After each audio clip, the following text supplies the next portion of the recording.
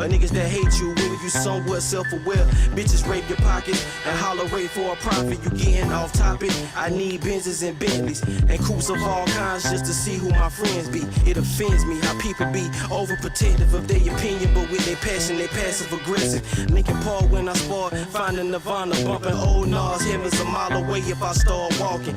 Heaven's the Murgatroyd, blow my high when you start talking. By myself is how I need to be often. Sometimes while wallowing in bottom of this drink, I took my last dollar and went and caught me a dream. Just a nigga with too much time down the sink. The hands of reality pull me back from the brink. I fantasize by the future where real niggas link and include our sisters cause we need how they think. If you awake, you can hear the drowning man sing. Please play me something I can smoke to when there's nothing else to say. I'm just a boy in a bubble, trying to stay away from all the pain and the problems that come with every day. Hey, don't wanna bother nobody, so please give me space. And please play me something I can smoke to when there's nothing else to say. Right on. I'm just a boy in a bubble, trying to stay away from all the pain and the problems that come with every day. Hey, don't wanna bother nobody, so please give me space. And please.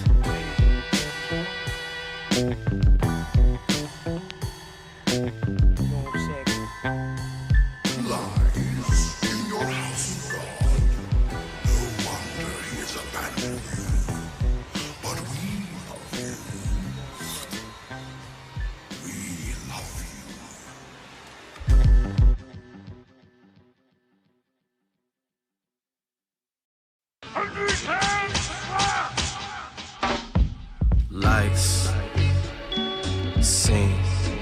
She want the lights. She on the scene. The lights, scene. She want the lights. She on the scene.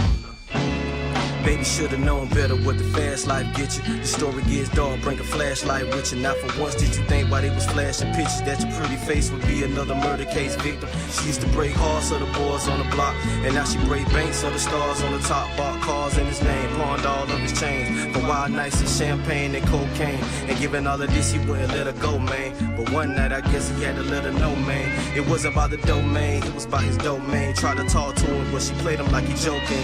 That's why she yelling in the living room, show game. Push the good nigga too far, being provoking. I don't condone violence nor hitting on women, but when karma come around, it don't matter who get it. Calling police, trying to play the victim. He ain't never wanna hit her, he ain't have it in him. She threw dirt on his name, the niggas that want his downfall. The whole time she the one he was down for. Blind to the fact that this bitch put her act on. Wasn't safe in the sheets, he had to put his back on. Tonight he couldn't sleep, till love brought her back home. Sneaking in the crib, he simply asked what's wrong. Couldn't show his pain, so he talking with no lights on. Trying to keep calm before he beast on, cause she wrong. He said about your cars and his jewelry. So baby, why you trying to make a fool of me? Thought it was love, but you really just using me. And she just stood there like, what they gotta do with me? Sleeping with other men, called the feds on his right hand. And right then, she in the middle of the frying pan. Never knew his heart was a part of the deal. No love in this game, love will get you killed. That's the last thing he whispered in her ears. Cut on the lights, that's when shit got real.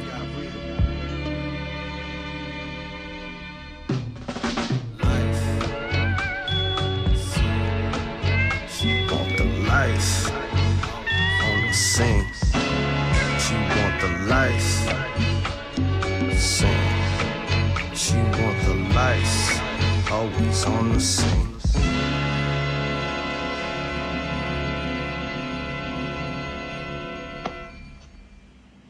Money's a nuisance. And women are as well. I never bother with either. Hello? Hello? Goodbye.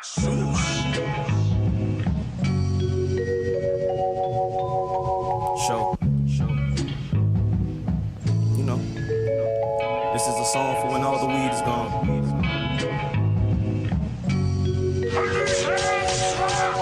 Say you'll forgive me, but while you're still flowing away, I got nothing else to say. I got nothing else to roll, and my feelings on display. Positive that it wouldn't end this way, but you made me out a liar. Ripped my heart out my chest cavity and held it firmly in the fire. I hope that you get what you need from my misery. We both know that what we had is a memory. Now look at me, crying tears for you, looking hella lame. I smoked my last couple L's and made a picture frame. Nah, I ain't pitching game. My chain is run out, blowing kisses at a shadow. When I struck out, rummaging through my bag of thoughts of what I just had. My favorite girl gone and she was living in my lap. Just hit my tree, man, so I can cop a new batch. He said he'll be straight tomorrow, but what good is that when? Damn, she left me empty-handed. Damn, she left me empty-handed. Damn, she left me empty-handed. Damn. What happened to love? Gone up in smoke, man. We used to roll, man. Now I don't know how I'ma make it through the day. I'm fucking blowed now. Reminisce on how I found you when I got low. Kiss you as I tucked you in. I did the most. Drowning in my habits, but baby, we can float. Just take my hand now. I got 99 more. 98 octane, stuffed in this rock hole. Just put my last gram in this Optimo. Can't believe I let a love like yours go up in flames like we starting the war. Crying inside cause I can't get a taste of you. I need you back, I'm high as fuck when I'm facing you. This deeper than sex, they take you out of context. And then I catch them trying to catch a contact. Saying this as I finish off the pad, man. Another day of sober love, I just fall back, man. Damn, she left me empty-handed. Damn, she left me empty-handed. Damn, she left me empty-handed.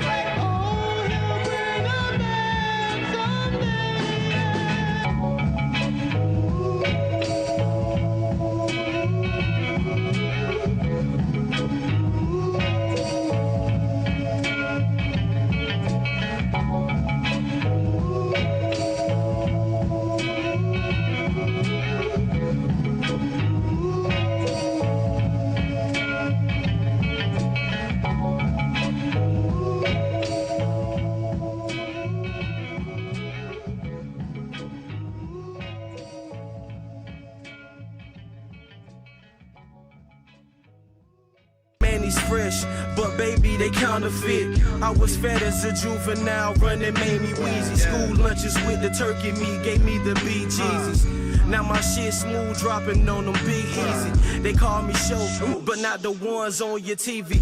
Credits rolled up, I'm underwater if you need me. King of the ring, they need steel chairs to try and cheat me. Yeah, so please leave well enough alone. I'm leaving cartoon niggas stuck in the chalk zone. Typhoon time for you niggas, might get your house blown. The emperor need a new pair of titties to put my mouth on. Ever catch me out in your city, just know I'm not alone. I'm chilling life up, purposely missing shade thrown. Might look like an NERD, but I don't like clones. Hailing from the south, red clay scholars and pine cones. Strip clubs and collard greens, we mean well, but don't push it.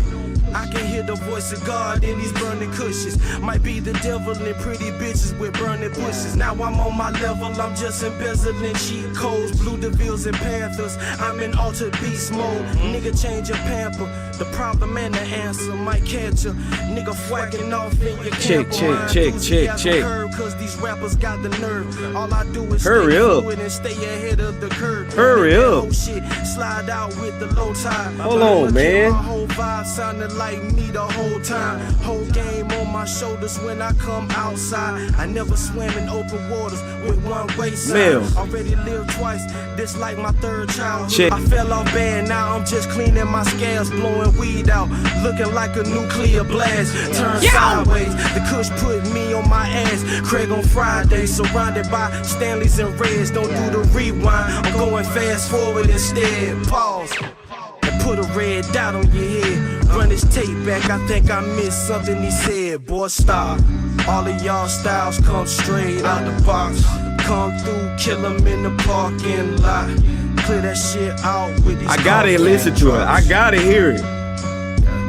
Boy, stop. Check. All of y'all styles come straight out the box. Come through, kill him in the parking lot. Kill that shit out with these. Check, man. Hey, man, listen.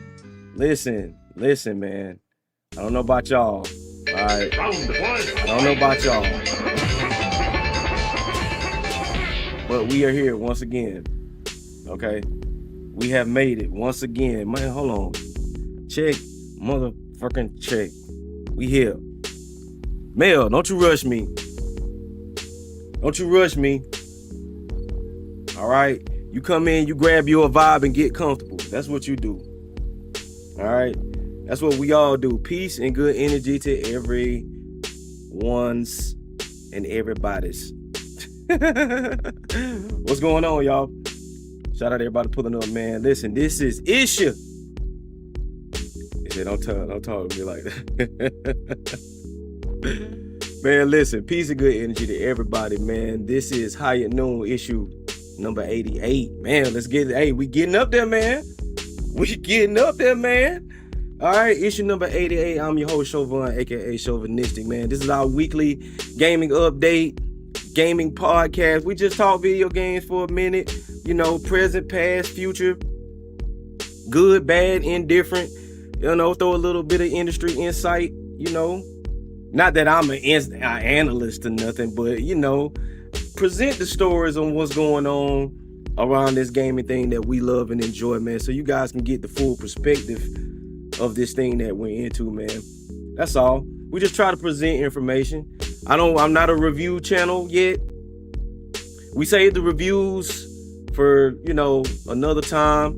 We watch previews. I know we've been watching a lot of other people content, but that's because, you know, they just get exclusives and shit. You know, they get access to it first. But the games that we get access to and the things that we talk about, we come and talk about it, man. You feel me? Usually watch a lot of trailers. So how am I doing? Mela, I'm doing great. I'm doing great. I'm doing better than I have been most days. We just blessed to be here. We blessed to be here, man. Again, shout out to everybody pulling up. Gil, appreciate you putting up at work, man. Okay. Hey, shout out Grizz. Shout out my co-producers. Grizz, Scorpion Queen, what's going on with y'all? How y'all week been? All right. Josh, what's going on, man? Josh from the ATL. You guys, please go check him out on all platforms. Well, I ain't gonna say all platforms. He's on TikTok. He's on Favorite. He's on YouTube and Twitch.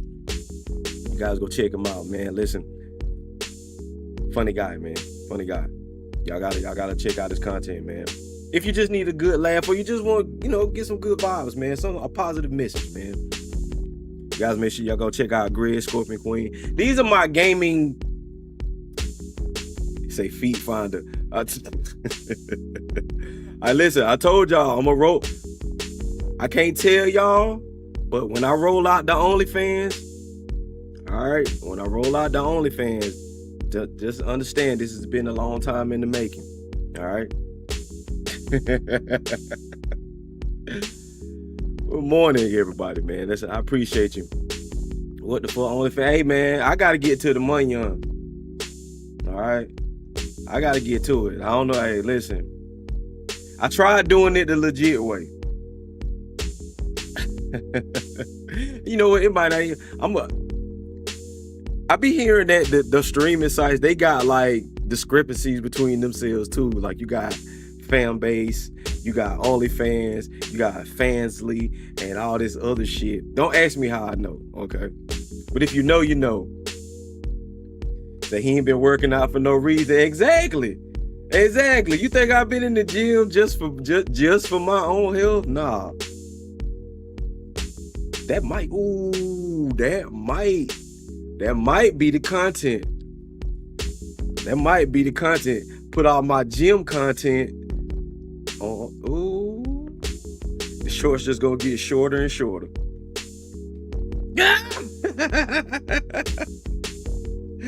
The shorts just gonna get shorter and shorter. The shirt's gonna get tighter and tighter. And y'all, hey, there you go.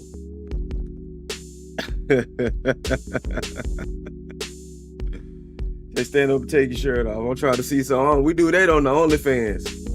That's on the OnlyFans. See, you get to do that on the OnlyFans. All right, you know what I'm saying? We gotta wait till we roll that out.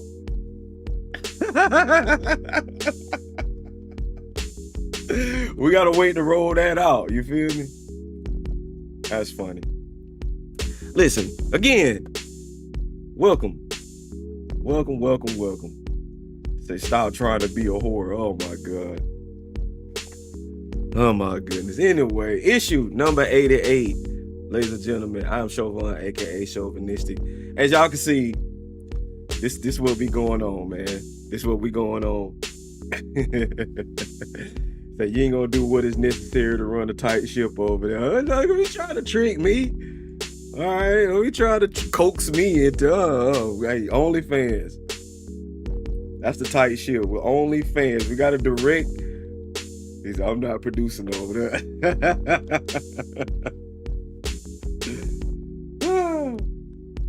Lord have mercy. Y'all silly, man. Listen, welcome. Shout out to the SOS. Shout out to all my community.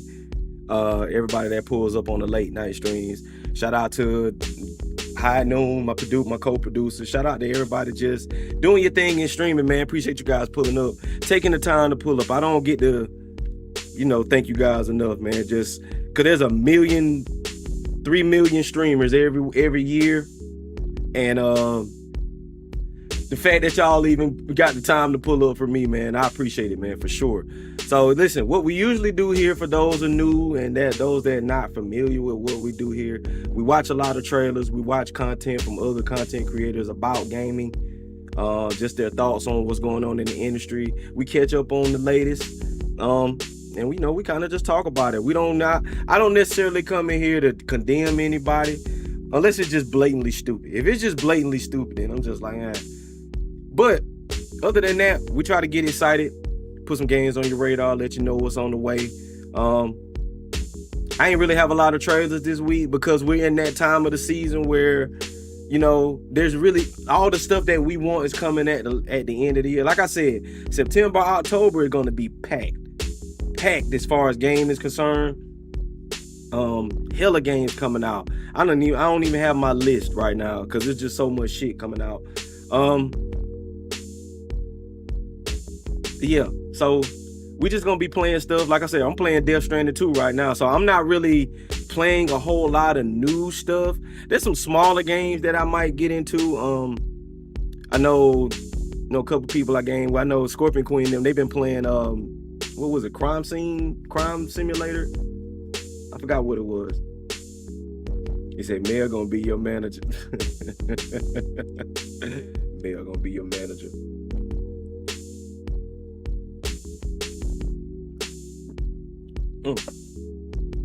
Crime Simulator, yeah. Crime Simulator, we still been playing Schedule 1. I've been playing Death Stranding 2. Death Stranding 2 has gotten better. The more I play it, that's kind of what's been getting to me. Like, the more I play that game, the better it gets. It already kind of started out on a high note for me, just with the visuals. But the more I'm playing it, the more it's just kind of unraveling itself. And I kind of like games like that. I knew it was going to be a ride, though. Like, I could just tell. But, that's the second time I say this on stream. It's the second time this has happened where there were games that I really wasn't going to get, But then the closer it got, the more interested I got in it. So that's kind of how Death Stranding 2, that's the second one. It's going to be another one, I'm sure. It's going to be another one. I'm looking forward to, I think what I'm looking forward to, other than Borderlands, which we'll probably watch a couple trailers on that.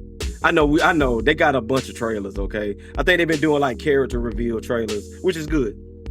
I like that. But yeah, man, listen, I appreciate everybody pulling up. We're going to watch a few trailers. I don't know, like, listen, that's what I meant to say. There wasn't a whole lot of trailers. So this week, I know I told you guys last week that we were going to compile a list. All right, we were going to work on a list. My special project. All right, we're going to get you guys' ideas. We're going to narrow down the list. Now, this is not the final list. All right, and I'm going to say this again just to remind people that when they come in, that this is not the final list. But right now, we have been working on a list of game franchises or gaming series that deserve a reboot. Now, I think we've tried this before, but I never really wrote down the actual list, right? So we did our due diligence and we started writing the list. Now, in writing the list and in starting the list, it kind of got to the point where, hold on, let me turn this down. Wait a minute. There we go. So y'all can hear me a little more. So what we did when we're in writing the list, I think what we're missing and what we're misinterpreting is the difference between a reboot and a remake. When I say a reboot, we'll dive into it. We'll look up the term. So that kind of gives us a better perspective on why we're going to narrow this list down. Because we got hella games on here, right? We got hella games on this list. But I think, and even I'm guilty of it too, now that I'm looking at the list, I'm guilty of it too, is that maybe I should make it a remake list.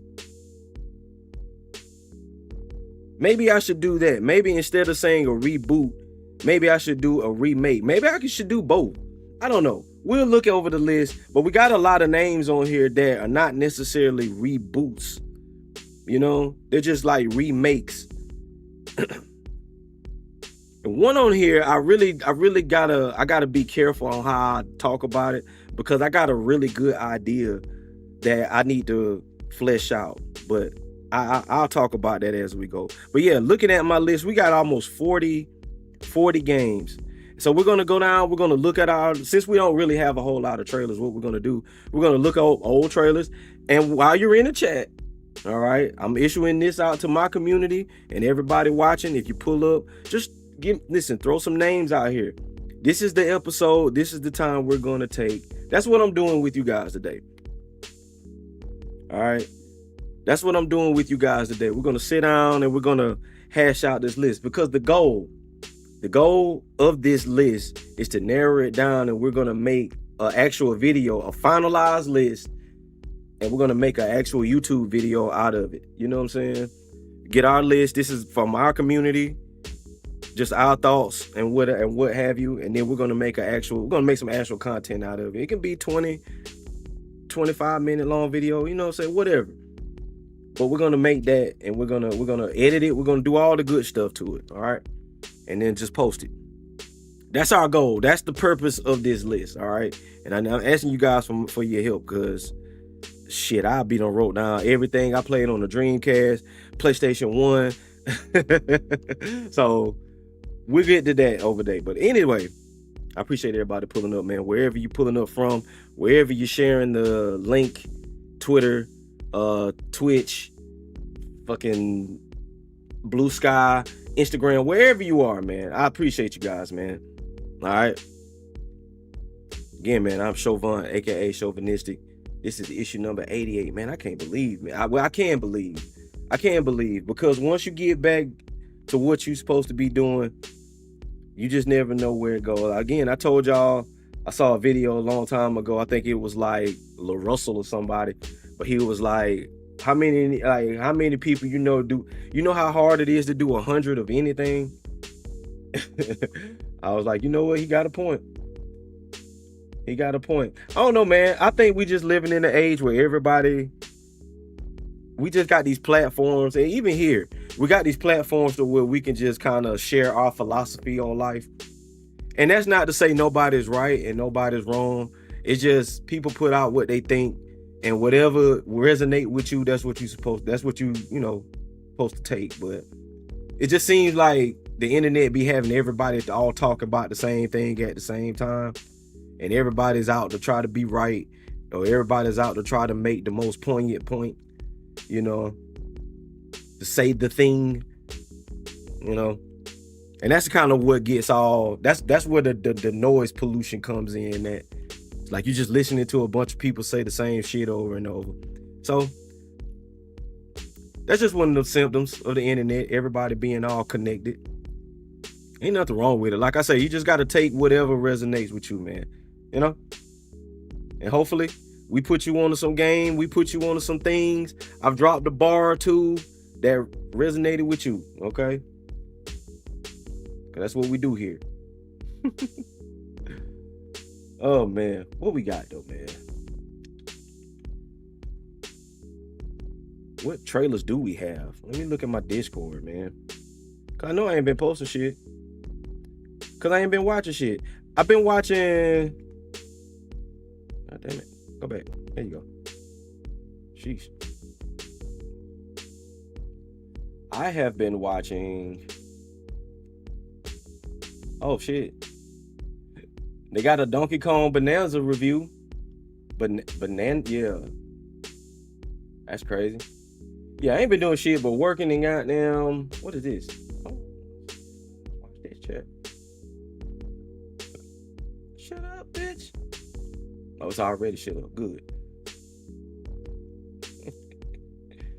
Yeah. Get shit out of here. This is I just saw this the other day. Oh, this is a review. What is Ready or Not? Say it's a must-play shooter. What is this? Have y'all ever heard of this?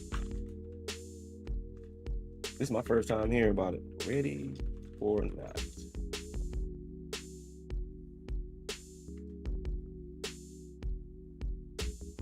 What could this be? They ain't got just no regular trailer. What's the trailer? I want to see the trailer. Sheesh.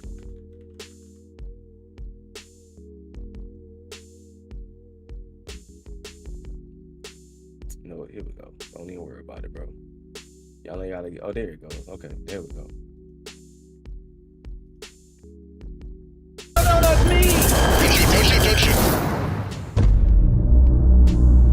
Stick together, move through slowly and tactically.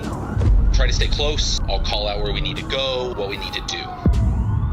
The suspects are refusing to come out or negotiate. You are clear to move in. All right, there's gonna be active shooters in here. Some of them dressed as doctors, so just be aware of that. Don't mind. All right, who's taking point here? All right, try to stay behind me. What is like Rainbow Six?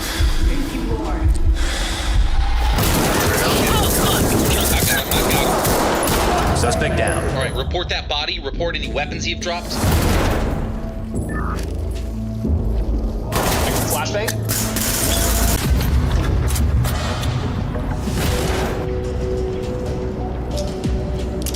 Breaching door. Nice. Jesus. I'm taking fire. Okay, I see him.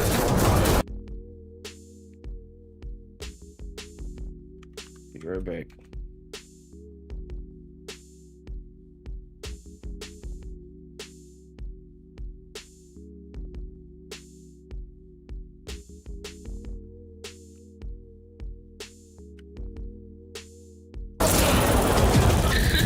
Got him. Suspect secured. Be back. Nice. Good job, everyone. There's likely some civilians here. Hands up now! We're gonna go down through the whole basement. Excellent work. Don't stop now. There's gonna be some fucked up shit. Oh, God.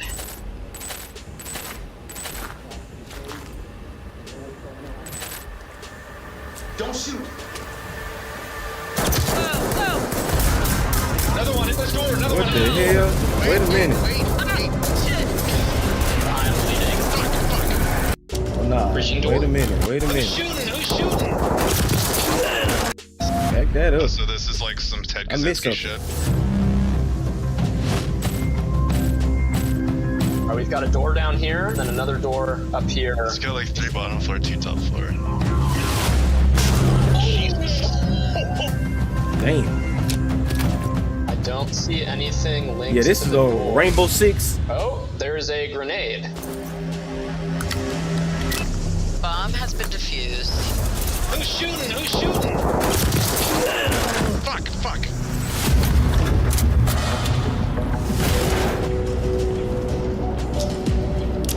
Breaching door. Nice. Jesus. I'm taking fire. Okay, I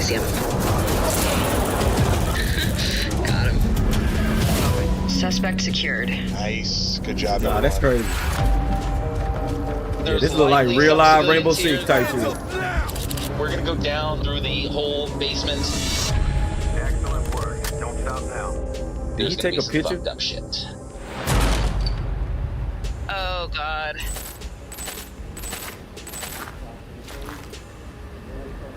Oh nah, that's wild. Don't shoot. Another one in this door. Another one in this door. Wait. Shit.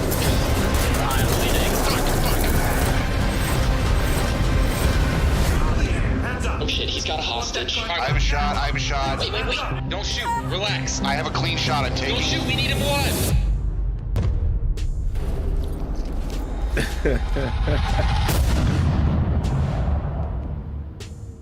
Don't shoot. We need him alive. That's crazy. If you're thinking about hiring a car Shut accident, up, bitch. That was Ready or Not, man. That was a little first person shooter that they got coming out. Looked like a tactical shooter of some sort. Nah, that looked crazy though. That's my first time ever seeing that.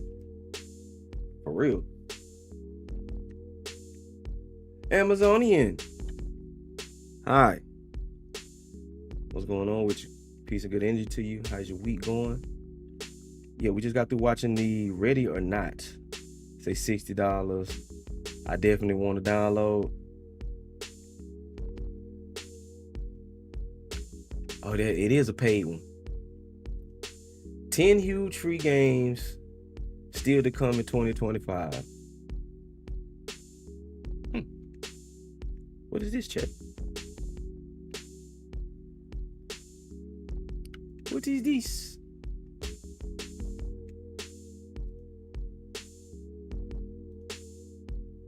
Rainbow Six Siege go free to play, Splitgate 2 released, and Fragpunk to name but a few. Today we're going to look at more free games worth your time in the year of 2025. I haven't decided which of these I'll cover in more detail. Please let me know if something looks interesting to you. Let's do this. Free games 2025. Here we go. First up, coming this summer is the return of Skate. After Skate 1, Skate 2 and Skate 3 comes... No, it isn't Skate 4, it's just simply named Skate, and will be released on the PS4, the PS5, the Xbox One, the Xbox Series, and PC and mobile. Basically, it's going to be difficult to avoid Skate, which supports crossplay and cross-progression across all platforms. The premise is to create your own skater and explore an open world city, filled with potential spots to string together a perfect run. Skate uses a flick it system where our thumbs replicate the feet on the board to complete each trick. The city will be filled with other players who we can challenge, hang out with, or completely ignore if you're that kind of person. Microtransactions will make up the game's financial model, where some cosmetics can be unlocked by playing, while others will be paid for, and I reckon emotes will be an important part of that model. Personally, I'm looking forward to challenging my friends to jump through a church window 50 feet in the air. What could go wrong? I'm doing well. Skate is coming this summer, which means it has to be here before September 22nd. Another game confirmed for 2025 is 2XKO, the tag team fighter from Riot Games set in the League of Legends universe, or the Arcane universe if League scares you as much as it scares me. If you've played Street Fighter, Tekken, Mortal Kombat, pretty much any fighting game in history, you'll know what to expect. The control scheme starts with basic light, medium and heavy attacks, and in no time at all, you'll master air dashes and dynamic combo chains. The title 2XKO is because this is a tag team game. 2X, there's two players, and they want you and your friend to be that tag team. That said, if you have no friends, a solo version is playable where one player controls both characters. Each of the fighters have a preferred style and distance to operate at, and it's packed with movesets that pay homage to the League of Legends source material. 2XKO comes to PS5, Xbox Series and PC sometime in 2025. Coming sooner than that is the console release of Delta Force, which also should bring controller support to the PC version, opening up the game to many more players. Imagine a mashup between the large-scale destructibility of Battlefield with the bespoke flair and gunplay of Call of Duty. and that's where Delta Force is building its home. Really? Gameplay modes are plentiful, with the How y'all core doing? being a classic Say, man, warfare he did game you mode dirty by that cuts giving the you the lobby dog into weed two and blowing teams, you up. with first-person gunfights while land and air vehicles rain down fire and buildings explode on every corner. It's all about which team can stay on task the longest. If war is a little hectic for you, Operations is Delta Force's extraction mode as we go behind enemy lines, securing supplies ain't see how and she getting was out as beating me with quickly as that bat the possible. whole night, Or more though. realistically, get seen and start a never-ending gunfight until you get on the chopper She out. hit me 3 And then times we with have a a bat. campaign that retells the story of Black Hawk Down, which was a movie from the turn of the millennium. Delta Force comes to PlayStation and Xbox on August 19th, and it's totally free to play. A game eyeing up a September launch is Ren Sport, an online sim racer that is also planning to become a serious esport. Ren Sport is described by their mega fans as more realistic than Gran Turismo and Forza Motorsport. Really? So if either of those two games are too arcadey for you, Ren Sport wants your attention. Work has been going on for years now, and we've seen tons of new cars and tracks added each update, promising to play exactly put like them on their TikTok. real-life counterpart. And with 24-player races, it's gonna get chaotic on that first corner. The way free-to-play works is via a weekly carousel. Content is open to everyone, with that being cars or tracks, and then a week later, or whenever the next update is, that content rotates out, and new cars and new tracks come in to replace them. Oh, To okay. keep cars and tracks permanently is where the monetization will be implemented, I knew with nothing a of store these. and battle pass. Pretty normal. And I have to note that Ren Sport did look at using digital ownership and NFTs in early versions of the game. I'm not certain if that's a part of the final game, but still have it in the back of your mind just in case. This might be a crypto bro game. For some, there's no issue there. For others, A it's an crypto instant bro turn off. game. Find out more when Ren Sport releases in 2025 on the PS5, the Xbox Series, and the P to the C. Have you ever wanted to play an anime hyper-tactical hero shooter? Yes? Well, take a look at Fate Trigger, a game that blends Battle Royale in the style of Fortnite with hero abilities like Overwatch. Fate Trigger embraces Really jiggle not. physics too, which... Goon the game. Oh god. Shut up. Bro, why you interrupting my video? Fate Gooner game, huh? Jiggle physics, huh? They just won't. But they just don't. They just won't let it live, man. They just won't leave it out. All right, it's everywhere. All right, it's in the First Descendants. It's in fucking what's the other shit? Zenless Zone Zero. It's a game of the year. Hey, the jiggle physics are everywhere, man. They done snuck that shit into Marvel Rivals now. All right, like nigga.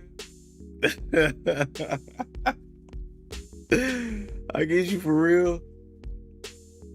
First Descendants, that shit in Mecha Break. Now it's gonna be in this too. That's wild. I was just said Mecha Break. All right, man. For real. You know what? I'm gonna make me a female character on Mecha Break. I'm telling y'all now, so y'all don't be surprised. All right. Say the slogan when the ass pop up. I do.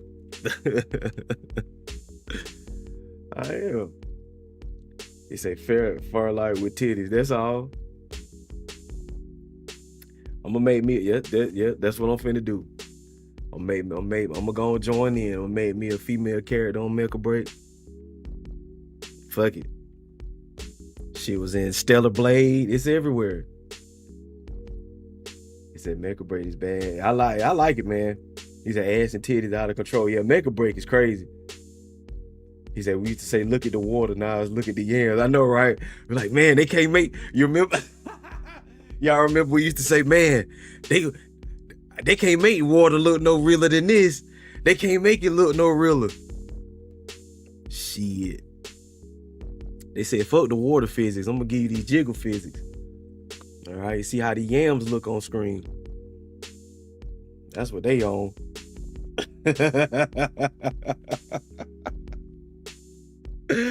That's what they on. Fuck, fuck the water physics. Fuck, hey, we ain't studying ray tracing, none of that. Get these jiggle physics going. That shit crazy, man. Oh boy. I hate these type of games. I hate these type of games. You might like it. Well, you don't like Fortnite? You might like Fortnite. Fortnite, with hero abilities like Overwatch. Fate Trigger embraces jiggle physics too, which... What was I saying? Fate Trigger's characters are called Awakeners and are across 4 different roles. Assault classes are those who are all about hitting the opposition as many times as they can with as many bullets as possible, whereas the support characters are more about survivability and keeping the team healthy. Then we have Recon, which is all about gathering information on your foes and keeping an eye on them from distance. And of course we have Defenders, who have the ability to hunker down, control zones and barricade themselves in. Of course, there's more to it than that, as each Awakener has their own skills and abilities to utilise. Alongside Battle Royale, Fate Trigger has a few variation game modes. In Team Deathmatch, gunplay is the sole focus in smaller maps, whereas the BR modes are split in half, with a full-size game if you have the time, or a small ultra-fast drop if your time is short. They call this one Rapid Trials. Fate Trigger is close to release as the final closed beta is running on PC next week as I'm saying this, and if all goes well, 2025 will see a public beta and hopefully the full release on PS5, Xbox Series and PC. Let's stick with anime and an open world action game, Neverness to Everness. Combat is the draw in NTE as we create squads of 4 characters, each with their own attributes and abilities, special moves and even elements. Then we tag between them, which triggers intro and outro skills to continue their combos. So that's just like, Previewers describe the combat as Genshin Impact crossed with Wuthering Waves. The story sees something as innocent as rainfall actually revealed to be dangerous otherworldly anomalies coming to attack our city. And that city can be explored as you see fit, whether that's driving vehicles, climbing walls, or gliding from building to building, unlocking new story beats and narratives. NTE is indeed a gacha game which involves random chance to unlock new heroes. Neverness to Everness is coming to PlayStation 5, PC and mobile in 2025.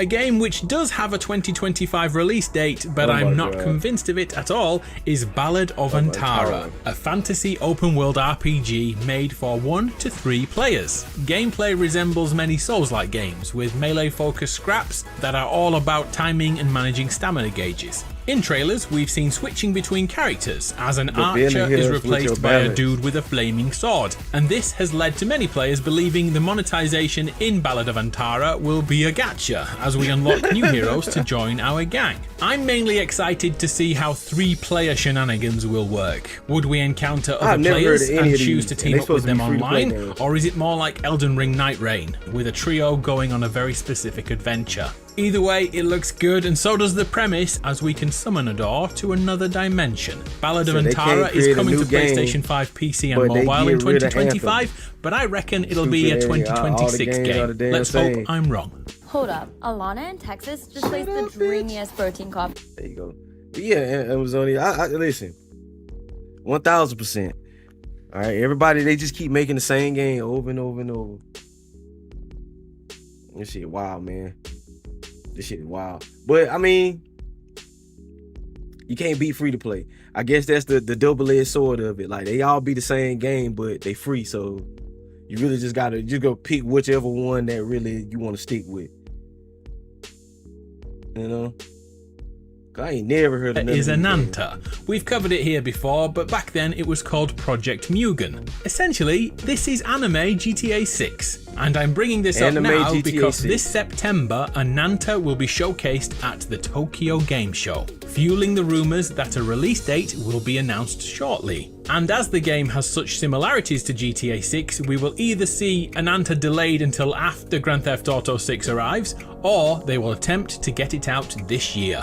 Anyway, that's a lot of speculation there. Here's the overview. Ananta is an open-world urban playground known as Nova City, bustling with life and things to do, including exploration, minigames, races, conversations, you can be in a band, you can play sports, and of course, tons of combat. Even traversal looks like fun, taking inspiration, and dare I say it, a little plagiarism from PlayStation's Spider-Man animations. I'm just finna say, yeah, we play an elite agent and a supernatural investigator who must rid the city of chaos, a force that threatens humanity itself. All in all, I think this looks amazing, and come September 25th, we should know more. Ananta is coming to PS5, PC and mobile soon. Have you seen Ark Knights Enfield? Another free-to-play Okay. action RPG, which starts off in the same way as far too many games these days. We awake with amnesia and must slowly relearn our path Another game. as the Look, protector of look, the it was lands. only another Luckily, one. that path is mainly wrecking anything that stands against us. The original Ark Knights games were chibi tower defense See, they all- games. listen, And they as all you can gonna see, be this one is RPGs. breaking the mold. In your first few hours, you'll be MMOs, they all creating kinda zip follow the lines same like kinda in Death thing. Stranding. You'll have a factory-like sim game to That's it. It's complete, really just and you'll be whatever setting one you up kinda team wanna compositions to pick take and on choose countless whatever you wanna enemies give your and time hordes to, in 'cause brutal brawls, between resulting in Warframe, numerous boss fights that First I'm told Descendants, become more unique all as the the story three- the progresses. three The open last world game, is Genshin, divided into puzzle zones, alright, which when Triple completed Z, give resources. Black That then feeds Desert, back into your factory fucking, back at home, which then Wuthering- feeds into how we Wuthering upgrade Waves. our characters. Everything is interconnected. We don't officially have a Destiny. release date for Ark Knights Enfield yet. Thanks to research done by PC Games N, who looked through all the Chinese administration documents, we know Ark Knights Enfield is scheduled to be released before August 30th this year, and it's coming to PS5, PC, and mobile. Okay, a quick note about Mecha Break, the Xbox and PC Damn game right. that released last week. We can Damn confirm right. a PS5 version is coming out this year. The Gundam team shooter looks like a good time Nah, with but this shit friends, good, though. but is currently locked behind an exclusivity As a matter of deal fact, with I think I got Xbox, accepted into the preventing a creator- the PS5 content creator launch program. now. So it's simply a waiting game on our I got side an of email the the fence, other day. I but it need is to probably coming. stream Mecha Break this is more. coming to PS5. And finally, Path of Exile 2, the game which has been on the last 4 of these lists, I think. The action RPG Grizz, come on, which man. evolves They the gotta iconic give Diablo us something, gameplay man. and honestly improves it immensely, in my opinion. Path of Exile 2 will be a free-to-play game, but only matter of when the fact- game is fully complete. There's been a heck of a lot of comments in the last year asking me that question, when We need will to it link be up free? on Because Path I of have no Exile to say idea. the Right now, in-game it's in still paid early access, and that was expected to last around We need to 6 link up on there so I can months, get to making in-game. the free-to-play release date December 6th of this year on PS5, Xbox, and PC. But take that with a pinch of salt, as Path I of haven't Exile played it 2 in a while. continues I to haven't grow in played it in, scope like- every single time I jump I don't back think into I the played it game. twice We could this be year. waiting years for the final product to be free. So I missed I like have the another big update. 23 free-to-play games to show you, but all of those are coming out in 2026 and beyond, like the console version of Once Human and the pirate survival game Crosswind. So let's meet up again after Christmas and go through the next free-to-play games that will take After Christmas, sure. Yeah. So those are all your free-to-play games supposed to be coming out this year. All right. In case you want to try to pick up something new, you know, like I just said, I named at least 6 games that are kind of like similar to all of these. Like you got Genshin Impact, you got Triple Z, that's Zenless Zone Zero for those that don't know what that is. You still got your Destiny, you still got Warframe, you still got the First Descendants. Like there's an ass of games out here like that. Black Desert, okay, we got that for free the other day. Like you got hella MMOs out here, so it's really just whatever one you want to pick, whatever one you want to go with. Neverwinter Nights, shit like that. Like we got a bunch of like free to play RPG kind of games, just lurking about, and then they just gave you like 4 or 5 right then and there, like just in case you know there was a shortage of free to play games or free to play MMOs. But I'm looking forward to like which one of these I kind of like. Skate. That's the one I'm looking forward to. Summer is the return of... Let's look at Skate, because now I'm interested. Meanwhile, chat, while you're hanging out, think of some games that you want to see get a reboot. We're going to dive into the difference between a reboot and a remake at some point in this conversation, because we got to narrow this list. We got 40 games on our list. All right. And this is just over the last few nights I've been streaming. You know, people giving me their suggestions and things like that. And again, I think what we mixing up is when I say reboot and what I mean by a remake. I think we kind of got it. We got that a little. But we'll give it. Think of something. I just thought of one. No, I'm not gonna put that on there because that wouldn't be a reboot. Yes, it would. It could be. Rayman.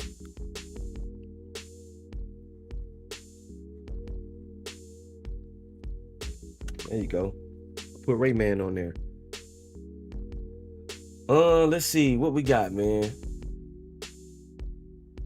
Like I said, I've been playing a lot of Death Stranding 2 lately. That shit just looking crazier and crazier. That's pretty much what's got had the last month of me gaming, because I finally got a chance to sit down and play it. And with me doing that, I realized how much this game got to it. Let's see what we got in the trenches. What we got in the trenches. We're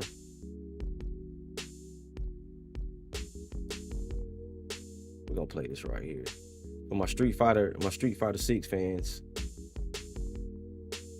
The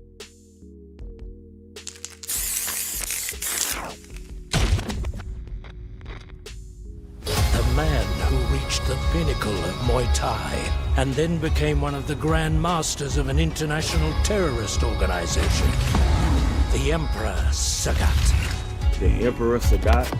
He's an emperor now?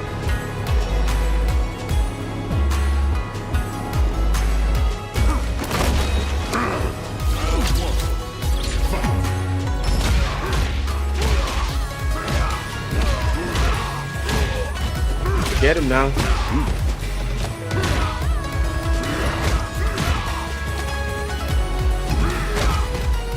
It will be my pleasure to test your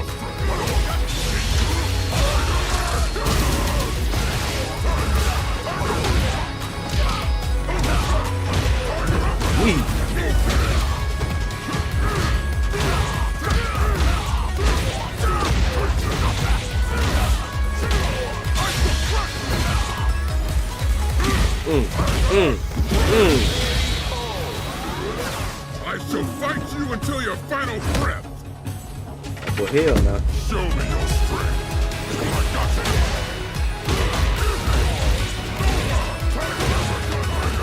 Street Fighter, man. You can't beat it.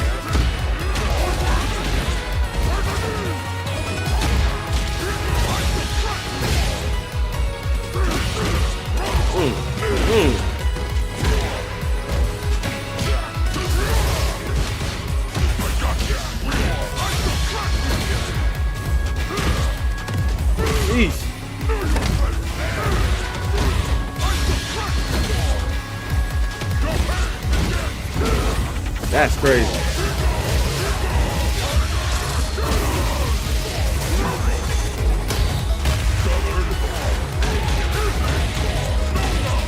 Alright.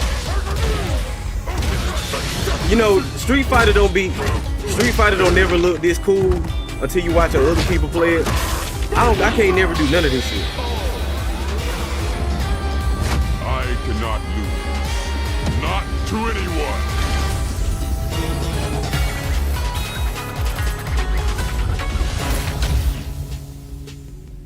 That's gonna be dope.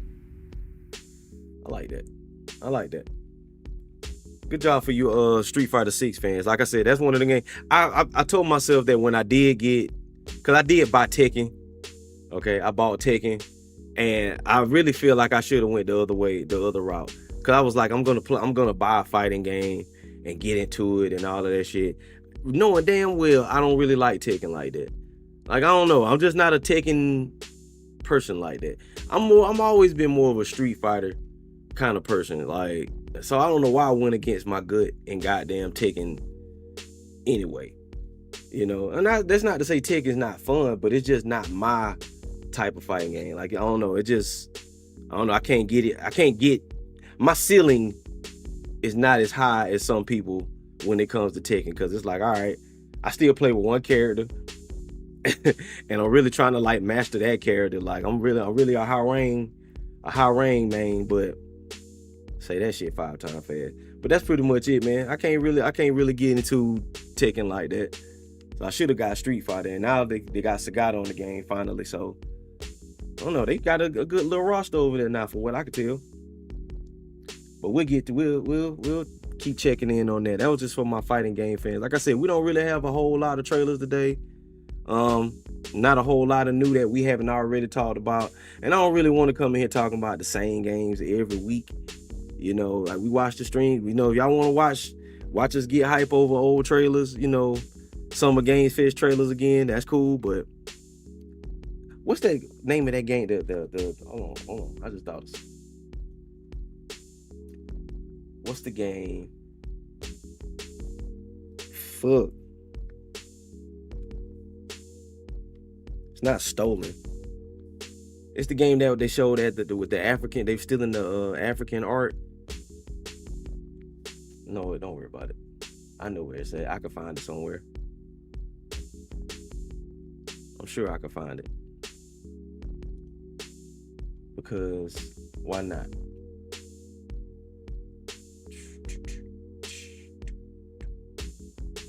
What was the name of that freaking game, man? I haven't played the Altars in a while.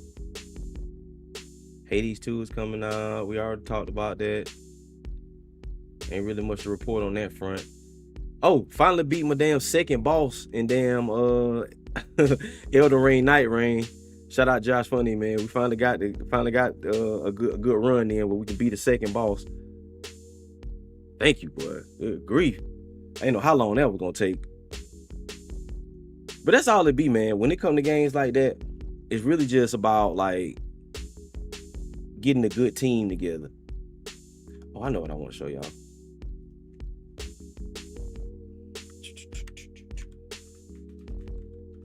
Ark, there you go. I don't know if you guys still playing Ark Survival, but they had a new version come out, and they got a new update coming out too called Aquatica. Let me slow down. Aquatica. We're gonna check this out real quick. It's another MMO crafting kind of game.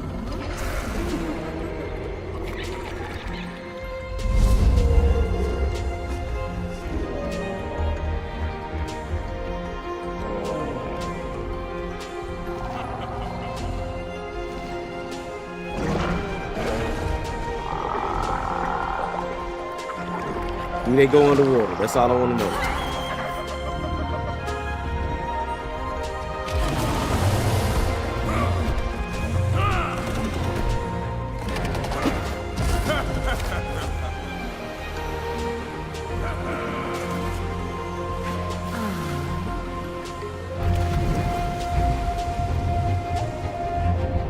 What in the hell?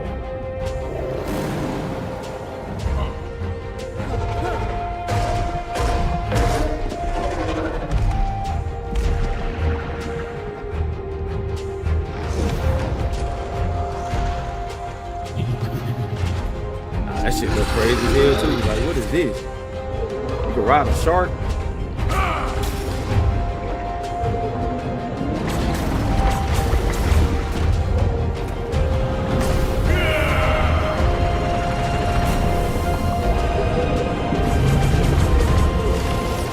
Oh nah, this shit here crazy.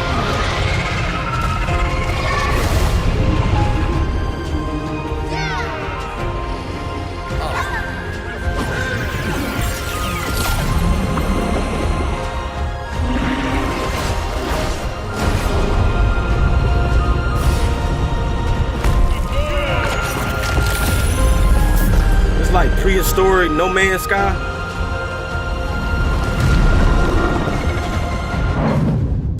Nah, that shit that look crazy. That's another one of them games. Another one of them games that I never played. You know, they got a bunch of games like that. Like when Warframe got like that for me after a while. Like I like Warframe, but it was just so much to it that I just ended up kind of falling out of the flow of what's going on. Shout out Mel for trying out Warframe this week. All right, get some new people on some new stuff. Which one do you prefer so far in your playing? I'm gonna ask you a question, Mel. Which one do you prefer, Warframe or the First Descendant? I think I know what you're gonna say, but just for the sake of conversation, what you thinking so far? Because I'm a Warframe kind of guy. I'm a Warframe kind of guy, but that's also because I got more time in Warframe. And I kind of like the accessibility of First Descendants. Like it's a little more kind of easy to grasp, I guess. I don't know. They kind of all the same. But anyway, That was Ark Survival Evolved. Another one of those long-standing, it's not free to play, I don't think, but one of those long-standing MMO type game, crafting kind of games. Let me see. We got the altars, we got all of that. You gonna get me in trouble. Well, I'm gonna get you in trouble because I asked you which one you like more. Get you in trouble with who? Stop it. Say I like them both equally because I can put them down and come back and slap shit. He say both of them. Okay. That's what I'm saying. Like both of them kind of got like their pros and cons. So I can understand why y'all would kind of even them out, but I don't know. I think I still prefer Warframe just a little bit. But again, that's because I've actually spent more time in Warframe. You know what I mean? Here with Scorpion Queen and Grid. What that don't mean nothing. Lord have mercy, man. I don't know what any of that means, Mel. I just thought you might have had a preference of which one.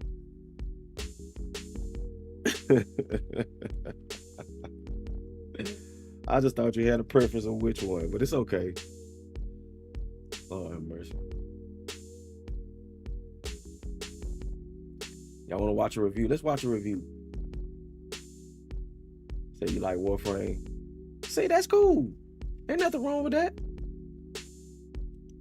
Ain't nothing wrong with that. Say you can like what you like as long as I get an invite every now and again. That's what I'm saying. But they all kind of the same game. Yeah, they are. That's why I say they kind of. Listen, I ain't saying which one is better. I'm just, which one you prefer, because they are the same game.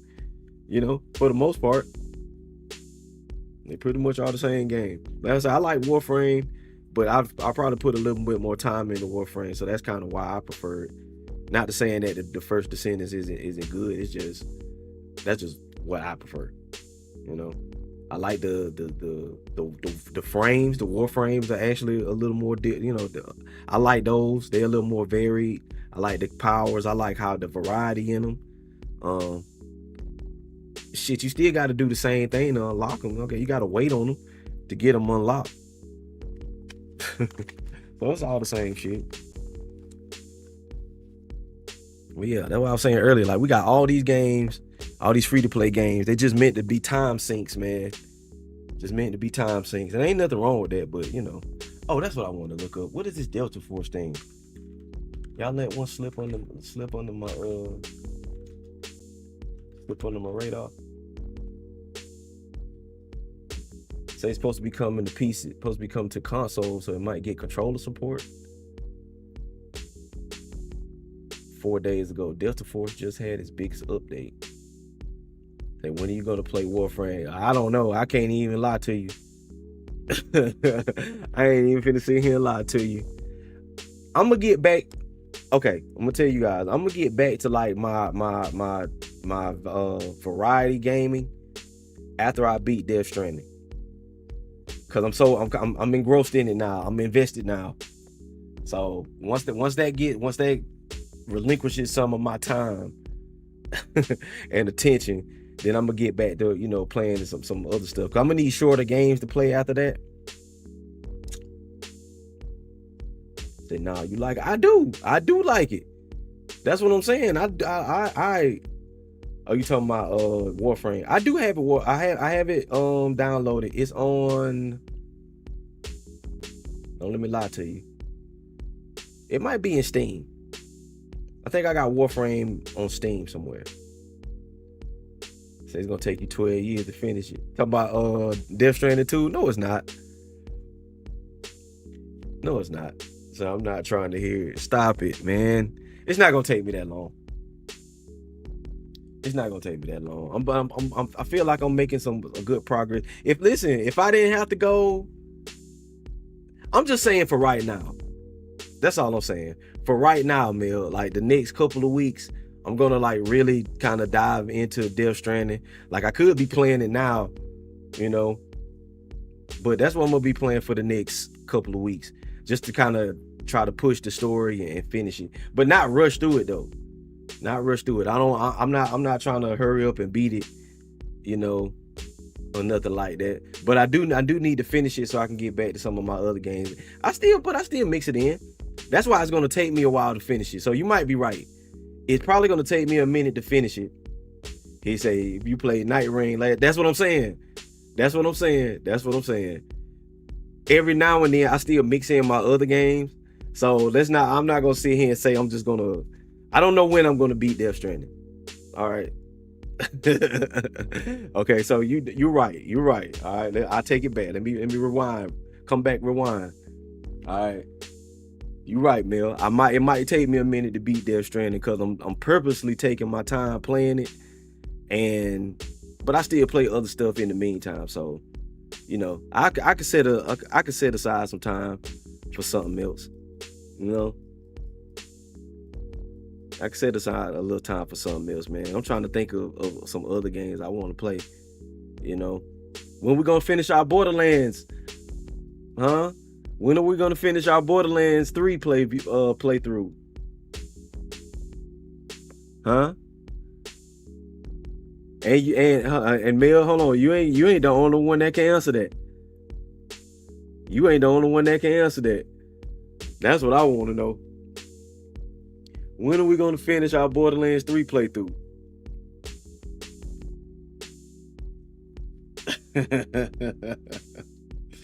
Alright, they started selling drugs and doing crime in the streets.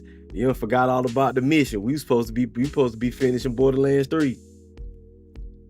Fuck that game. No. Hell no. Borderlands 3. Get back to it. Let's go. Scorpion Queen, get her back on the Borderlands 3. We can barely connect. We stay connected for a good period of time. It'd be okay. So we done quit. That's what I want to know. Say fuck it, let me sell my drugs. Oh my God. So we done quit. See this what I be talking about, chat. This is exactly what I be talking about. All right, we start playing the game, and next thing you know, we stop playing it.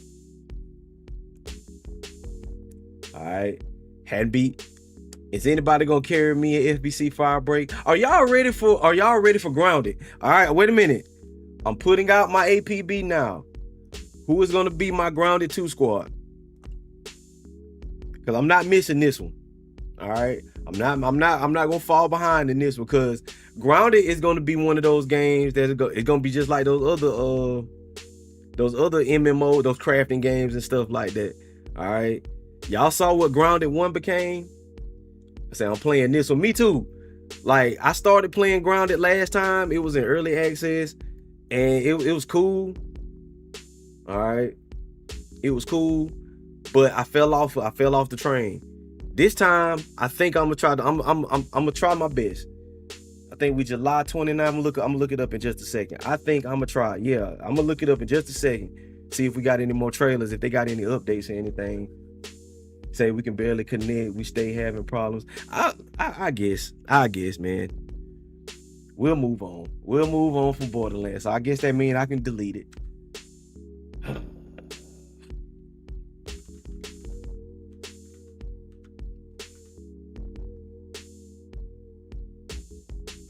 Grounded 2, the truth. What? Man, that shit. It's an ultimate preview. Full Xbox Direct. Did we watch the actual? Hold on. They got the announcement trailer. Let's watch that first. I told you, you can't run from me, you foul beast. Yeah, we already saw the trailer.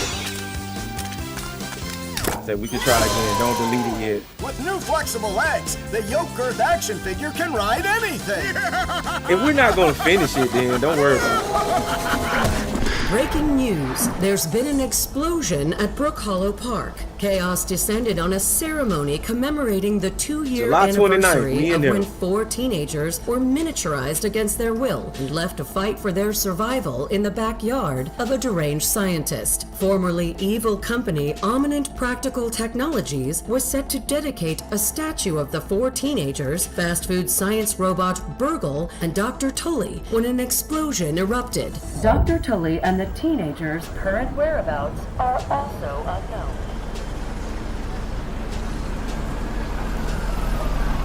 I wonder.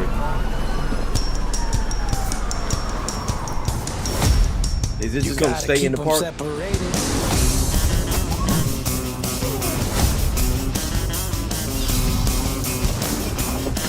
we saw this at the Summer Games Fair at the end of the Xbox Direct, I mean. But I don't think they have like any updates yet. But we're gonna see.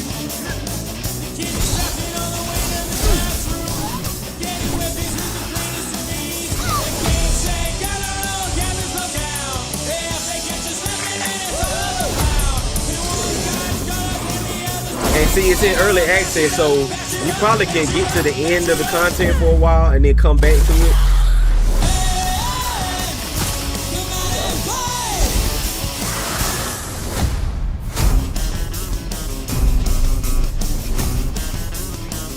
That's 2 weeks from now.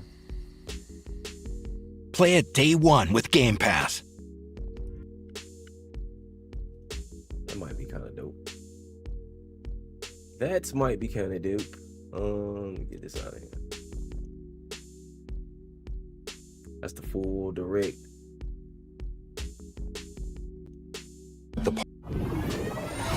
Shut up, bitch.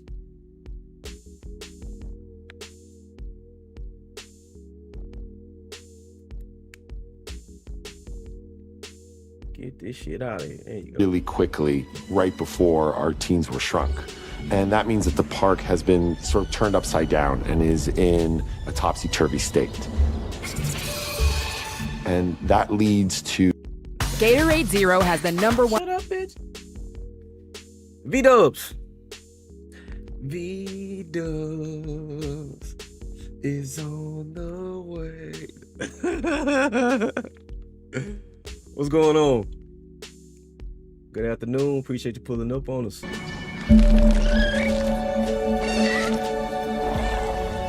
We're so proud of Grounded. What started as a small passion project to make a quirky game where you're shrunk down to the size of an ant, trying to survive in a backyard, grew into something way bigger than we ever imagined. Over 25 million of you jumped in, explored, built, crafted, and fought off giant bugs together. Y'all helped make the entire experience very special to us. The team's been cooking up a ton for Grounded 2, and we're so excited to talk about it. I had to grease some palms to steal a bit of time from the direct to give you a deeper look.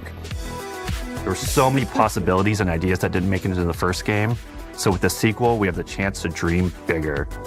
To achieve those dreams, we partnered with the amazing folks at Eidos Montreal. Crazy, man. Together, we're taking Grounded from the backyard to an even larger world, the Brook Hollow Community Park. When we started working on Grounded 2, we knew that we wanted to make a bigger world. Fortunately for us, Eidos Montreal became our main partner on developing Grounded 2. They have a lot of similarities to the sorts of things that are important to us at Obsidian. They tend to make very narratively strong games. They make games with really deep characters and great character you already know that they progression. put a make lot games of with shit, great man. gameplay. Everyone at Eidos Montreal is thrilled and honored to be glad you got a working list with together Obsidian for your hire. Entertainment. Listen. Our two studios share a lot of DNA. The same things that are important to Obsidian Entertainment are important to us. Choice and consequences, player communities, and doing justice to great IPs and great franchises. I don't know if y'all can see that. We're the first partners that they're working with. We got a whole lot of names. Feels like we're an important part of their history. The events of Grounded 2 take place 2 years after the first game. The same 4 teenagers are returning. So there's Max, Hoops, Willow, and Pete. They're a couple years older, which means they've gone through a bit more high school, a bit more mature. It's 1992. The world's a little bit different. It's But we're still in that 1992. fun, nostalgic era of the early 1990s. In Grounded 2, we're moving the action out of the backyard and into the Brook Hollow Community Park. Not only is it bigger, it allows us to tell a lot more stories and expand the world of Grounded by exploring what the community of Brook Hollow has been up to and what they've been through. The park overall is about 3 times the size of the backyard, and our initial starting area is actually the same size as the entire backyard from the first Grounded. That's crazy. The reason we wanted to move into a park wasn't just to create a That's bigger what I was gonna world, say. That but backyard was to kind of give got us the pretty, opportunity to explore the community of Brook Hollow and what secret have they been hiding. So their starting area is going to be What like we the love entire and backyard. what we're excited of the about first in game. terms of That's the park wild. is the opportunity to create environments and landmarks that are mundane at normal size, but are colossal wonders when you're the size of an ant. Everything from a giant trash can to a community picnic table or a snack bar. All of these areas come to life in a brand new way. Part of the fun in Grounded 2 is that the park was evacuated really quickly right before our teens were shrunk. And that means that the park has been sort of turned upside down and is in a topsy-turvy state. Okay. And that leads to really fun environmental storytelling, but it also leads into the creation of amazing biomes for our characters to explore. One of my This shit favorite gonna be crazy. examples of this is the ice cream The cart. I said the ice cream cart. Yeah. In all of the commotion, the ice cream vendor's cart has been knocked over and its contents have spilled out into the ground. And what this means for our young adventurers is that they'll be able to explore this frozen cave of interesting challenges and colorful Lovecraftian horror. Oh, nah, that shit gonna be wild. We have one anthill that's actually somebody Peasy, what's up, man? decided to bury a bunch of toxic stuff in the park. And so there's Peasy, all these what's going on, toxic man? What's going on chemicals with under you? the ground. The This is the environment Grounded looks very 2 trailer. cool and very spooky with all of these sort of chemical pools. And of course, nothing can live down there except for one type of insect, the cockroach. We are oftentimes reinventing environments, and in future updates, you're going to see a ton of new stuff. You do a lot of fighting against insects of all shapes and sizes. We didn't just want it to look better, we also knew we wanted to add a new layer of strategy. The changes that we've made aren't Fucking limited spiders, to tuning man. animations or adjusting attack or defense numbers or making characters or insects move faster or slower. But we did all that too, but there's also an entire sort of rock, paper, scissors strategy involving light attacks, heavy attacks, and blocking. We've also added dashing as a new way to both get out of danger quickly or jump in for a quick Thank God that they got the control. You got a little bit more control over how you fight. And almost all the insects in the game And the will third have these person? abilities now too. Say I'm Sort of helping like a friend with chess some match, things, but I had to but stop one by that's Peasy. We super appreciate it, man. frenetic, looks super cool, and is ultimately Yeah, just man. a ton Hope of the week fun. going well. We're leaning into clear play styles for tanky warriors, low defense, high damage rogues, effect wielding mages, and ranged hunters. In the first Grounded, we have mutations, and there were weapons and armors that favored different playstyles. In Grounded 2, not only will there be passive mutations, but there will also be active mutations. And a lot of those mutations support these archetypes. My favorite way to play pretty much any game is chasing after those game-breaking not builds. roaches. And that's why I'm so excited for what we're doing with archetypes in You Grounded talking 2. about the roaches? Don't worry about the spiders. I'm all in on the rogue. Now, you can even dual-wield daggers. I've been dialing in this glass cannon build that stacks ambush, assassin, and cardiofan mutations with the wolfbane daggers and the wolf spider armor. It lets me open up combat with massive backstab damage that also inflicts venom. Then, I can use the extra stamina to reposition and try to dodge, rinse, and repeat. It's high risk, high reward, and So you got a little absolute play, you got chaos clear play in all the styles. best Now I like that. I'm looking forward to seeing what wild combos the community comes up with and what they inevitably break once they get their hands on the archetype system. It's going to be awesome watching it evolve with player feedback and watching us try to keep up with all of your game-breaking builds. July 29th, One of the great we things in there. about Grounded is the variety of players it attracts, from builders to crafters and everything in between. If you've ever watched me on Casually Grounded livestream, you'd know that I'm neither. I am a murderer of insects. Personally, I prefer the term harvester. I love going out, hitting things, and bringing the materials like insect body parts back to my friends to use. This way, we keep progressing and playing together. We're also trying to make sure that armor and equipment are easily understood by the player, especially when they're playing co-op with their friends. It was really important for us to deliver right now. You got me and Scorpion Queen, Queen. The bigger space and experience. Right now it's me and Scorpion Queen. Queen. We could truly support the feature the community has been asking for since the very first Grounded release. So we get 2 more. We'll be in there. Our mounts, we call them buggies, have an entire suite of moves and have their own special abilities and attacks. We really wanted the buggies to be an just gonna extension say, Mel, of the come player on now. in every way possible. And that meant making sure that buggies had unique and valuable abilities across all the core pillars of Grounded. So that doesn't just mean exploration and travel. That has gameplay implications for combat, crafting, and building as well. Just like how we wanted to expand on player playstyles throughout the game, we're going to make sure that every buggy that we add has its own personality. From relieving roughness to soothing skin. Say her silence means she playing. You know what I'm saying? We expect you day one. That's what we waiting on. Day one. The Red Ant Soldier can enlist up to 2 Red Ant workers to follow you around and help you out. If you get into combat and you don't want to fight while you're saddled on your buggy, you can jump off and they'll fight right alongside you and provide support. The Orb Weaver buggies are a little less useful when it comes to general utility, like building a base or harvesting, but they're awesome when it comes to combat. Sure, their defenses aren't super strong, but they're heavy hitters. They're also super fast and they have some great special abilities, like a scream that allows them to stun lesser-powered insects, and the ability to shoot webs and entangle other creatures. So the Orb Weavers won't be your base-building buggy. You should use the Red Ant Soldier for that. But they're super fun for exploration and combat.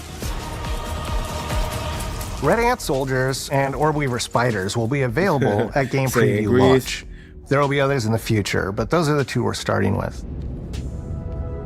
The connection that our Grounded community has with us is something we want to keep forging with the sequel as we make an even bigger game than the original. Pretty much from day one, we knew we wanted to return to Game Preview for Grounded 2.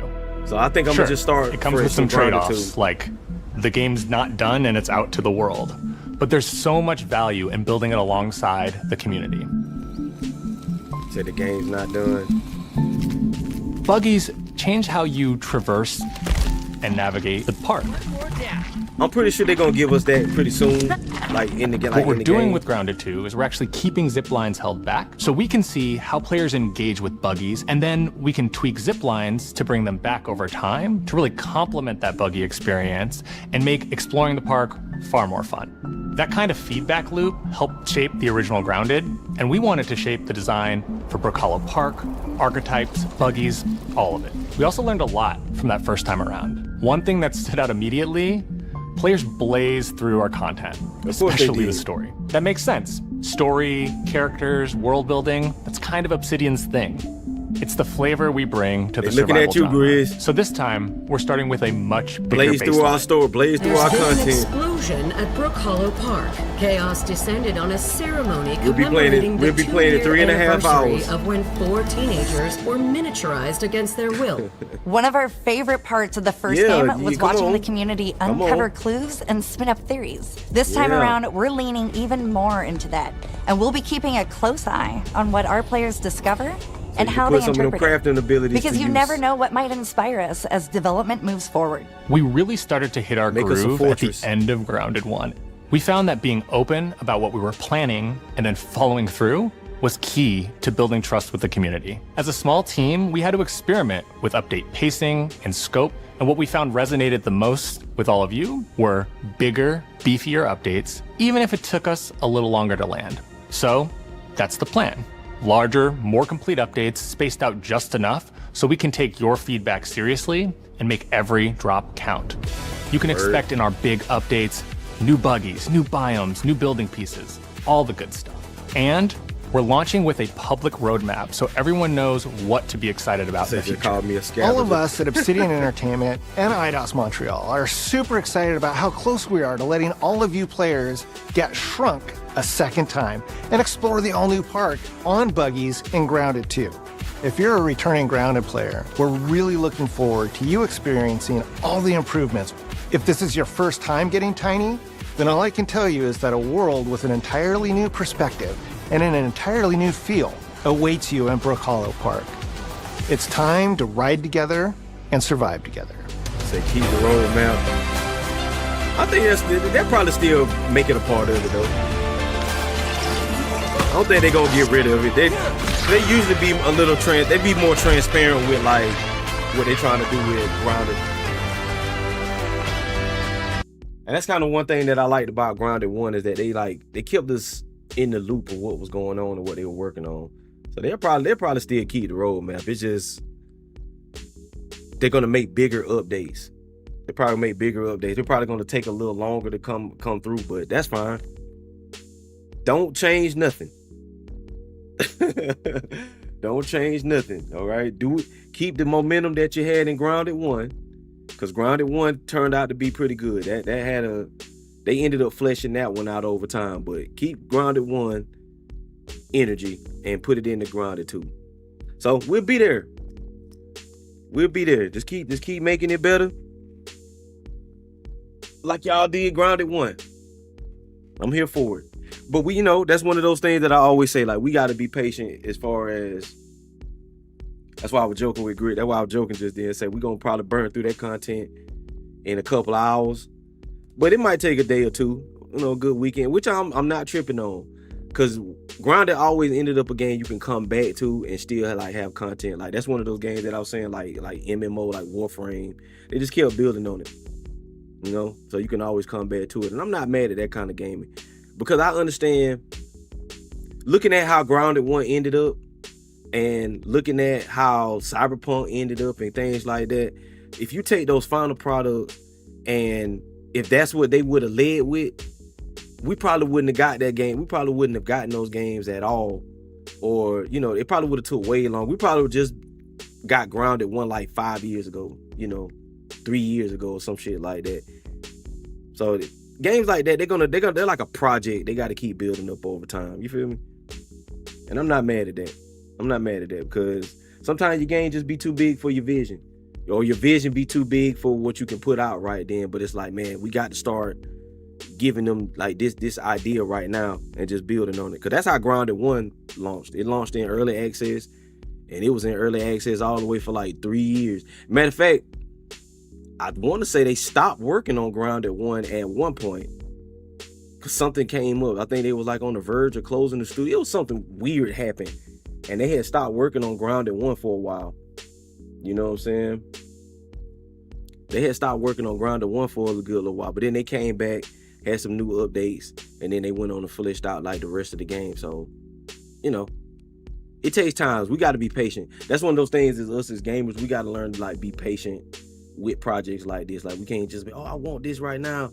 It's like, dog, you don't know what their vision is. Like, sometimes you got to give them. They've earned credit with us with how Grounded 1 taken. That's one of these people that Obsidian is one of those people that have earned, and not to mention they're working on like the Outer Worlds 2. So they kind of got some big projects on the way. They got they put out enough decent work to where we can give them a little grace. As far as same with CD Projekt Red, if they hadn't put out The Witcher 3 and hadn't been known for the good work that they have done, we wouldn't have given Cyberpunk a chance. So the only thing I can say is Cyberpunk got screwed over by COVID. I that's part of it. I can say that too. That's part of it. But even then, like they production kind of ran, because they was working on that like 11 years almost. Like, that was too long. But I agree, COVID might have threw them out of whack with that. I keep telling people we had to give grace on new games. Yeah, man. Like, you just got to give them, because game production is getting, it needs more. It's getting more resource heavy. It's getting more time heavy because these people, we have the technology with Unreal 5, with Unreal, like when Unreal 5 and all this new technology coming out. Like, and this is one thing I hate about, they keep trying to force AI into everything. Like, I understand. Okay. I understand that it takes more to make a video game, more money. It takes more resources. It takes more time, more manpower to make video games than it ever has. I understand that. I'm of the mindset that if we give you guys, or we give you the time, the space to flesh out your idea, it's gonna be good. The general consensus of most gamers is we want it now, and we want it perfect. We want it running good, and we should get a game. And we should get games 3-4 years. Okay, you got 3-4 years to work on this game, and I'm just not of the mindset. I think we're in the cycle now of like a 7-year for a fully fleshed out game. All right, we're looking at a good 5 to 7 years. We're looking at a good 5 to 7 years. I know y'all looking at, the people looking at like Call of Duty and 2K and things like that because they come out every year. But you got to understand, a lot of those games are reused assets. All right, those are not games really built completely from the ground up. You know, they might be 70% from the ground up, but not completely just new everything. Nah, you know, those games are pretty much just reiterations of the previous year. But for a new IP, a new game, a new idea to be fully fleshed out, man, you talking at least 5 years. At minimum 5 years. Minimum 5 years. 7 if it's really good. Okay, that's what we're looking at. So when we seeing these announcements and we seeing all these games coming out, you know, on these showcases and things like that, y'all have to understand that was already 3, 4, 5 years in the making in the beginning. You know, to even begin with, we're not getting nothing that they don't show us nothing that they ain't been working on 5 years already. You know, it's just be the same games. He said we still play Call of Duty and that's trash, but we go back. If a new game isn't up to par out the gate, people trash it, which is crazy. Call of Duty and 2K are usually just reskins with older stuff.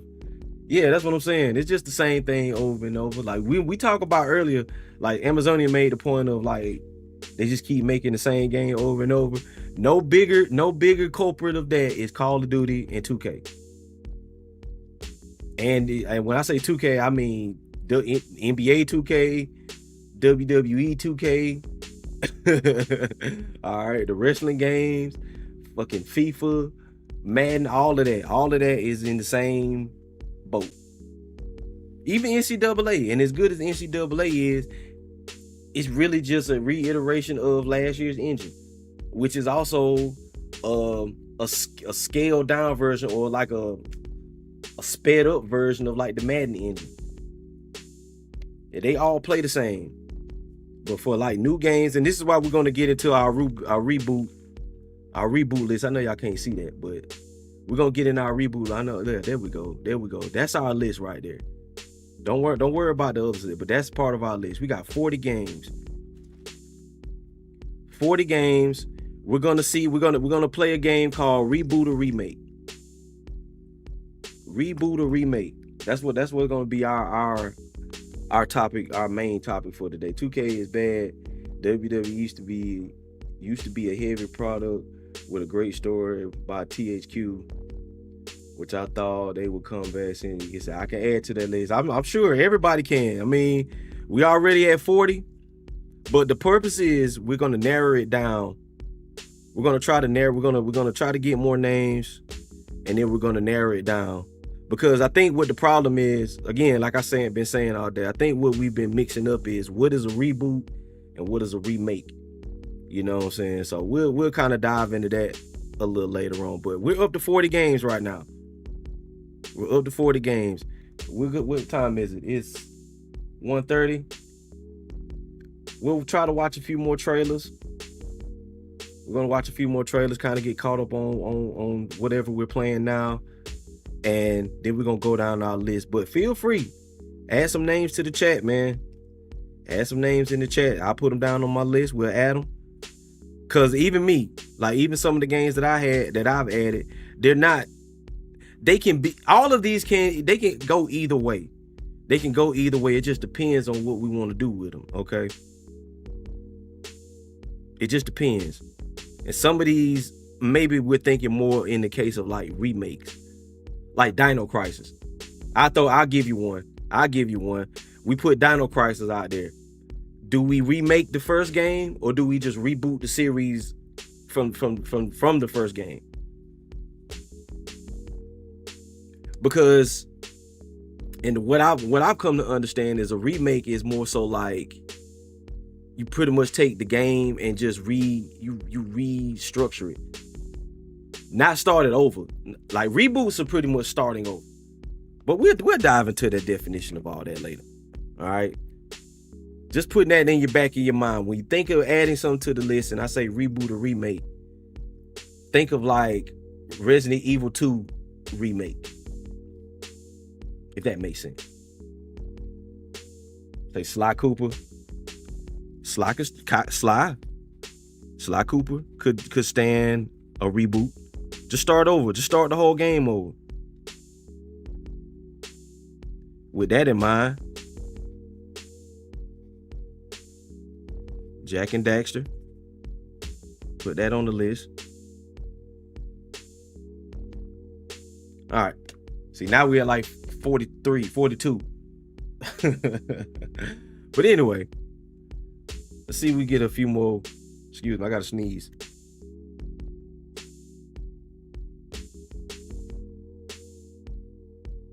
Woo, shit.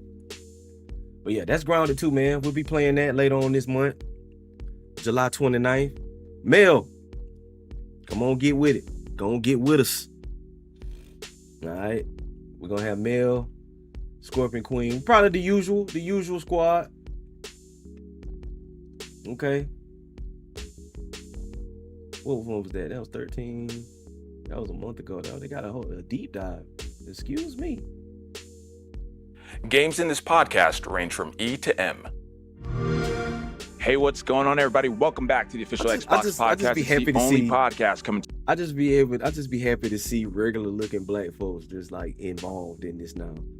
Okay, my boy got a black t-shirt and a chain on. That's what I'm talking about. Just a regular dude. He don't look all disheveled. All right, he don't look all crazy. Shout out to that man. To you from inside Xbox, I'm Malik Prince, and we're Burgle tattoo.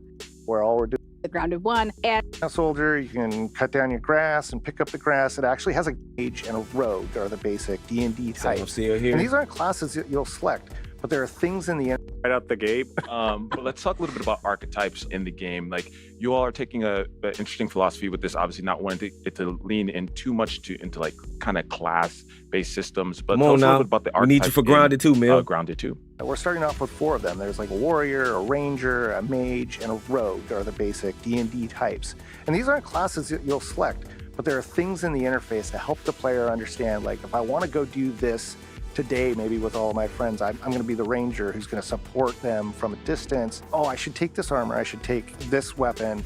I should select these mutations right now. And it will really help guide that player experience in a way that we think will just sort of make playing Grounded easier and more fun. We have 10 completely new armor types in the game, and I'm a big armor fan, and seeing kind of how cool the mage armors look. We have an evolved Ladybird armor that just looks like kind of like real sword and board kind of feeling. And just like Halo, you got to dual wield when you get to the sequel, right? I mean, that's the obvious choice. But go ahead, Chris. Yeah, no, I was good. When we looked at the rogue archetype, we were like, we just have to have dual wielding. So those are actually Orb Weaver fangs. So she's turned into her dual wielding dagger type, basically. And with the rogue, like, you might do a little bit of sneaking, but that's not really what Grounded 2 gameplay is all about. Like with the rogue, what you are is sort of like your glass-jawed, heavy damage dealing melee fighters. But we also added in the ability to dash. So when you're playing a rogue character, you tend to dash in and out of danger. You could also dash in and do like heavy attacks, which are pretty cool. So there's a lot of new and different options there. We knew that we wanted to go deeper on the mages than we did with Grounded. He's wearing Mel, butterfly we ready for armor you. there, which is very nice. Very Introduce you to magey armor. Grounded. And so we did a bunch of work on the staffs and just sort of improving So we how can that stomp felt roaches out and and how shit. it worked. Why is he celebrating like this? I just love the butterflies like majestically in the background as he's like slow-mo celebrating. This is his destruction of a cockroach, which is just showing off a lot of like really new stuff. It was like almost overwhelming to try to get everything. Cockroaches, because I feel like I'm not afraid of insects, but there's something about cockroaches that I don't know why do you add to the game. It's bringing up childhood trauma for me. This game actually got me over my arachnophobia. I'm not even joking. So I work with Obsidian. And Childhood trauma? What you saying, bro? Tell us you had roaches without telling us you had roaches. All right. See, you didn't even have to do that, my boy. Okay? You didn't even have to do that. He said he brought up childhood trauma. Hey, man, come on, dog. Don't do that. Don't do that. Come on, black man. Don't tell us. Don't. Hey, man, don't do that to yourself, man. All right. That's funny. That's funny as hell. That man crazy, man. social impact a fair amount. And I'm not even joking, there have been days where I will send Mikey a photo of a very juicy spider out in the forest. And I'm like, look at this spider. And he's just like, that's really cool, Jen. Like he's really kind about it. And of course, like we love Mikey to bits and pieces, but I've actually learned from this game too. I'd never paid attention to like what a larva looked like before. And then I never actually I guess maybe I saw them and never really recognized it. And then Mikey also received a photo of a ladybug larva. And I was like, look, you're teaching me things. So, Malik, I also hate cockroaches. Yeah. And oh my God. Everybody hates everybody hates roaches. The entire time we made cockroaches was say, how do we make them more disgusting and more creepy?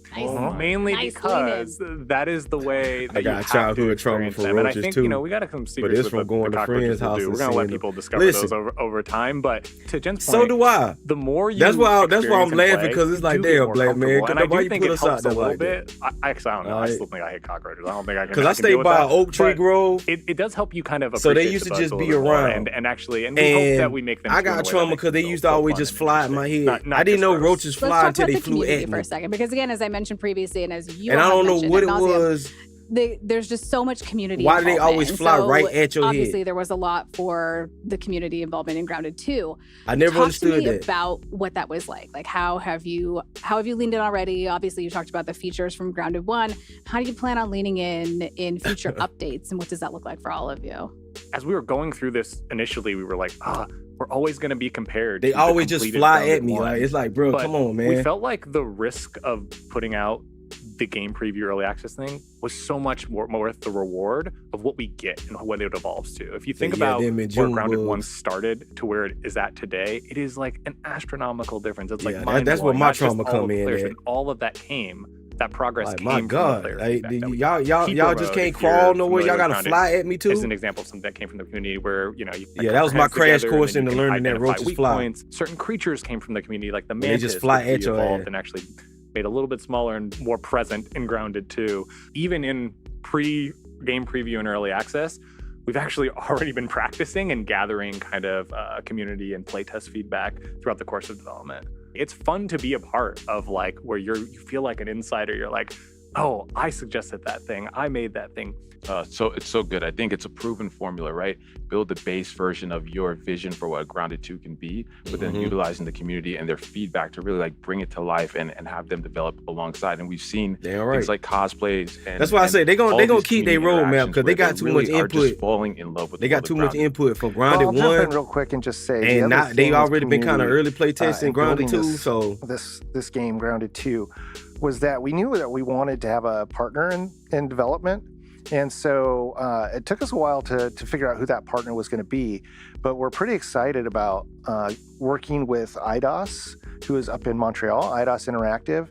And not only do they share a lot of the same sort of like just basic tenets of like game development. I with wanna us, know- like storytelling. I want to know, character how do you progression and all that kind of co-produce a cool game stuff. like that? They all really loved Grounded. Like, how do you send They the were already files back part and of the forth? community, and so when we went to them and said, like, "Hey, Y'all ain't we never wanna think make about it that when they Grounded got 2. like different It's gonna studios be working on the super, game. super important that How we do go they into share the game files preview or the and early access, information? and that we make this game Like, with okay, the we worked community. on this part of the They game. were on board from the very, very start. Chris and I But are we worked a on this tiny, other tiny part of the fraction game. of the teams Like, that get to bring this to life. how do they and put between it the together? internal teams at Obsidian and all of the incredible people at Eidos, like thank you for letting us come and represent the game. Say, The other thing I would Joe just Boy, I used say to get is a tennis racket yeah, and make go sure you to wish town list with it it. so you can kind of stay up to date and you're ready to go on July 29th when it releases in game preview.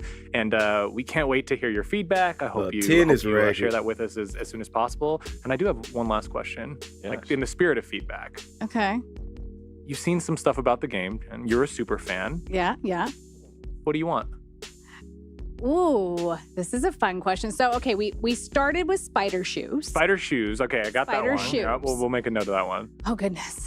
I mean, obviously it's Spider me, shoes. so it's going to be related to buggies. Of course. I hear there's soldier ants and I hear there's orb weavers, as many as possible. I want to build like a barn. I want them to all hang out. I want them to all be friends. I want, like I'll build myself like a house. Like I had a lakeside manor on the pond in Grounded 1. It was beautiful. But I do want a bigger barn for all my buggies. Okay, so like Grounded, the Great Frontier. 100%. That's what. That's That's what I want. funny. Like I want to be like add rancher to classes because then that way like I can just like do that all day. I think we can. I think we can satisfy your. Stay tuned. Yeah. And if I can put in one. Yeah. I'm so. Yeah. It's okay. I have many hours in it, and we're all going to play two together. So I want us to all be able to, at one point, do some buggy races. Yes. I would love to race around the park in a buggy. Just saying, it could be a nice little spin on the kart racer. We'll make sure the community team notes both of these. Probably hate me. And we will get on that over the next 1 to 2 years. They have some. All right, Marcus and Chris, thank you so much for joining us and Over the talking next about 1 to 2 Grounded 2. We're years, we'll come up excited with when it something. launches in game preview, early access. But nah, that's gonna be dope, man. So, locking y'all in. July 29th. Me, Scorpion Queen. She's elected male. She's elected male and Grizz. But hey, listen, it's just, I don't want y'all to hear this and think that we only locked in. Because if you want to play Grounded 2, all you got to do is let us know. All right, let any of us know. All right, if you're in the Discord, let me know if you want to play, Because I've been looking for people to play Night Rain with. And I know everybody has a Discord. Okay, I understand that. Just keep your eye on the Discord because I try to tag people in it to let them know when I want to play some stuff, man. Because we got so many games. We got so much shit to play these days. It's ridiculous. Okay, it's hard for us to like really link up together, like with the advent of Game Pass and Steam sales, PlayStation giving games away free every month. It's just hard to keep up with everything, right? So we'll be around though. We'll be around. Y'all let us know what y'all want to play. Y'all want to get to our list, man? What time is it? It's 1:47. Y'all ready to start our list? Like I said, we can add some more. But we have to narrow it down for the sake of, we got two things. First of all, we have to break down what's the difference between a reboot and a remake. And then we're going to go down our list and then we're going to kind of put these into what category. Because we might make 2 videos. All right. We might be able to make 2 videos. We can make games that deserve a remake and games that deserve a reboot. All right. This is all community project. This is all community led. But we got a good amount of names here. All right. First things first. Let's break down the difference between a reboot and a remake. Let's make that the first. So I'll knock all this shit over. Mill, stop knocking stuff over. So I have to catch the replay of this. Yo, yeah, man, listen. Cause we out here. We got a long way to go. Okay. I'm feeling a big play for the day. Oh Lord. We got a long way to go. Like I said, we've added some of your stuff. We Peasy, we got your Predator game on here. And we're gonna see if that falls into remake or reboot category. You know what I mean? Say I'm driving at the moment. I got you. About to head home. Should be home about 2 hours. Okay, hey, be safe out there, man. For sure. Be safe.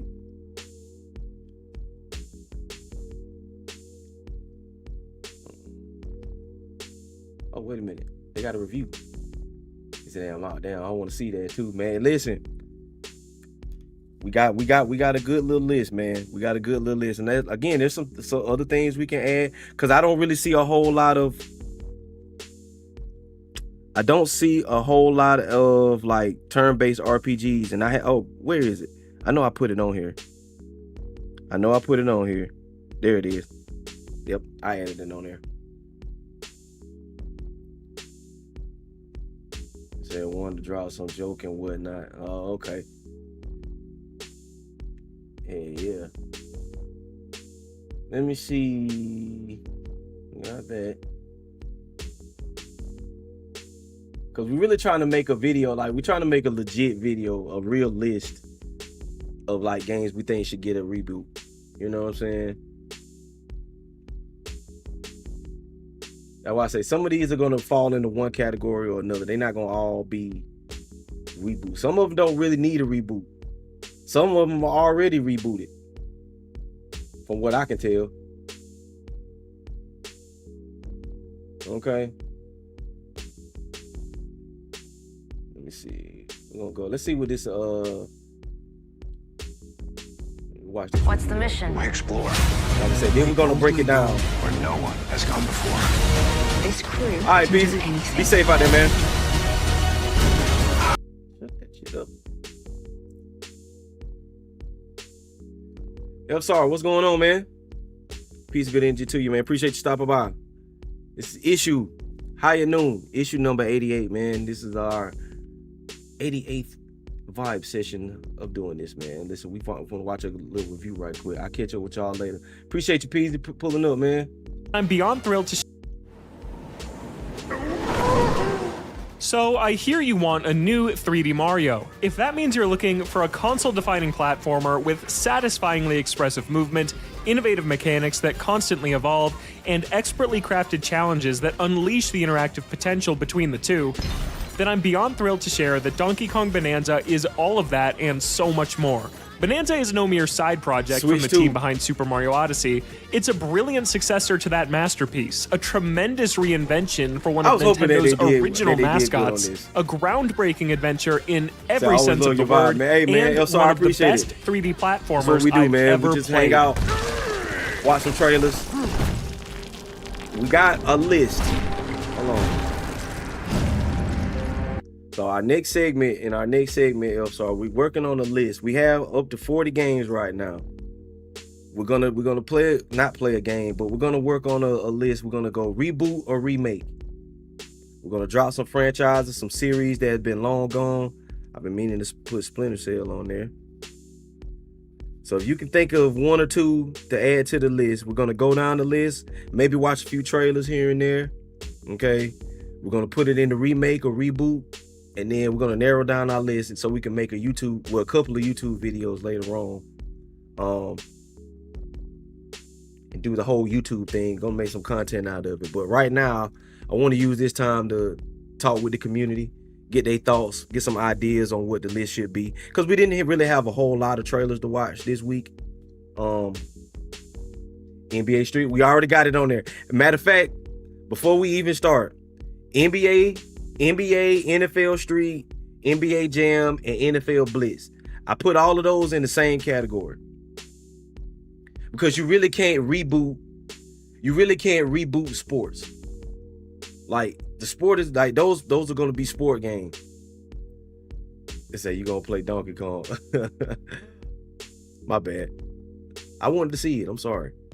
But we're gonna kind of like we're gonna keep all of those kind of in the extreme, I don't know, arcade sport games. We got those on there. I kind of got those all as one. Yeah, I got those all as one title. I don't know what we gonna what we're gonna do with that particular. That's gonna be remake or read. I think those are more remakes. Or it might be a reboot. I don't know. I really don't understand. I don't understand. But we'll break it down in a minute. Golden Axe. They're working on that already. Matter of fact, that's why I say we're gonna watch some trailers, because some of the ones that I wanted on my list, they already either working on or something like that. But let's break this down while I got y'all. Say I'm not surprised. Don't talk about me, okay? Explain reboot again. That's what I'm gonna do. We're gonna say remaster versus a remake. No.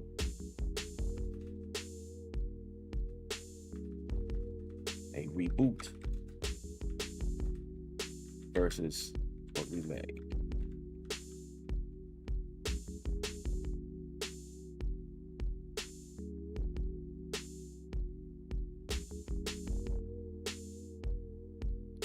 Do they have a game? Do they have a game definition of it?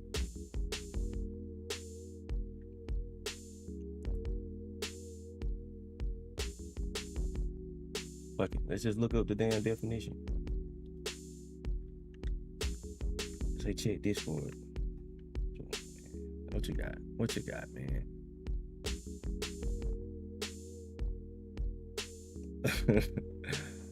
Well.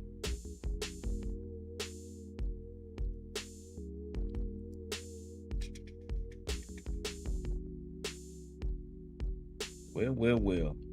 A reboot to the Resistance series. Good job, Elsar. That's what I'm talking about. Resistance. I'm gonna throw Twisted Metal on there just because it's been lying dormant for a while. Just because it's been lying dormant for a while. Mel.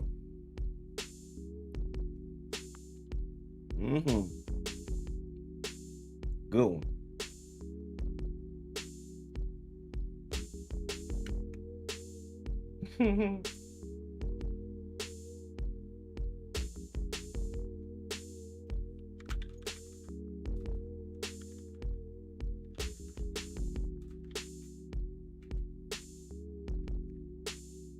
All right.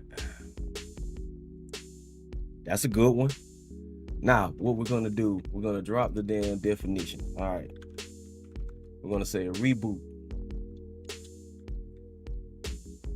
versus a remake.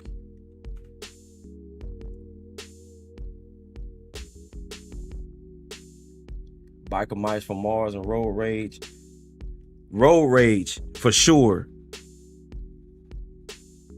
For sure.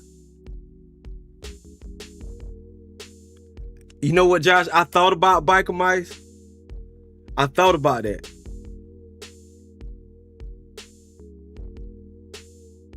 I think that would probably fall more into a remake. But we'll see in just a second. We'll see in just a second. Hold on. So our definition, okay? And of course, this is AI, you know, whatever. This is the bullshit AI. Can we take out the AI? Minus AI. There we go. Take the AI out.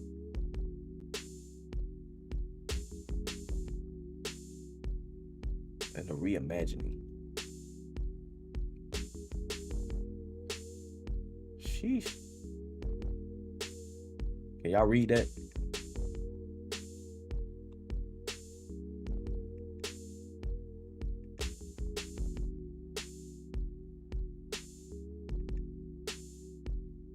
Let's go back here. There we go. Parasite Eve. That's on my list. I got that on my list. That's why I say some of these. Okay, let's read our list first. Let's read our list first. And then we're going to go to the definition of what falls under the court category of what. Okay. So this is not in any order. This is what we have. I was saying before anyone else, Bloodborne. He said, watch all this shit be out next year. They listening and sniffing your stream. They ready to take some ideas, man. They ready to take some ideas. They definitely gonna bite out when we actually make the YouTube video. They definitely gonna bite off of that, and that's fine. That's fine. All right, I'm just putting it out there, cause sometimes I want the thing to exist. You know, I want the thing to exist. It don't even matter if they got it from me or not. All right.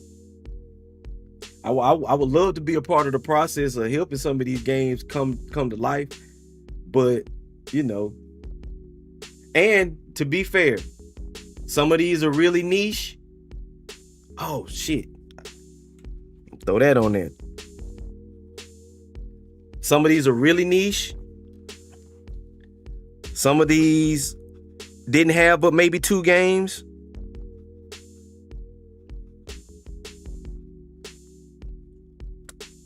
All right. And we're gonna watch the video. We're gonna watch the videos. But this is, oh man, I think I need to break down the definition of it first, so y'all can. Then we can play the video alongside the name. I think that's what we need to do. But if y'all can read this right here, if y'all been paying attention, y'all reading it right here. So a remake is a straight retelling of the story for the purpose of updating it for a contemporary audience, or making it accessible to a different culture or region. A reboot is a course correction done with the purpose of restarting a franchise. A reset, fealty to the original story or film is not a priority. Okay? So in saying that, it's a remake is basically taking like not Street Fighter, but you're taking like Resident Evil 2.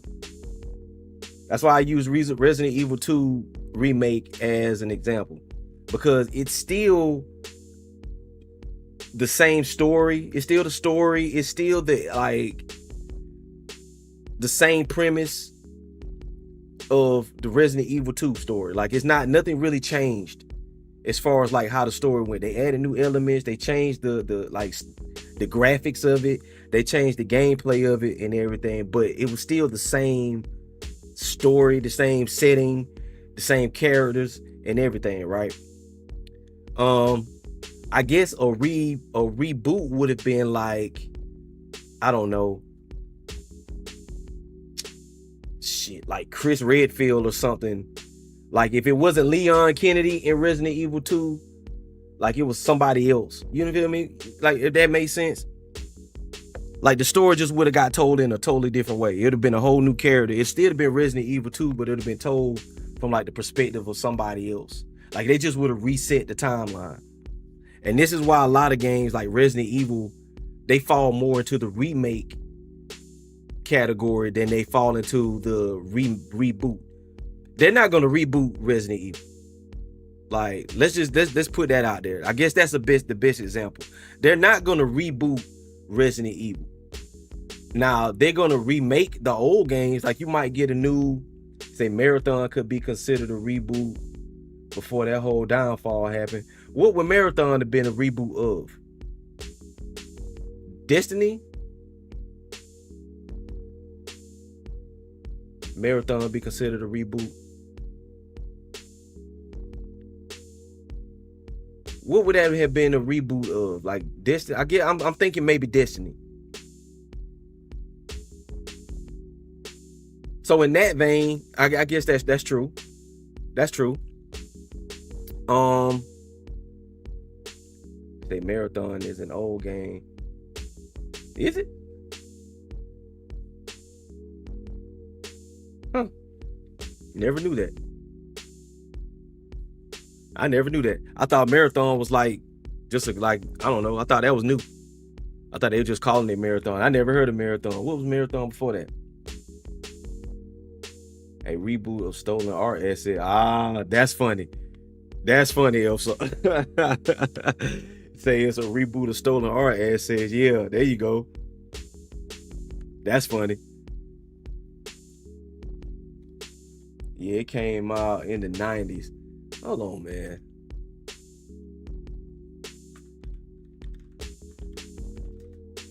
Marathon game. 90s.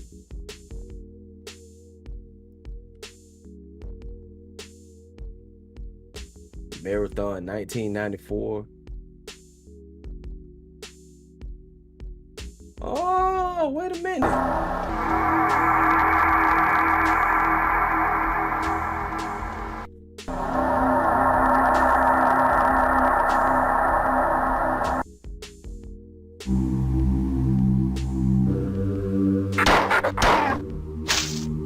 And it was made by Bungie.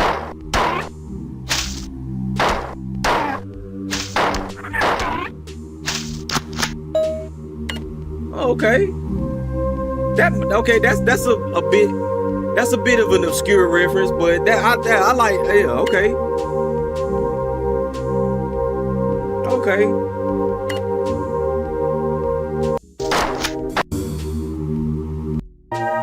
Cause it looked like Doom.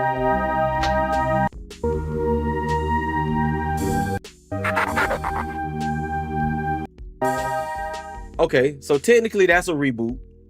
Technically, they pretty much took like the old. They used at least in name. So technically that's a reboot. Technically, since it is made by Bungie. For Bungie, yes, that would be a reboot. But like Elfsar says, it's a reboot of stolen art assets. They can't even keep their own. They can't even. They just gonna steal and piece that game together from other people's stuff. So that's technically in the reboot kind of category. Let me see. I'm gonna go back to my definition. It say, is reboot the same as a remake? Keep in mind these terms can be subjective. Generally speaking, a remake is examining a story through a new lens. And as though it were happening for the first time. A reboot looks to restart a property and may or may not observe the canon of the earlier film or films. Like the Mortal Kombat movies. I guess we got to use movie terms. The Mortal Kombat movie would be like a reboot, because although it's still Mortal Kombat and it still followed the same structure, the characters came to be in a different way than what we know of. Like, we know Sub-Zero and Scorpion were mortal enemies, you know what I'm saying? But they still became enemies, like mortal enemies, but for different reasons in the reboot. Like, it's still called Mortal Kombat. Like, you know what I'm saying?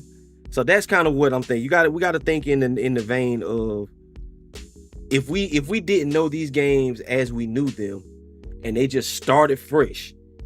Just started from the beginning. New gameplay, whatever the case may be.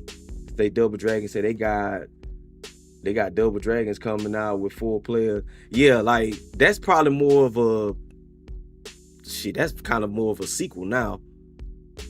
But yeah, they working on Double Dragons. We watched a trailer for that not too long ago. That's damn near a remaster at this point. Like the Ninja Turtle games, like those would be like remasters. Like that's pretty much like the Shredder's Revenge. Shredder's Revenge is pretty much a remake of Turtles in Time, or it's like a remaster of those.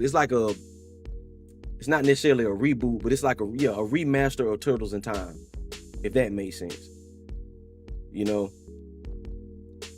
When I say reboot, like Resistance, Elfsar brought up a good one. He said Resistance. Like, if they just start that over, I know a good reboot, and I hated it, the Ninja Turtle movie, but they did good with the second one with Bebop and Rocksteady. Like, if they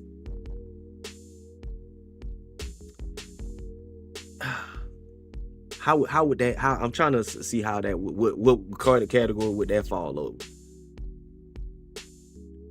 Well, yeah, that could be a reboot. You just tell the story a little differently.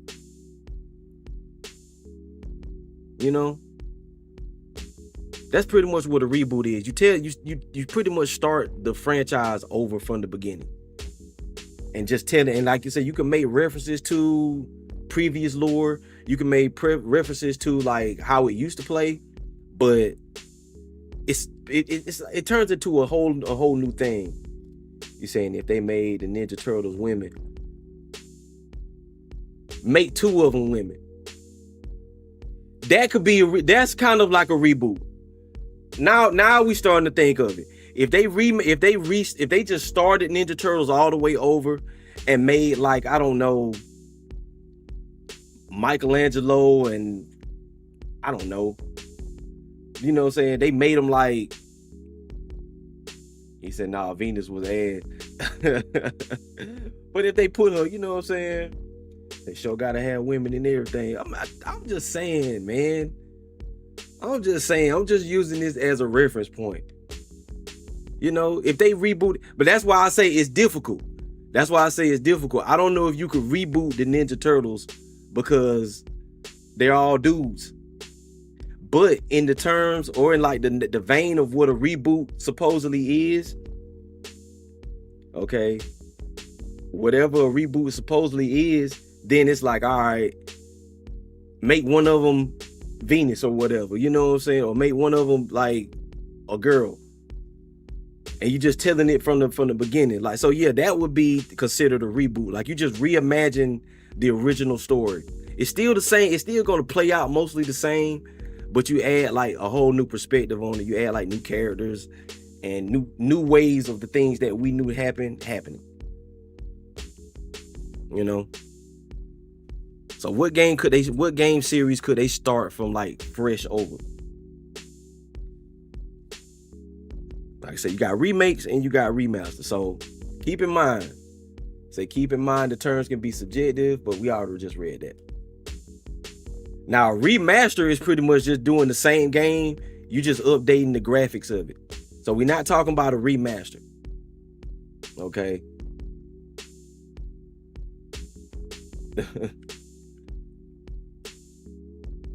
He said made one of them gay. Say just saying for comedy chat.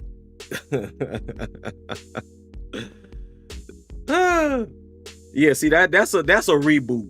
You know, you just totally turn the whole original story on his head.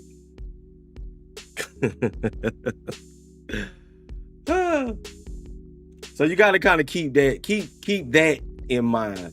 Just an extreme overhaul of the original story. Yeah, and a remake is pretty much you taking the original story, you just making it, or the original game, or the original movie, or whatever it is. You taking the original and you just like streamlining it, you making it a little better, updating the graphics. All right. You updating the graphics and things like that. That's why I say a lot of these just kind of fall into remake territory as opposed to reboot territory. Okay. But listen, we up to like 45 right now. We up to 45 right now. We got a good little list going. We got a hell of a list going. So now that we have that in mind, now that we have everybody clear on the definition, all right, for all the people in the background, for all the people that the lurkers, everybody, y'all, are we kind of clear on the definition on what's going on?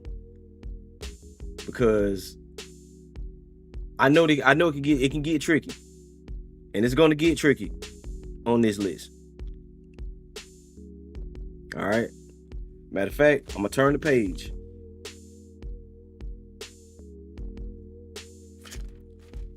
Turn the page. We're gonna do this. We're gonna add a remake and a reboot list. All right. Are y'all ready? Are you ready? Now, these are in no particular order. I'm just reading off the list that we got, okay? First and foremost,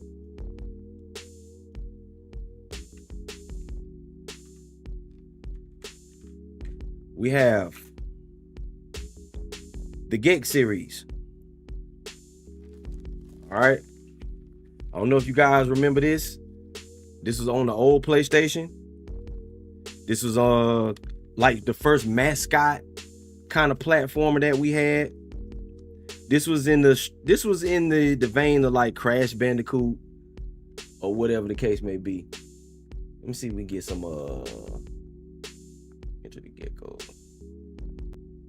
They should have hella long plays. Harbor Freight has been there. Shut up, bitch. There we go. We're just gonna get some gameplay.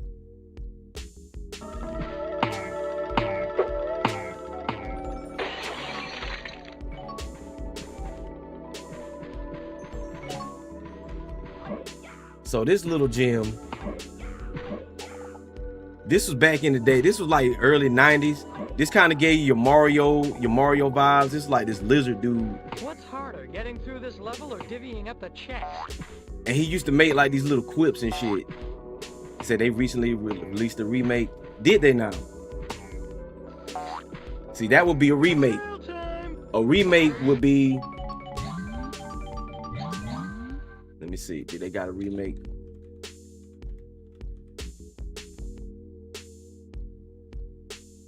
Trimming, Nostalgia, a Nightmare. When was this? 4 months ago. They did. Skip the drama. Ask your provider for the Cologuard test or request online. Shut up, bitch. The clock says party time.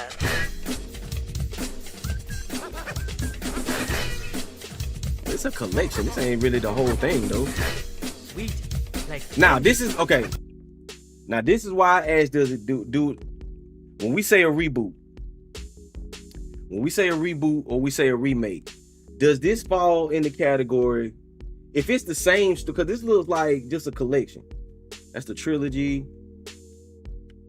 This is like just the old games. This ain't even really a remake though. This doesn't really count as a remake because they really didn't do anything to it. This is just the old games all in one collection. You see what I'm saying? Like the graphics ain't updated. Like you take this game and put it in a actual engine. Like you take this game, we reboot it from the ground up. We actually make a real game, not just take the old game and slap it together in one package and then say that's a remake. No, that's not a remake. This is just a re-release of the old 1994 games. You know what I'm saying? Yeah. So we're gonna keep Gex on that. We're gonna keep Gex on that. Where are we gonna put that? Will we put it in remake or reboot mode? See, this would have to be a reboot because I'm gonna put it in the reboot. We just started over from the beginning. We started over from the beginning. It can be either or. You see what I'm saying? It could be either or. Like if we can. The reason why I wouldn't say remake because look, some of the games are 2D. Some of the games are top down, like 3D perspective kind of games like that right there.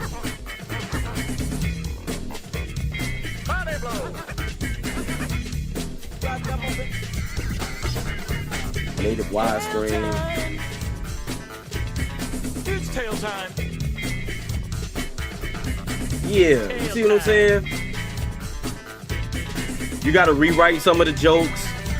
You know, you have to rewrite a lot of the jokes. You have to rewrite a lot of the reboot for sure. Because even some, see, there you go. Now, Josh, you're thinking the same thing I was just saying. It would have to be a reboot because a lot of the jokes, they wouldn't be culturally relevant now. A lot of them jokes not gonna really hit the same from 1990 or whatever. So that would have to be a reboot. So we're gonna put Gex on our list for reboots. Start it over. Just start it over. Whole new comedy. All right, new gameplay, new everything. Keep the same character. All right, keep the same character. Keep all of that. But we have to rebuild it from the ground up. All right, new gameplay elements. He's gonna have to be more of a gecko. All right, give him more opportunities to stick to walls and all that kind of good shit. All right. That's number 1. Gex is on our reboot list, not remake. All right. Now, number 2, we have Jet Moto. I don't know if you guys remember that. Now, it gets tricky here too. It gets tricky here too. Because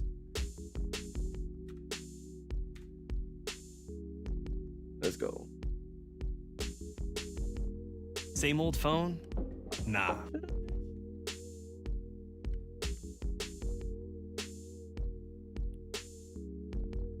Come on, man. There we go. Good old PlayStation 1 gym. All right. This is when F-Zero and all of that other stuff was out at the same time. I'm trying to think, would this be more of a remake or would it be a reboot? I think they could reboot it. Just because it was a hover bike racing game. And much like in the vein of like Road Rash, which I think we also need to put on our reboot list.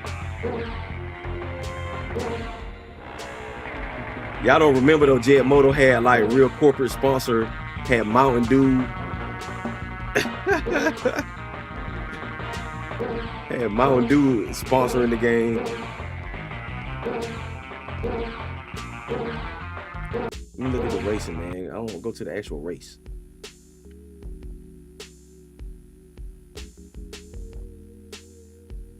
What do we say, chat?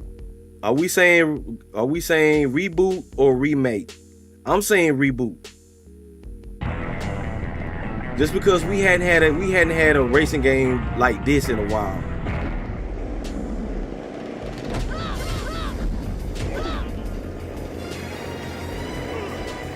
The controls were so floaty though, like that's what I mean. Like if they just started all over.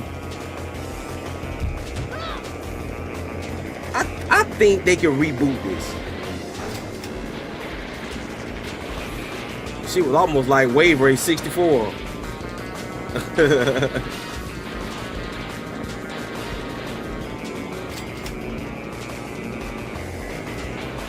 I think we're gonna put this on the list.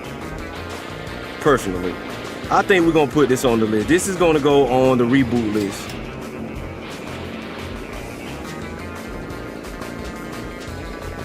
Say your vote is remake. Because this is one of those games that can go either way. Because we can take Jet Moto 1. We can take Jet Moto 1 and just... It don't really have no story. It don't really have no continuity to it. It's not really like a story to it. It's not no lore or nothing else. So that might fall more... You're right, Josh. You might be right, Josh. That might be more on the remake side of things. Because you really don't have to restart the franchise. Which, you know what? That's probably more, you're right. So I'm going to say this. When it comes to remakes and reboots, I think I'm looking more so for established series. Games that's got at least 2 or 3 games in it. Franchises that have at least 2 or 3 games in it. Like, let's say if they just wanted to, I don't know, reboot Assassin's Creed. Assassin's Creed Mirage probably would have been the starting point if they were quote-unquote rebooting Assassin's Creed. Like, it gets tricky. It gets tricky because a lot of this shit just can fall under the same... It all seems like it's the same thing. That's why I say we're going to make 2 lists. So Jet Moto is going on the remake list because really ain't much to change.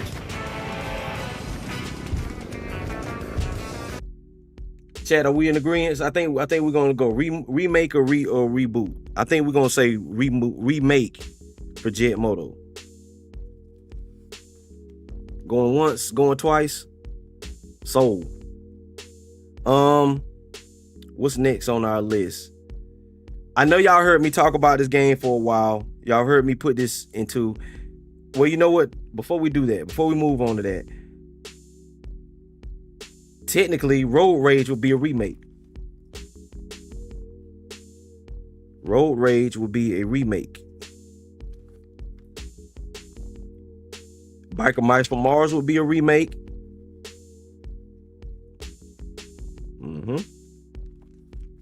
And what else will be a remake that I'm sitting here looking at?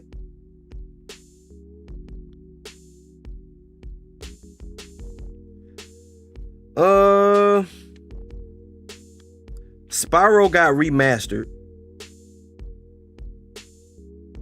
Spyro got remastered. Could it use a reboot?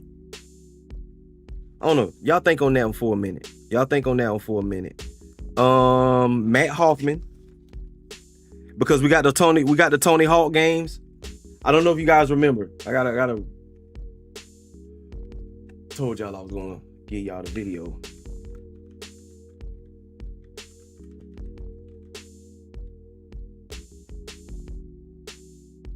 So I know y'all we got the Tony Hawk games. We had hella Tony Hawk games. This was kind of like not the rival to it, but this was like different. It's made by the same people. Activision made it, but this was kind of dope. Cause instead of skateboards, you got the BMX bikes.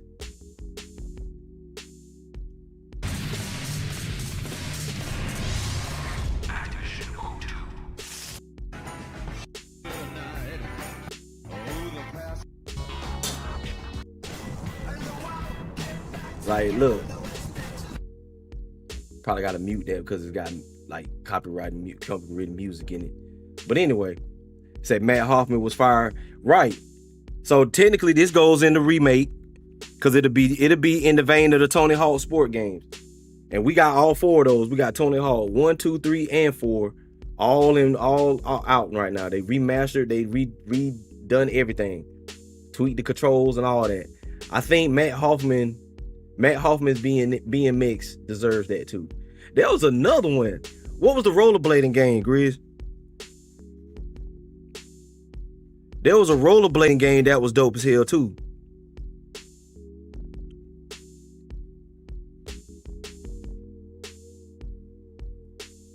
I feel like our remake list, and this is what I'm telling y'all, I think a lot of the stuff that I've been given is more so remakes than it is reboots. So far, Gex is the only reboot that we have.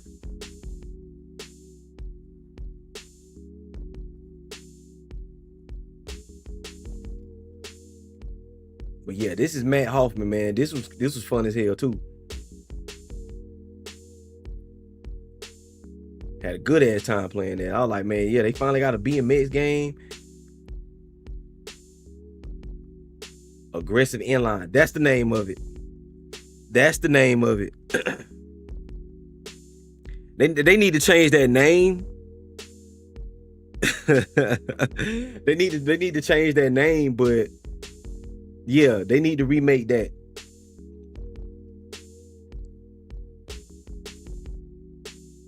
I don't know. I guess Aggressive Inline, could that be more of a reboot? No, because you can't reboot. This is what I'm saying. You can't reboot a sport. But I also I got a caveat to that too. You can't reboot a sport because a sport is going to be a sport forever. Like you can't retell the game of basketball. You can't change the name, or you can't change the game of soccer. Like it's going to be that either way. They say this game made my peds on my bike raw as fuck trying to grind with them. Okay. Just doing all kind of shit. This was in my X Games era. I used to like watching the X Games. I still like watching the X Games. I ain't even gonna hold you. Okay. I ain't even gonna hold you. Shout out to the black kid that won the snowboarding competition.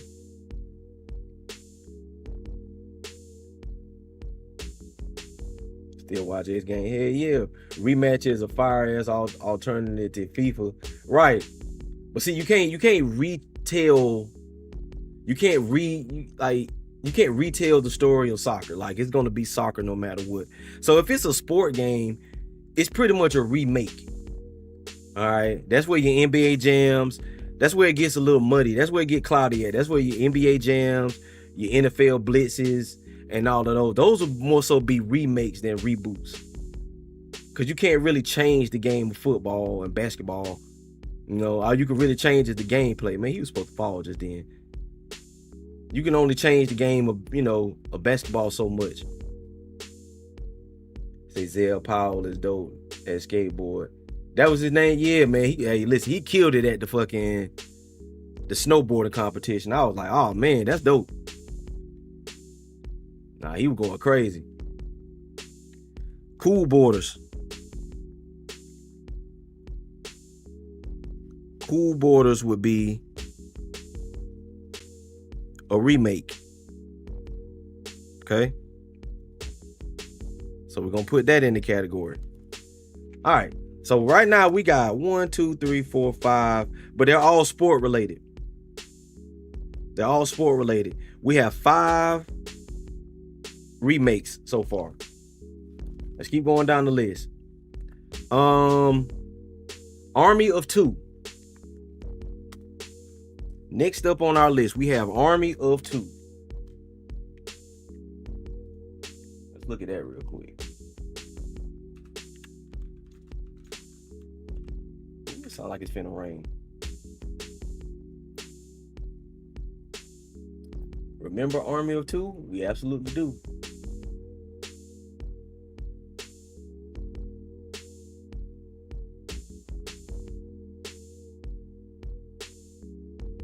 Let me see. Remember Army of Two? That's a trailer. I just want to watch some full gameplay. Let's just watch this.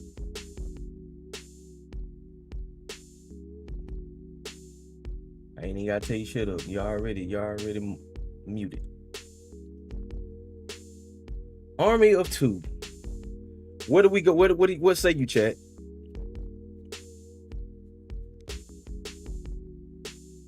What do we think? Reboot or remake? I think it can be rebooted. You say me and Magic played the hell out of this in college. Listen, I get it. I played Army of Two.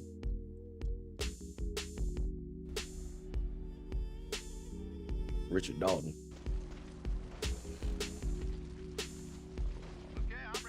Reboot, start fresh. That's what I'm thinking. I think this is one of those games because it had its own original premise.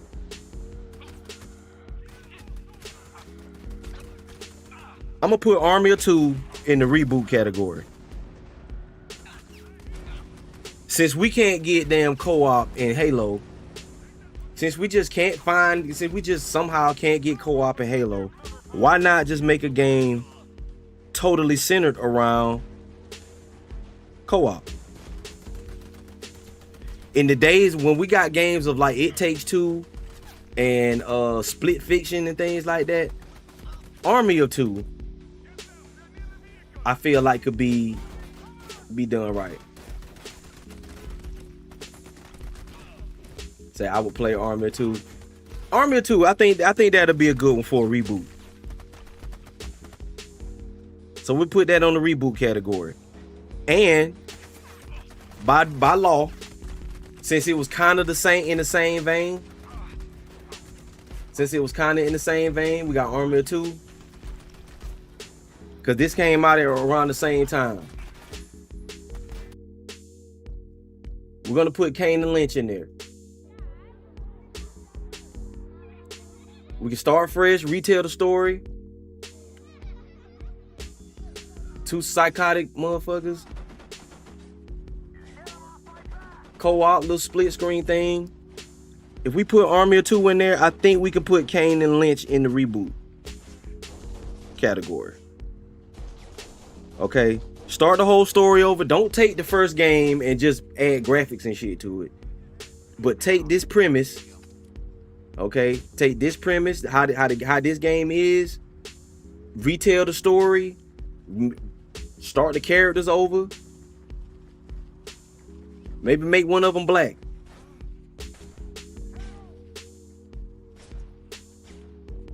Okay? Maybe make one of them black. Or as V-Dub says, you know, you gotta have women in the game. You know, why not? I'm tired of angry white men always being at the forefront of every superhero or every protagonist. All right. Make a Kane and Lynch game.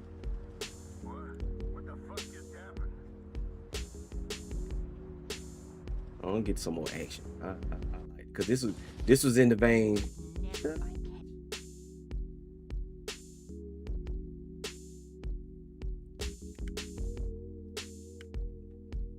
Look at that shit.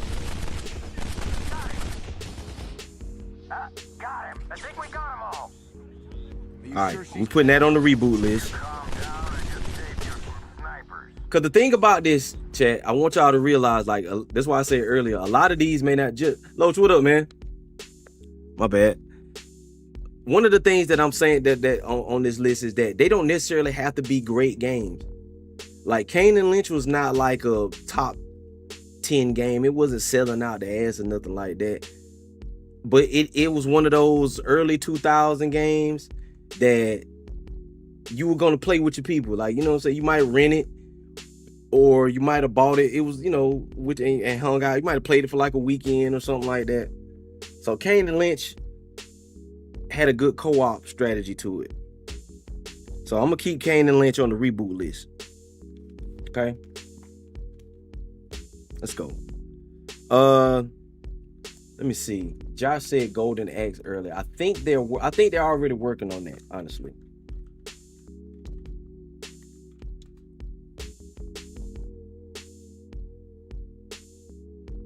Yep, they're actually doing a remake.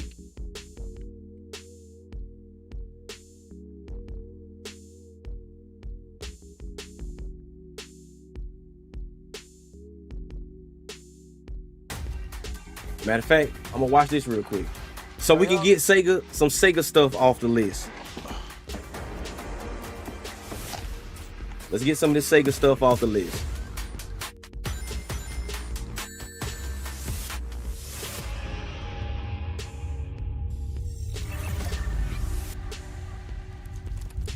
I think Golden Axe is on here. Yep, there you go.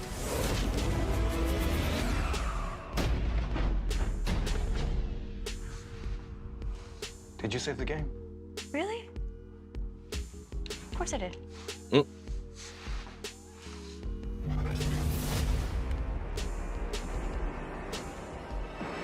show us the games, man. Yeah, because we got Shinobi. That's why it's not on my list. See, we already got and no need of saying Jet Grind, because that's going on the remake list. We don't need to put that on there.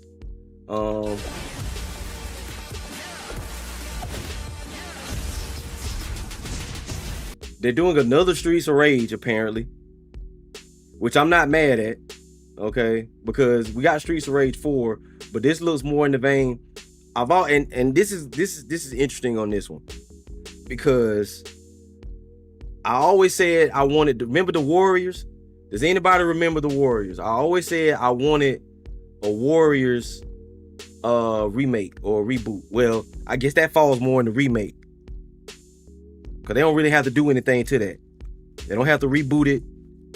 But if they do reboot it, it'll have to be like a modern day story.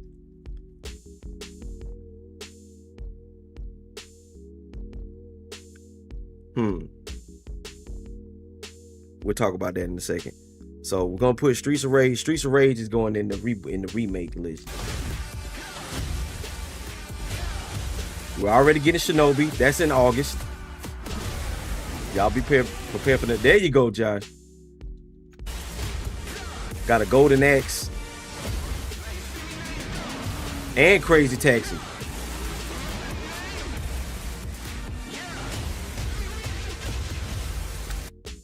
So those are your remakes already for Sega. So really ain't no need to put those on my list. On our list, because it's not my list. That's our remake list. So right now we only have 3. We have 3 reboots. Okay? We're going for 20. We're going for 20 slots. All right? And that's for the sake of our video. So yeah, that's them. Kane and Lynch. Army of Two, Kane and Lynch.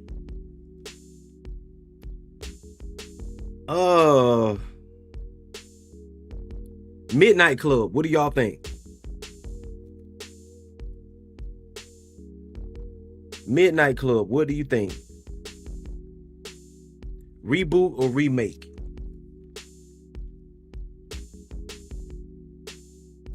I think Midnight Club could be a reboot.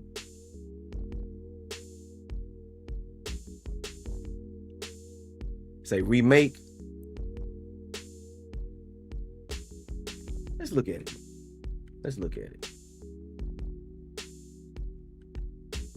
So they can promote newer music. Yeah. But then also, let's just look at it. Because then they can go to like a newer city. They can go to a new city. They can add newer cars. And we haven't had a Midnight Club. We haven't had a racing game like Midnight Club in a long time. Because Midnight Club was technically more of an arcade racer. It used real world cars. But it was more of an arcade racer. Oh man. Midnight Club. With the music and all of that too.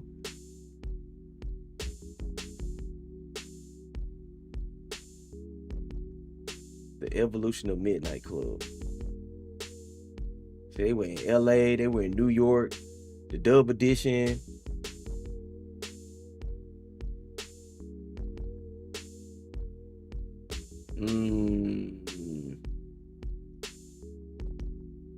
Incoming dishes! Dawn Power Wash Fly!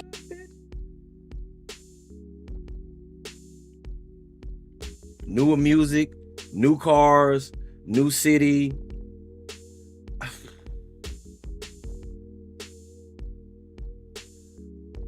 I want a reboot, but I know you really can't reboot racing games. Well, yes you can. Yes you can.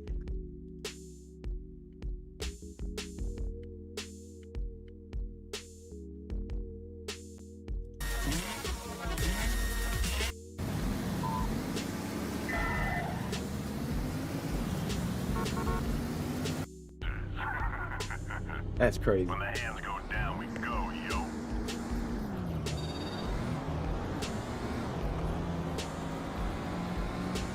Don't get too close. For people that don't know, Midnight Club was pretty much the Grand Theft Auto racing side missions, but they just made a whole game out of it. And it was probably some of the best racing that you could ever play.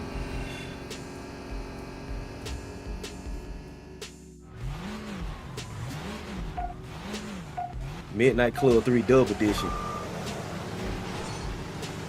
See, they can't play none of the music because I know that shit'll get took down, which is smart. All right.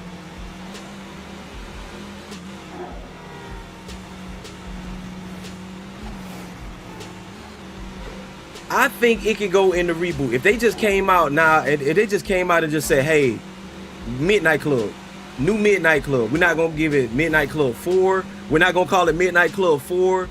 We're not going to call it Midnight, whatever the case may be. We're just going to call it just Midnight Club.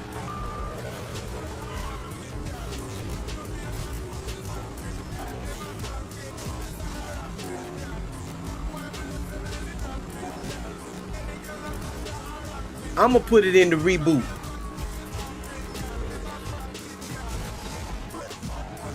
I'm gonna put it in the reboot category. Just start fresh.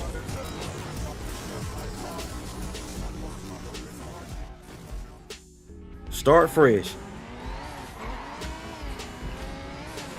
We start fresh. Midnight Club. We just call it Midnight Club. We don't call it Midnight Club Remix Dub Edition Part 5. We're not doing none of that. We're just gonna start Midnight Club from the ground up.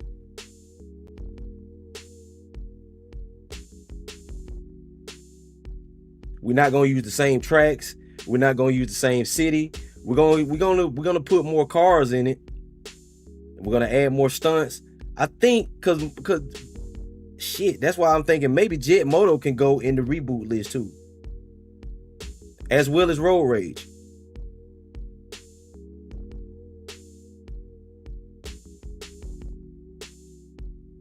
Now that I'm thinking about it, oh, that's crazy.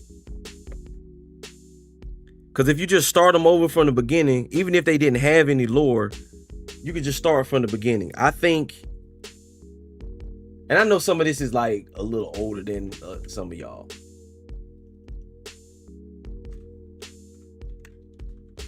Because how many games do they have out now?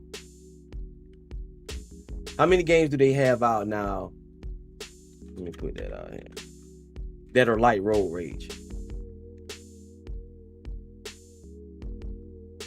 Road Redemption, Road Rash, Road Rage. I'm calling it Road Rage, Road Rash. Duh.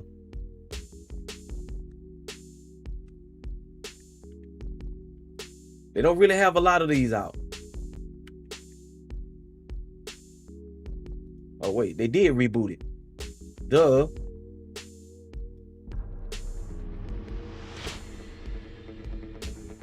Said now you might be on the line of just wanting a sequel. That's what I'm saying. Because they already redid this already. This is Road Rage. This is pretty much Road Rash updated. It's ride, fight, or die. On the road. And over 90 missions.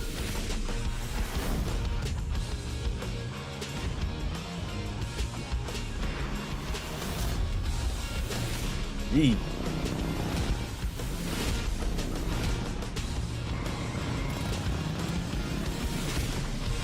All right. Road Rage. So we actually need to take this off the list because it's already been done. All right. We could take that completely off the list. Road Rash, Road Rage, same thing. We could take that off the list. It's already been rebooted. It's already been remade. So that don't make it. Now I'm trying to figure out what to do with Jet Moto. He say now you might be on the line of just wanting a sequel. Yeah, that's what I'm saying. So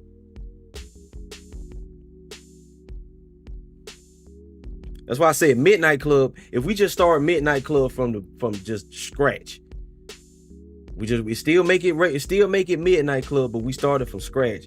We add like the, I don't know, the Forza Horizon kind of presentation to it, and we just start from scratch. Stunt, street racing, we add jumps, all kind of, you can do the shit that you did on Midnight Club, the loop-de-loops. You could flip your car and all of that, but it's like really a nice car. Yeah, that's more arcade. So we keep that in the reboot. But we're gonna take Road Rage off our list. I'm gonna put Jet Moto. I'm gonna put Jet Moto back on the reboot. And I know I said earlier that you can't really remix a sport. But you can add like story, you can add everything new to Jet Moto. And there's not a game like Jet Moto other than Jet Moto out right now. Like what game, snowboarding game. So I put Cool Borders on the remake list. Because we don't have a whole lot of snowboarding games. Which I guess you could put SSX. But they already did that. They already got a new SSX out. SSX. It's just time for a new one. That's all. It's just overdue. We're just overdue for another SSX. So, but I'm not gonna put that on our list. That's more sequel territory. All right, let's keep moving. Everybody's beloved. Everybody's beloved. The go-to. Okay. Def Jam Vendetta. Def Jam Vendetta. What do we put this under? Do we put it under remake or reboot? I'm saying reboot wholeheartedly. And when I say reboot, take Def Jam ass off of it. Take Def Jam off it completely. All right. Take Def Jam off it completely. Now, for those that don't know, Def Jam Vendetta was like a pretty, it was an underground, it was a niche fighting game, but it was made in the vein of like the 64 version of the WCW games, the WWF games. Yeah, take Def Jam completely off it. And this is where a lot of rappers and stuff, they used to be fighting each other.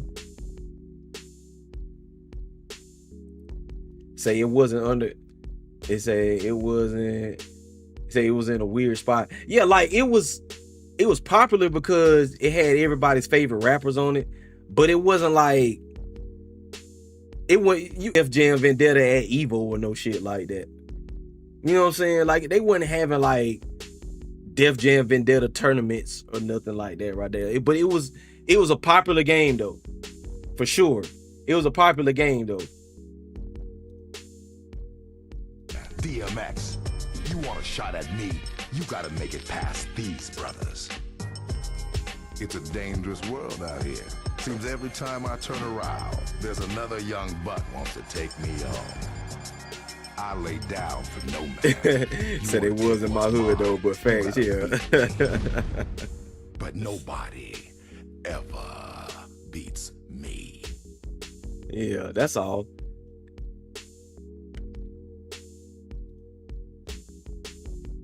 But it was a good game though. Don't get me wrong. Like it held it down now.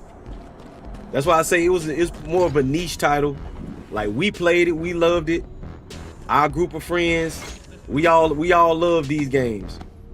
Beloved amongst our community. But it wasn't. First of all, let's just say this. The biggest thing about these games is that they were not paying any of these people fairly. All right. It was not paying any of these people fairly. Like you see all these rappers, all these stars, all these, you know what I'm saying, these likenesses. I think they got paid like $3,500 a piece for like a performance fee.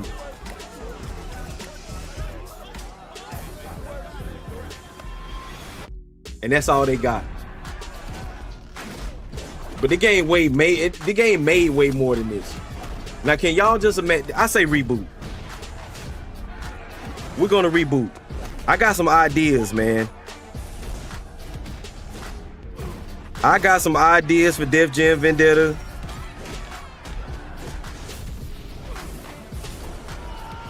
But I can't give it away. I can't give it away. Now, that's an idea that I know I can't give away. Red Bull. Okay. They say if it didn't have the names, it probably wouldn't even been greenlit. The fighting wasn't technical from what I remember. He said at all. He said at all for it. They wouldn't pay shit. But yeah, just like that's how it was. Like if it wasn't for the fact that they had all those celebrities, they had all those big names, those big artists associated with it. That's why I say it's tricky. If we take Def Jam off of it, we have to make it viable. And this is me, okay? Anybody listening, all right? If we were to, and I'm gonna speak to the community. I know we all want Def Jam Vendetta. I know we love watching our rappers beat the shit out of each other and all of that, okay? I understand that. But we have to be realistic in what we're asking. In today's day, we have to find a way. If we can make a way to have the stars and have all our artists fighting each other in the game, we have to find a way to make it viable for their finance.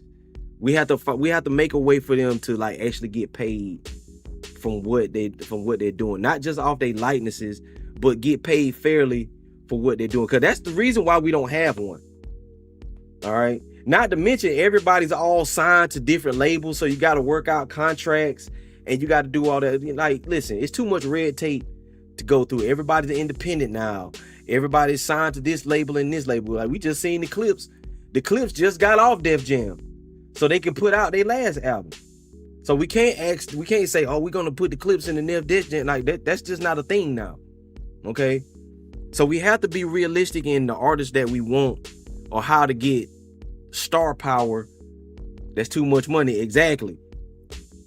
That's why it's not made. Exactly. And that's what I'm saying. The reason why it's not going, we have to be realistic. I know we all want our beloved Def Jam Vendetta, but the reality of it, it's not enough money in it to really pay the people that we want involved in it. We want all these big names. We want the Kendrick. He said, cause shit, imagine Kendrick being the final boss. Say that's a meal right there. You see what I'm saying? You understand what I'm saying? So that's what I'm saying. We have to make it viable for the artist to even want to be associated with it before we start talking about making the Def Jam. Like I have an idea, but again, I don't want to give it away, too soon. I'm gonna write it, and that's probably gonna be one of my ideas that I really need to follow through, because I got an idea on how we can kind of get Def Jam back, but it's not gonna be called Def Jam. It's not gonna be called Def Jam. And I kind of want to put the music at the forefront. We in a time now to where if you have a game like Def Jam Vendetta, the music is what has to go to the forefront. I don't know if you guys remember. They did 2 of them, but then they had another one. What was the other one, man? What was Def Jam Vendetta? I'm just calling it Def Jam Vendetta 3.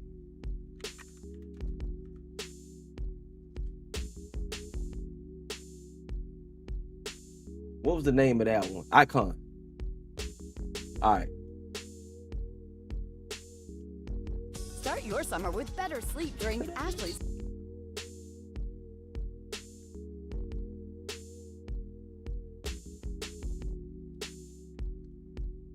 Ain't that some shit?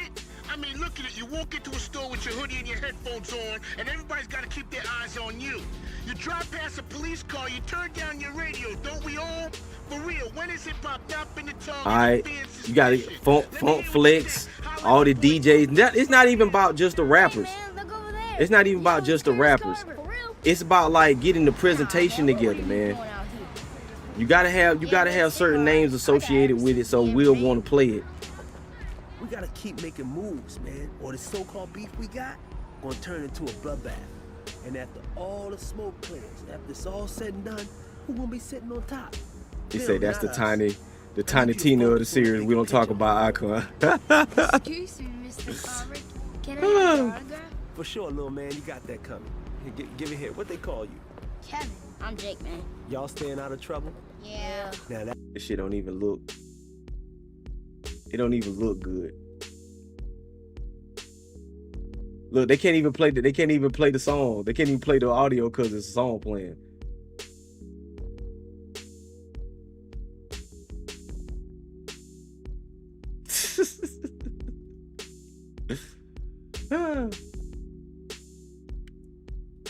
Can't even play the audio because the guy muted. But there's one thing that I would take from Icon though. Like, you see the little environmental stuff? Like where you had to time it to like the beat of the song or some shit like that. It was some weird mechanic to where like the environment would do some crazy shit whenever like the beat dropped or something. See? And you could kind of control that. You could kind of mix that in to your fighting style. I would still take that. I would use that some kind of way.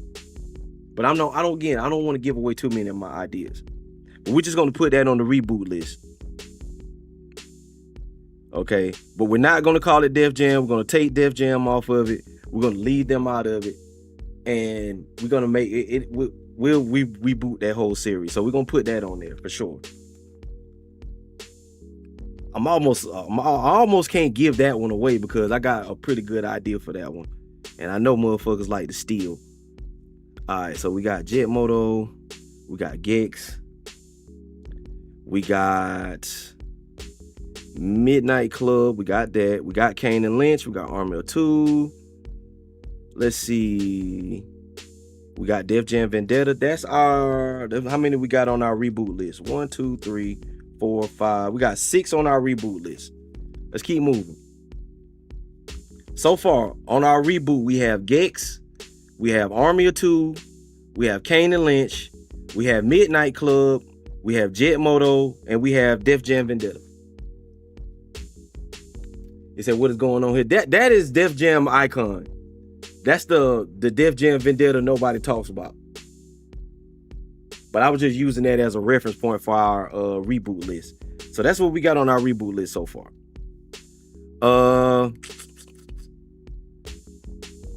Got Matt Hoffman, get that off of there. That's on our remake list. What's going on? All right, let's get into it then. Dino Crisis. What do we say, chat? Do we just remake the first game? Or do we just reboot the series? Because we didn't get, but how many Dino Crisis did we get? 2? We only got 2 Dino Crisis. Crises. Let's see. I know we watched this last week. A Dino Crisis remake. First trailer, Capcom. This is fake. I know this is fake. I bet it's fake. I bet $1,000 is fake. My name is Dr. Edward Kirk. I'm a renowned scientist known for the development of initializer and stabilizer technology. That was just the beginning. I don't believe it. Looks like we have created some sort of time gate. Our objective is to infiltrate the research facility and find. Say reboot. That's what I'm voting reboot. Hopes, dreams. Just started all the way over. Ambitions. I just wanted to protect this world, not destroy it. And what have I done? Gale. You're not going to believe this. This ain't real, right? Regina, that is a dinosaur. Yeah, this ain't real. Dino Crisis remake. Man, that shit ain't real. What was this about? Game Pulse. So this might be AI dude's hands at the beginning. Looked a little funny. Yeah, man. Yeah, look at the first comment. Everyone want to see a real trailer of Dino Crisis, not remaking AI fan made one. Right. Man, get out of here, bro. I should report your ass. Okay, so we putting that on our reboot list. Boy. Fucking AI, man. Dino Crisis. Dino Crisis needs to go on a reboot, goes on our reboot list. Yeah, I'm not really buying that. So you gotta be careful, man. Motherfuckers just be making stuff with AI and then it just be looking all janky. And they doing that because they know people just gonna react to it like, oh my God, they're making a Dino. No, they're not. Trust me, Capcom is gonna let us know. So we're gonna put that on our reboot list. All right, Dino Crisis is on our reboot list.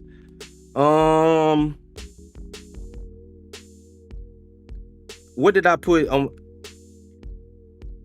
Mel, I know I had mentioned this game called Manhunt. I don't know if you remember. Chad, I was telling Mel the other night that we had watched a video on Manhunt a few weeks back. And I think she said she missed it. So I'm gonna watch a little bit of gameplay and kind of give you the idea on what I meant.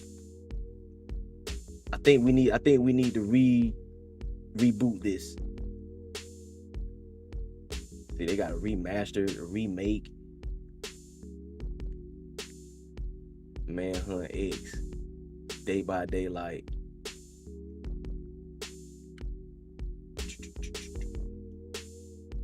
Let's see, we're gonna go here. We got Manhunt 2. We're just gonna watch this. Gonna turn it down.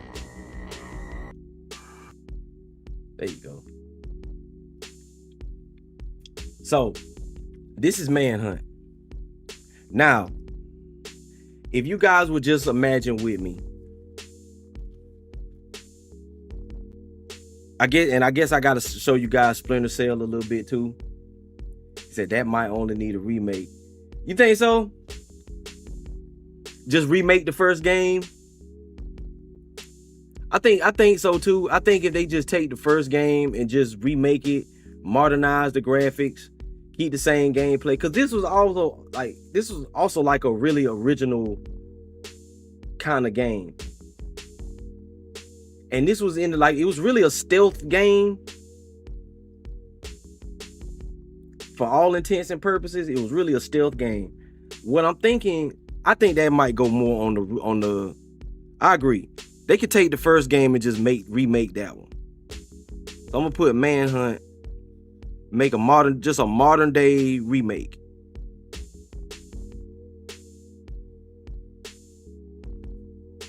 They don't necessarily have to reboot it. They say if you could change something about it, what would it be? That's what I'm thinking. That's what I'm thinking. That's really what I'm trying to think of it. Like, what would I change that would make it like a totally different game now? Because I wouldn't change the gameplay.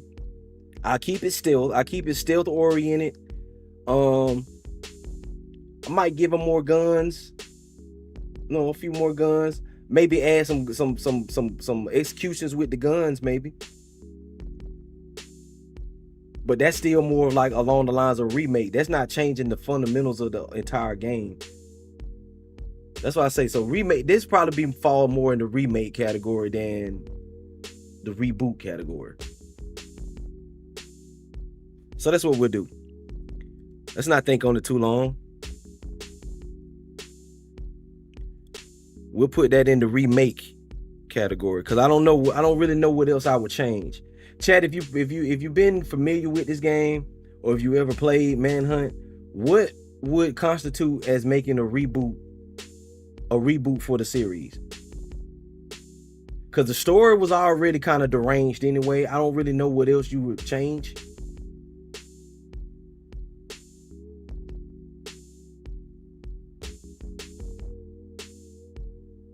That's what I'm trying to think. What fundamentally would I change about like the story, or just reboot it all the way from the ground up? Because it could go either way, honestly.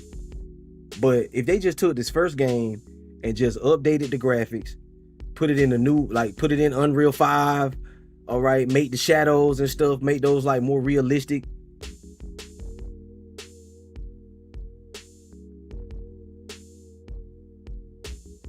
I think this will fall more to the remake category. Say it's sticky because you don't want to lose the core of the game. Exactly.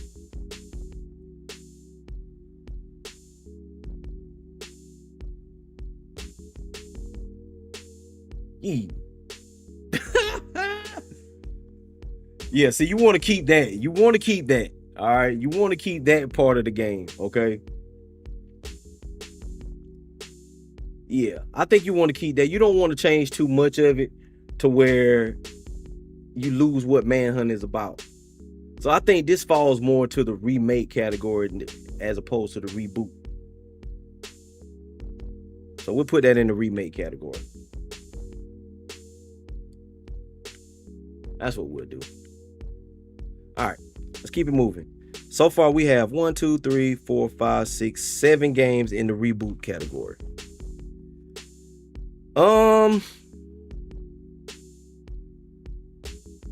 We put NFL, NBA Street. Where does that fall, Chad? Let's get the elephants in the room out the way first. Where do we put NFL Street, NBA Street, NBA Jam, and NFL Blitz? What do we put those under?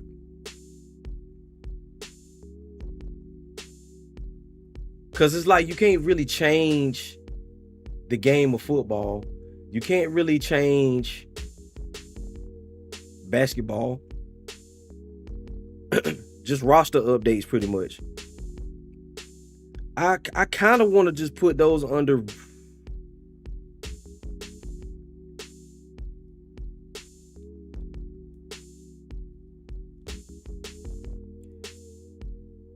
you kind of could reboot the series. Just come out with it. Just call it NFL. Don't give it a name. I mean, don't give it a year. Don't give it a year. Don't give it like NFL Blitz 26 to 2025 or nothing like. Just call it NFL Blitz.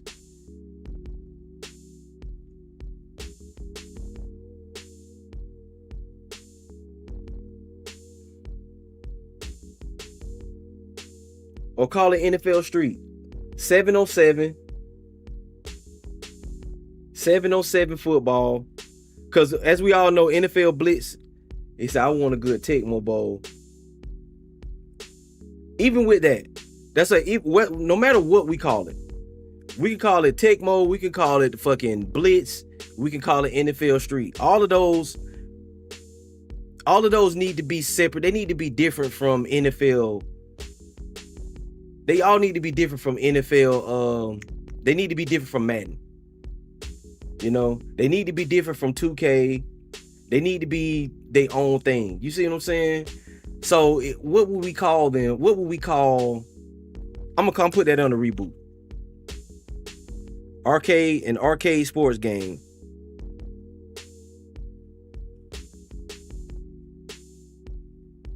Arcade sports games. We need to bring those back. This is why I don't put them all in one category, because you can't really remake them. You can reboot the series though. Like you can reboot the NFL Street series, make it a 7-on-7. I don't know, make it free to play, whatever the case may be. I think those fall more in the reboot than remake. Personally. Add some gameplay to it. You still bringing back the old arcade, the extreme arcade versions of those. But say the Run got Knicks is like a Streets remake. Yeah, the Run, that's kind of like, yeah, that's true. I don't know. I don't really know what you would put that under. Cause like rematch, there's nothing like rematch. But it's the game of soccer. You feel what I'm saying? It's the game of soccer. Like you couldn't reboot rematch. Well, you could reboot rematch. You just you can't remake it because it's already an original idea. I don't know. It gets it's a lot of gray area when you start talking remake and reboots. You know? So when you talking about like NFL Street and stuff like that, I think those fall more under the reboot category because we don't have those kind of games out right now. We don't have an NFL Street out right now. We need that. We need an NBA Street out right now. You see what I'm saying? That we need all of those out because I want a good medium. Because this is what I'm saying. I want a good medium between NFL Blitz and NFL Street. I don't want one or the other. I want like a good mix of both of them. You know, it's over the top. It's crazy. People get flipped on their head, but we also get to jump off the wall. We also get to have like real NFL, people involved in it or whatever the case may be. So a good happy medium between NFL Blitz and NFL Street and call it its own game. Same thing with NBA Jam. Well, NFL Street if we being honest, NFL Street was pretty much the evolution of NBA Jam. If we gonna keep it a book, just kind of like how NFL Street was the evolution of NFL Blitz. You know, that's why I say I want something that's kind of like both of those best of both of those worlds, but it becomes like its own game. Because NFL Street, you was outside playing in the streets, like you was playing on the damn, like in the actual road, or like on like in fields and like on high school courses and shit like that, college, you know, old junkyards and shit like that. Which, Sooner, what's up, man? Which also brings up Mutant League football.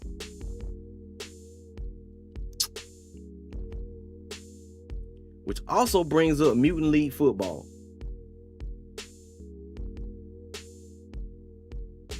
I personally, could y'all imagine that? Mutant League football, but they took all of the like the actual NFL stars and just like gave them like mutant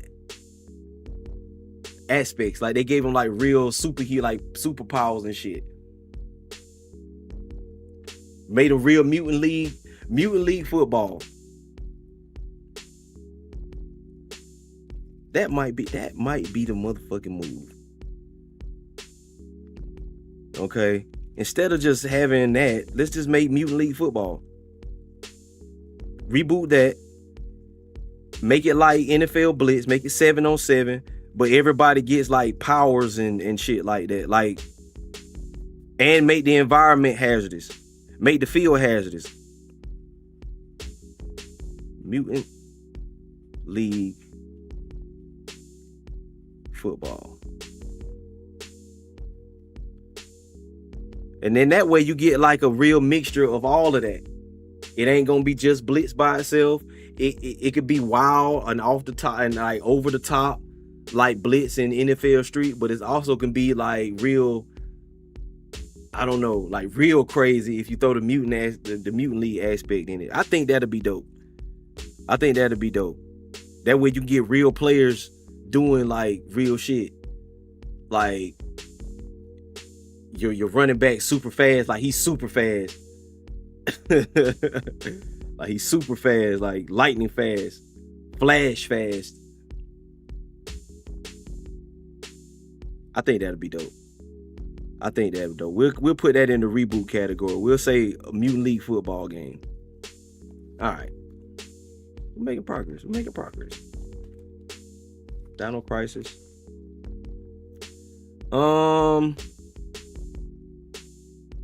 Burnout. What do y'all say for Burnout?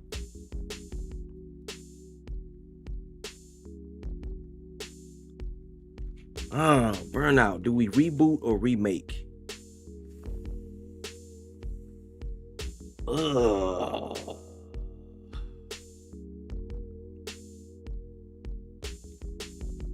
What do y'all say? I want to get y'all thoughts on this, man. This is the reason why we're doing this list. Because I honestly don't know. I don't know where a lot of this stuff would fall.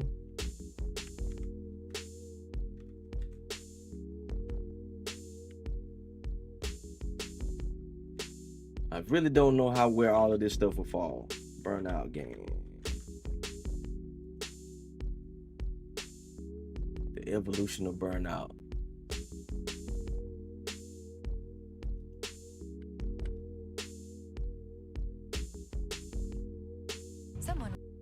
Come on, man. Damn skip button. Burnout is the first game in the Burnout series. Where do we put Burnout?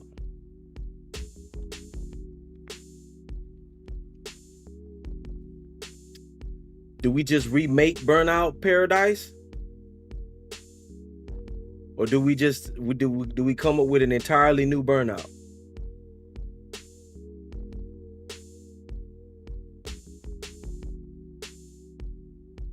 Because I honestly, that could go either way. That's another one that falls in the gray area. Yeah, just make a whole new one. They probably, yeah, I'll just say they probably really don't even fall into either one of them. We just make a whole new, just make a sequel, a whole new Burnout entirely, and that way it don't really be like you starting over.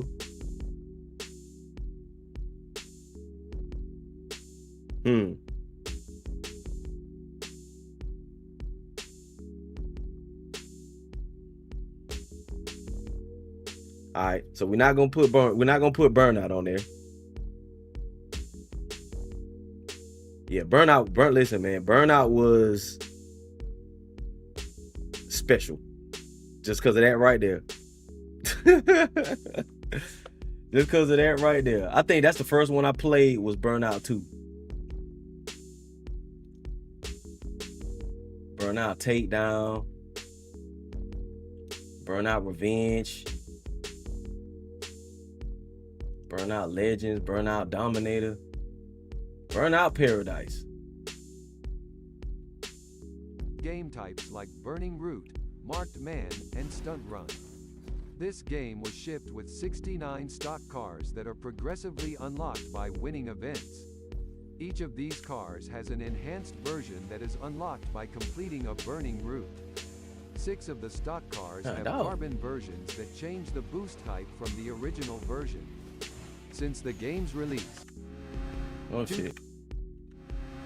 2001, Marked Man and Stunt Run. It's shown as Power. Aftertouch were also those that are progressively unlocked by winning events. Each of these cars My mouse has is an doing some enhanced weird version stuff, chat, that is so y'all- unlocked by completing a Burning Route. See? 6 of the stock cars have carbon versions that change the boost type from the original version. Since the game's release, All right, so Burnout is gonna be more so on the sequel, so we'll leave that off the list. Introducing new boost types and even motorbikes to the game. Take that off. Burnout Paradise takes place in Paradise City, which is divided into 5 districts. 2011, Dead Burnout to Rights. for PS3, iOS, and Dead to Rights. What are we putting that? We putting that on remake or we putting that on reboot? I say reboot.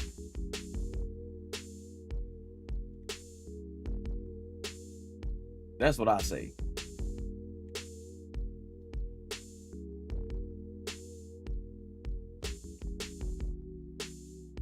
Dead to Rights.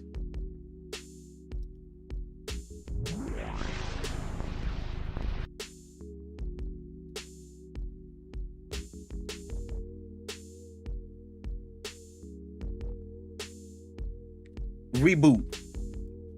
Start it over. Start it over. Start it all the way over. I'm gonna say Dead to Rights.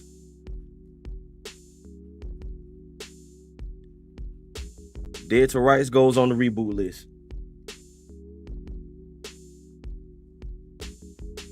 We put Dead to Rights on the reboot list. We can start that one all the way over from the beginning. I think that can be viable in today's. So we put that on there. Say True Crime. True Crime would be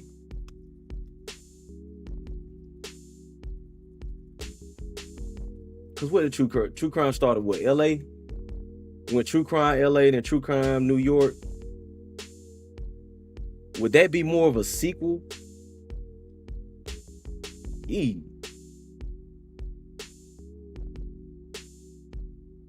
Yeah, I think Dead to Rights could be on the reboot list. We can just start that over from the beginning.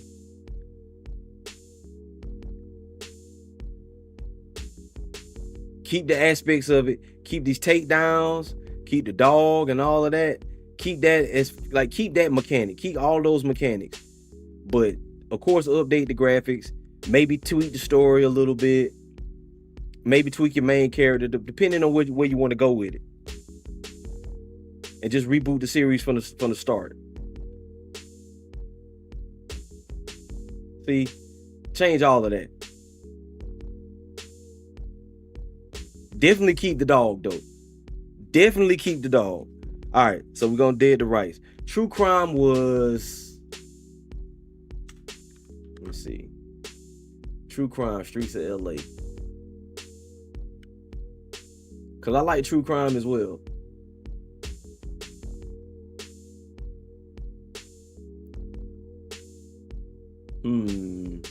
But where would we put it though, Chad? Is this remake or reboot?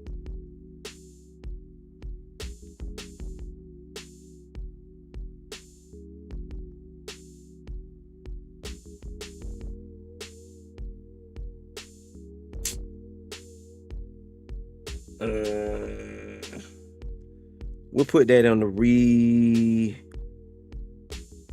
I feel like that can be on the reboot. We'll put that on reboot. True crime. Because we didn't get but 2 games out of the series. Like, you really can't mess that up. You can go back and just change the story. Because that kind of puts like Sleeping Dogs, which I think Sleeping Dogs really just need either a sequel. I think Sleeping Dogs just needs a sequel. Sleeping Dogs needs a sequel. Not a remake, but it needs a sequel. So we won't put that on our list. True crime, Dead to Rights. What are we looking at now? 1, 2, 3, 4, 5, 6, 7, 8, 9. We have 10 games on our reboot list. So far in need of a reboot, according to us, is Gex, Army of Two, Kane and Lynch, Midnight Club, Jet Moto, Def Jam Vendetta, Dino Crisis, Mutant League Football /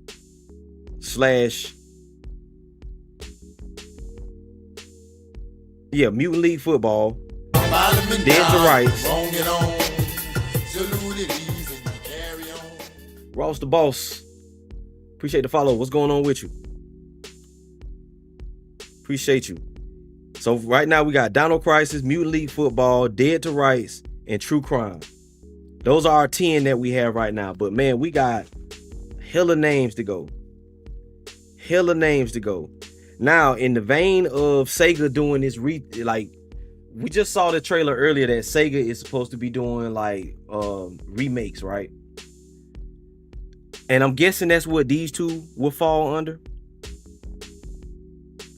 So I'm gonna just throw this out here. Actually, these three are gonna actually fall up under the same category. The 3 that I have listed are Panzer Dragoon, Nights into Dreams, and a game called Otogi. That's OTOGI. Okay. So between those 3 games, I don't know. I'm trying to think what would be reboots and what would be remakes. We only got 1 Nights game, which was fun in itself. Like if they just remade all of these games, I wouldn't be mad. I'm gonna put Panzer Dragoon in reboot mode, but I'm gonna put the other 2 in remake.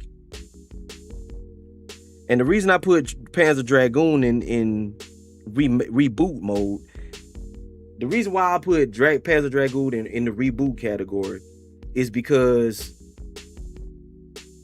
the story was already kind of incoherent anyway. And they could just they can really just start that whole series completely over. Completely over. And wouldn't nobody know. There's not really a whole lot of canon. You know what I'm saying?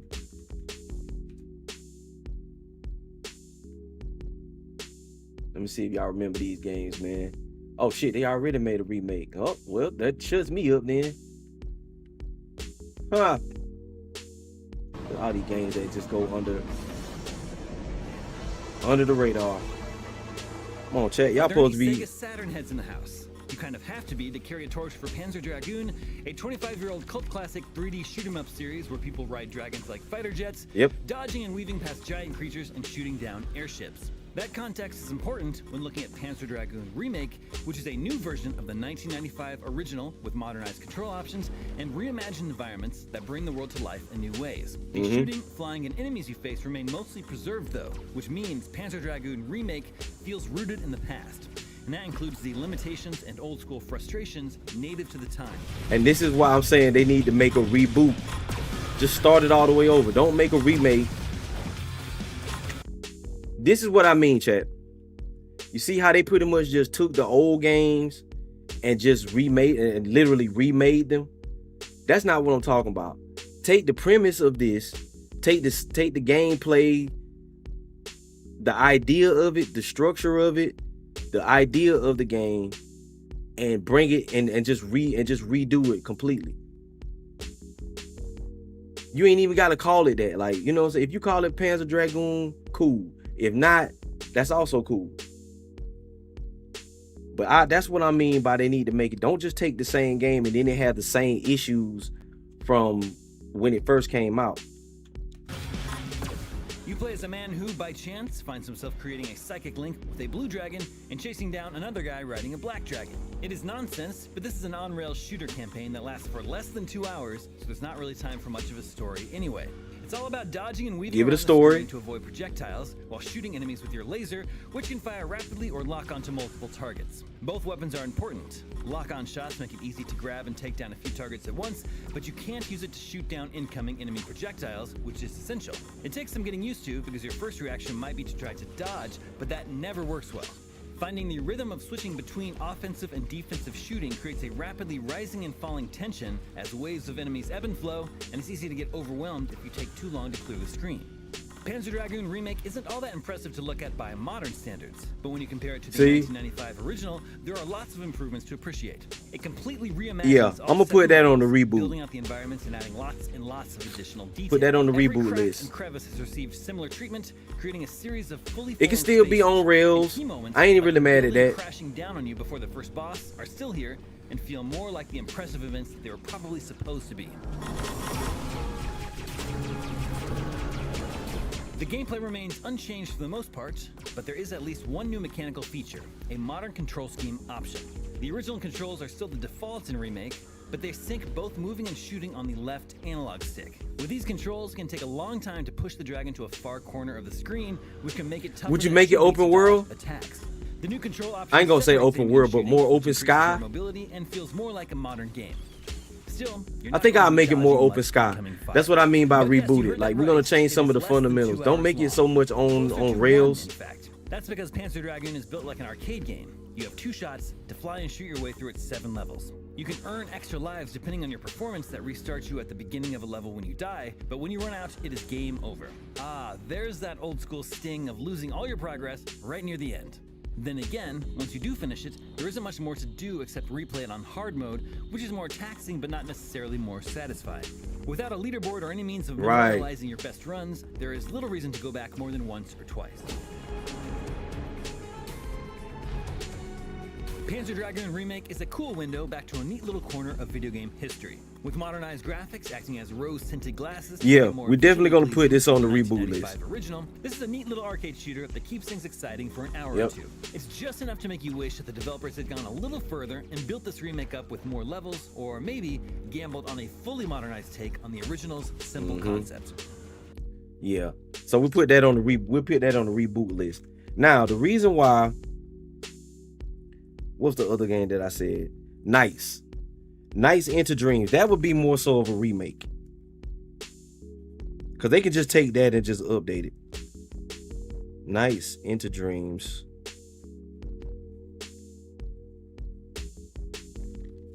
All right. Check that off our list. Check that off our list. Check that off. Check that off.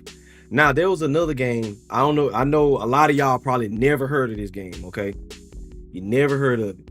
But I think it deserves a reboot. And I'm going to show you guys why. It got 2 games. It did get 2 games, but at the same time, this is another one of those cult classics. Bring you into my world, okay? I know y'all be thinking, man, what is he showing? Why is he showing all these games? Listen, it's because there's a lot of games that y'all had no idea about that were really, really dope, that really need or really could use a new time in the spotlight. This was another game made by Sega. This is Otogi, Myth of Demons. This shit was fun. Okay. Had hella destruction. Let me see. Oh my God. Why do you do that? Why do you do that? I didn't want to ask you to do any of that.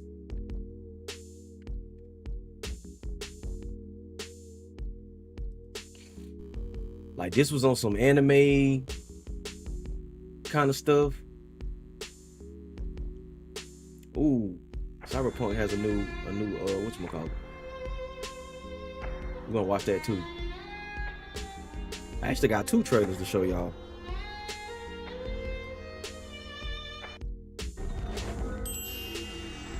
You still have not freed enough to replenish. So we talk about like having. You must hurry. When was this? This was PlayStation. This was the first Xbox. Okay, this was first Xbox. We talk about games having like a high level of destructibility. You know, I know we talk about Battlefield and stuff like that, but this game right here had a super high level of destructibility. If I could find this game, if I could find this game, boy, I'll play it just for y'all. But again, you stick it in the new engine. Back up.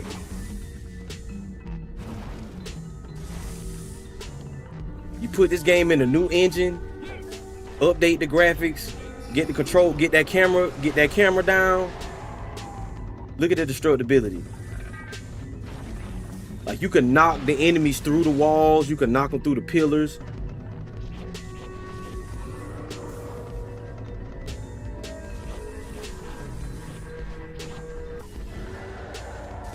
They don't know nothing about this, man.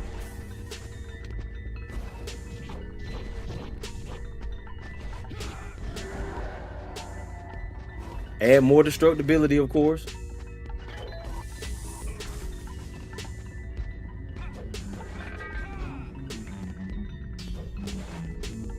You know, I always end up, that's the sad thing about watching these videos. I always end up finding the people that don't know how to play that good.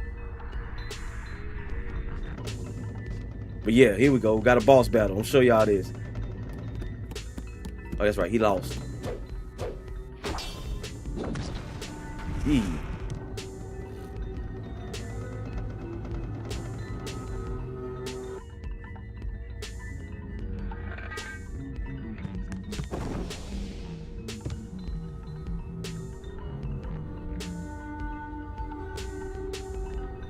Yep. I'm putting a Togi on my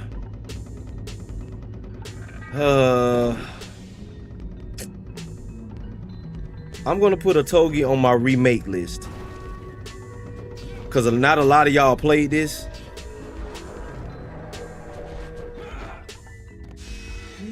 And really they can just take this game and just update it as it is. They don't really have to change a whole lot.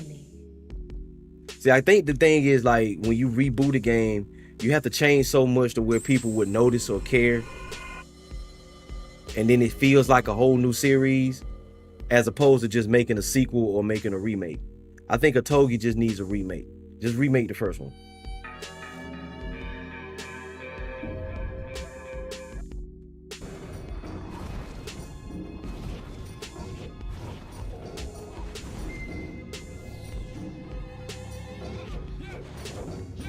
Yeah, get that camera down and we'll remake that.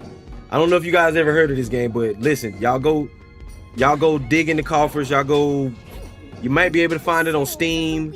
You might be able to find it on somewhere, but try it out.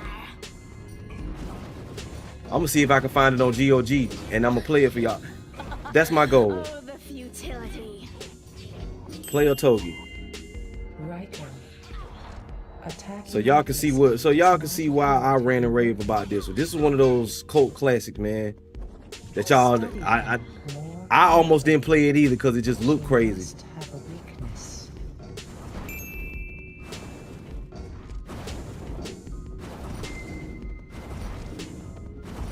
What are you doing, bro?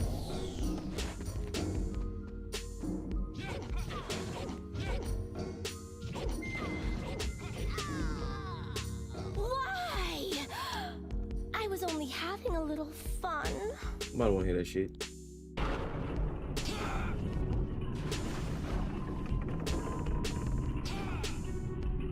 See, it's out. There you go. Come on.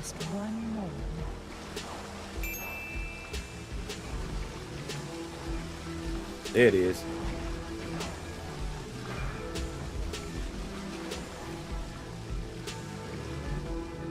Yeah, like you had to destroy that whole water tower. There you go.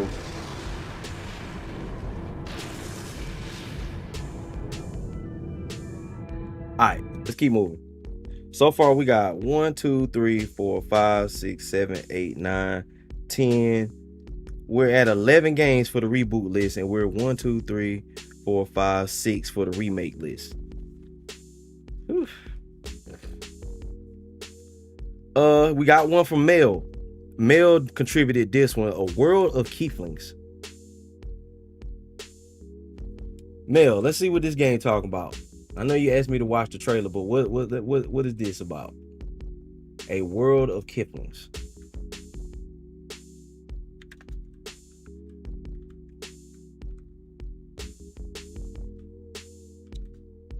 A World of Kieflings. What is this? What is this doohickey you suggested us? She AFK, I think. Oh Lord. Well, this is her contribution.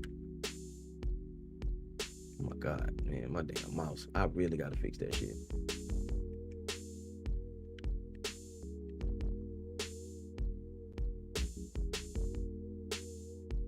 Fuck that.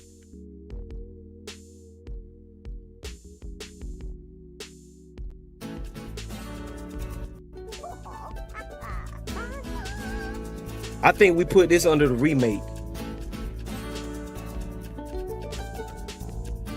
So they have a Kingdom of Kieflings. Is that in the same thing? So then that would be more of a. I'm gonna put this under remake, not necessarily a reboot. I think this is a reboot. I mean a remake. What you think? Chat, what y'all think? Y'all think this would be more aligned in? I think there's more remake.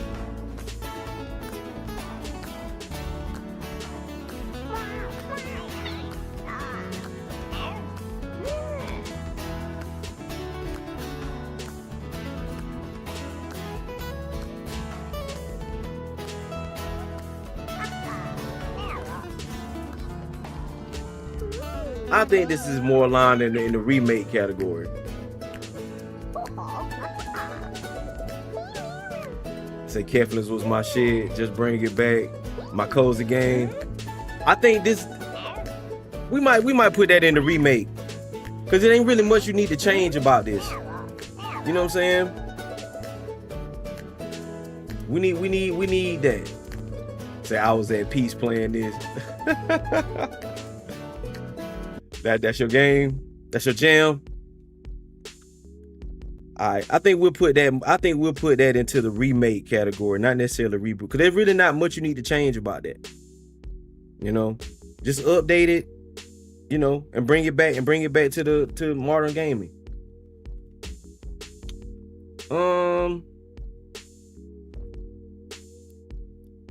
They say just give me my damn. Nothing needs to be changed. Just give me my damn game. That's what I'm saying. So we'll put that more in the remake category. We got one. I'm gonna read some more off my list.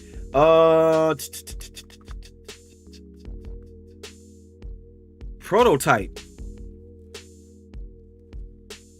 Do you guys remember Prototype? Do you remember before Infamous came out, or like right after Infamous 1 came out? There was another game that kind of tried to do the same thing that I think could stand, and this is what I mean by reboots. The premise of Prototype could still work, but don't keep everything. I think it could still work. I'm gonna go Prototype gameplay. Prototype, 3 minutes of gameplay. This was 16 years ago. My lord.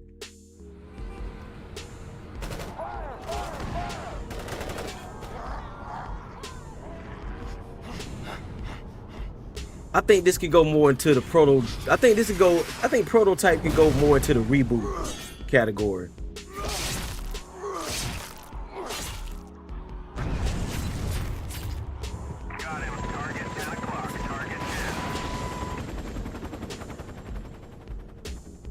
Yeah, don't redo this. Take that concept. Take the concept of Prototype and make a whole new game around it.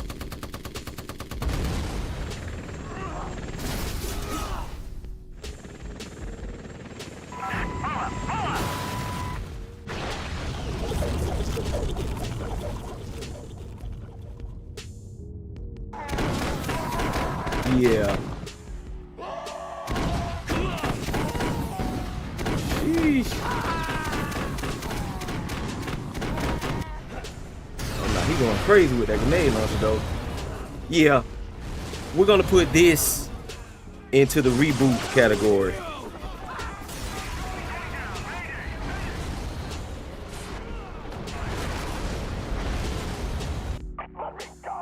Hell yeah.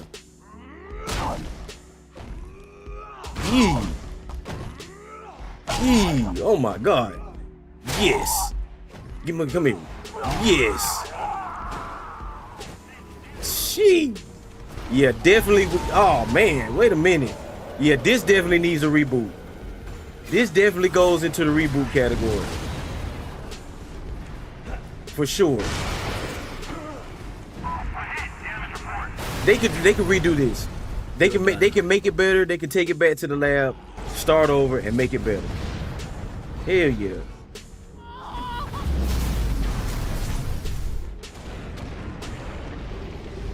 All right. So we got Prototype. Anti-hero. He almost like Venom. Slap that into like a Spider-Man 2 kind of engine.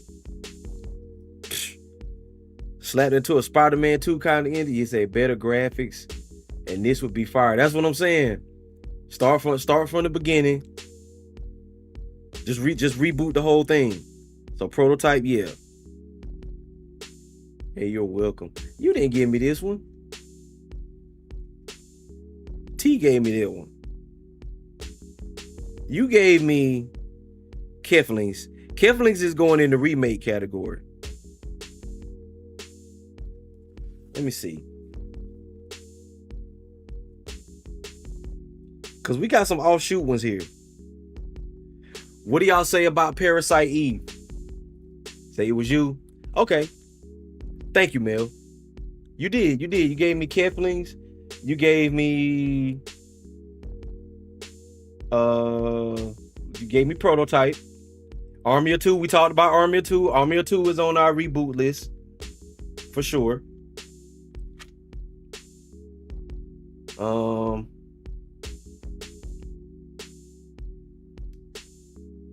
What do we say about Parasite Eve, chat? You also gave me Happy Wars. What is Happy Wars? Let's see what that is about. Mill with these cozy games.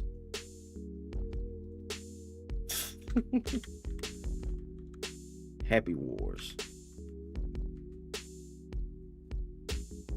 What happened to Happy Wars? Happy Wars for Xbox One 10 years ago.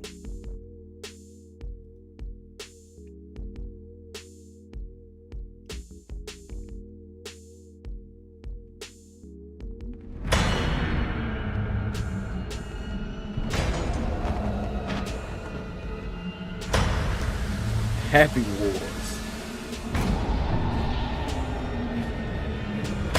You and your cozy games.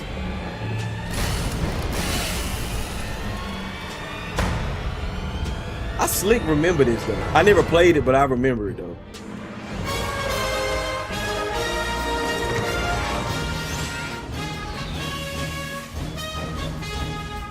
Yeah, this guy Melanie got it. This guy Mel written all over it. It definitely looks like your kind of game.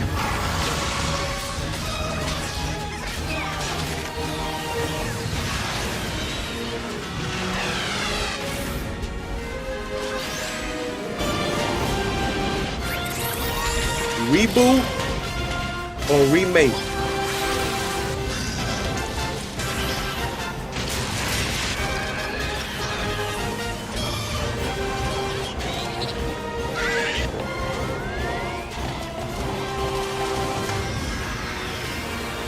I think I'm gonna put this in the reboot.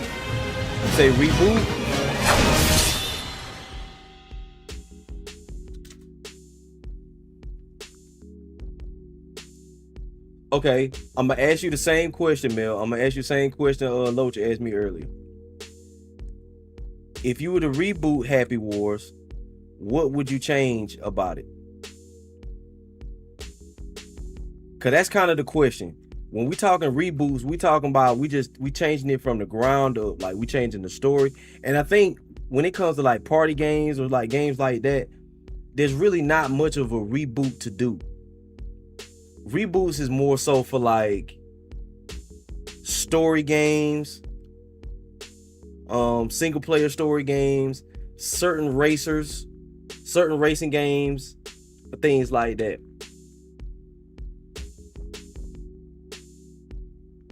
Happy Wars, I think that could be more so. I think that could be more so of a remake. From what I'm looking at, I think that's more so of a remake. Now, Gotham Imposters. I'm gonna look that up too. You did give me a good. You gave me a good handful.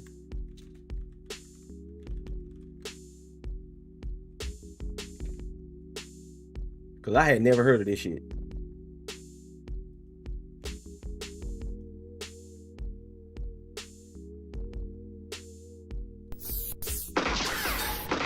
I'm gonna put Happy Wars in the remake.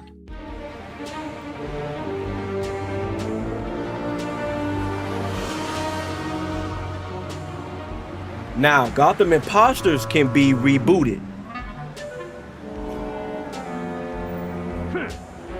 I think Batman's gone. It's our turn to protect the city. Let's tear this town to pieces.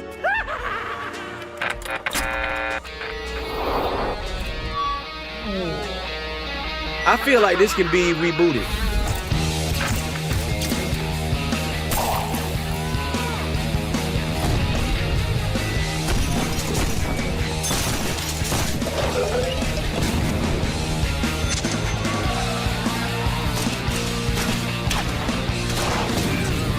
That's just me. Oh, Lord have mercy. Go, go, go, go, go! I'm so hurt. Keep talking, brave soul. I'm here to. Ah! What the? Ah! What the is this?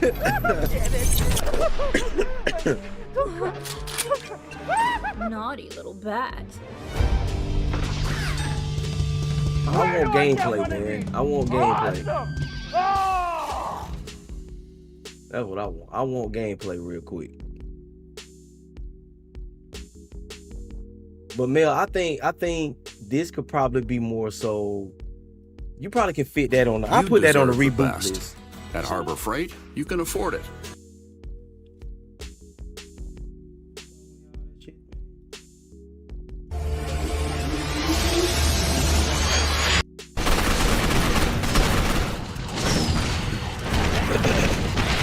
Mel, how would you describe Gotham Imposters? Like, is it like a team? Is it like a team shooter or something like that?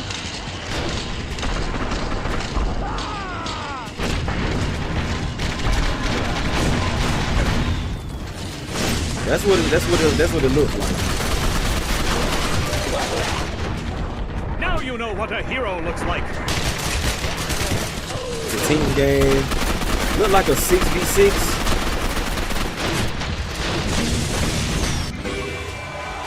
Joker's win. Cookies for everyone.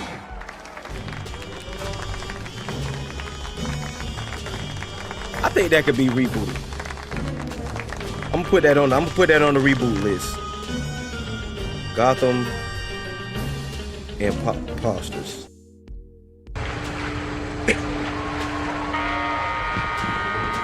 Get ready, people.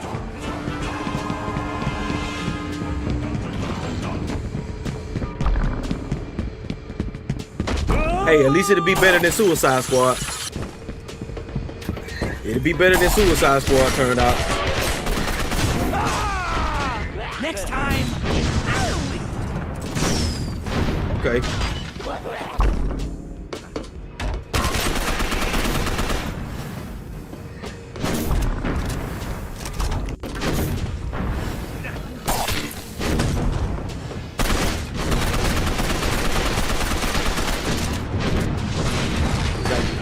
anything. Yeah, all they gotta do is work on the gunplay. Work on the gunplay, make it play smoother. We headed that evil. But keep the premise. That's all I'm saying. Like, they can change almost everything. Just keep the premise of it. Okay, we done already so-called killed the Justice League. Make us some factions left off the Suicide Squad and things like that. Then we might have one. Okay. So that is going on the reboot list for sure. Good job, Mel. That's why I keep you around, because you're all right with me. All right. We might be halfway through our list, honestly. Now, this is where we start getting into like nostalgia world. All right.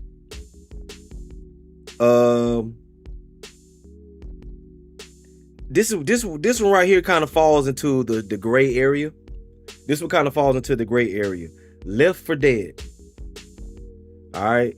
And the reason why it falls into the gray area is because we had Left 4 Dead 2 and we had Back 4 Blood, which is technically them rebooting the Left 4 Dead series. It didn't turn out good. Don't get me wrong. It didn't turn out well, but those are all kind of in the same vein.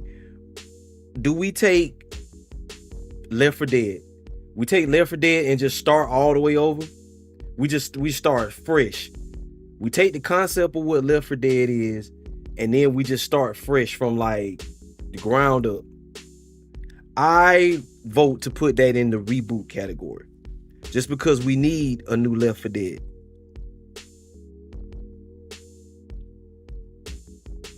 That's what I'm doing. That's what I'm choosing to do today. We're gonna take Left 4 Dead. We're gonna reboot it. Put it in a new engine, new gameplay mechanics, but keep the same concept. It's a 4-player zombie horror survival game. Maybe double down more on the horror aspects of it. Maybe, I don't know, new characters, all of that kind of stuff. Make classes a little more dedicated. So we're gonna put Left 4 Dead on our reboot list. For those that don't know, we gotta play we gotta show y'all, because I don't want y'all to get confused. I ain't never heard of this game. Well, play video games, please. Left 4 Dead. For anybody that knows, Left 4 Dead is like a really big, I hate keep using the word cult classic, but it is. Matter of fact, let's watch this short right here.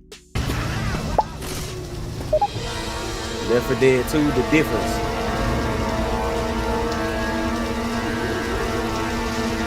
Hey, thanks, man. What's that? Here we go. Thanks. See, they're all kind of in the same vein. Man,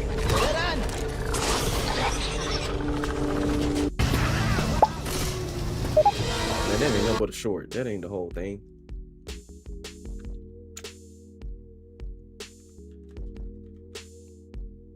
What was this? What was I calling it? Back 4 Blood.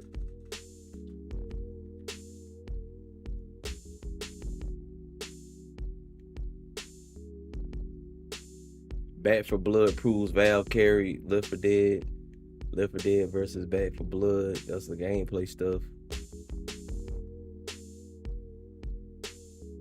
Why Back 4 Blood failed. See, it just didn't turn out the same way. So we need new Left 4 Dead. I say just reboot the whole thing. That's what I say.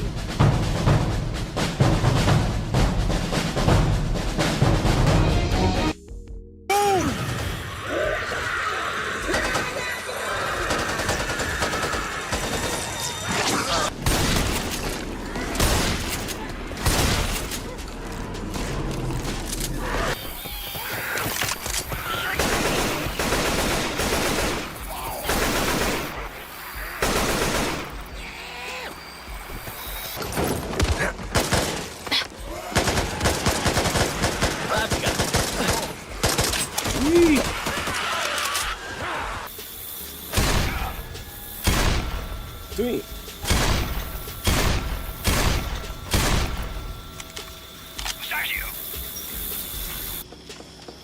That's crazy. So as you can see, they all kind of in the same vein. I'm gonna put that in the reboot category, Left 4 Dead. Even though technically that's what Back 4 Blood was. Back 4 Blood pretty much was the reboot to Left 4 Dead. But they need to do Left 4 Dead proper. Just make it good. So we still gonna keep it on the list because they need to actually make it good. What else we got on our list? We're gonna do a couple more. We still got a good little amount of the list left. Who gave us this one? Primal Rage. Ooh, a fighting game. We finally got one on the list. Primal Rage. Let's see.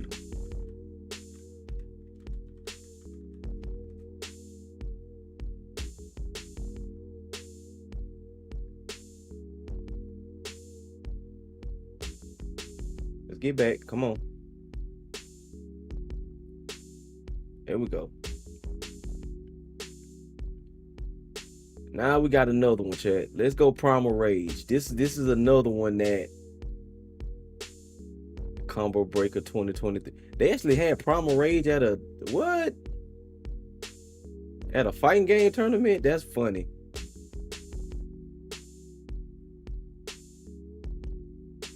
Sign up.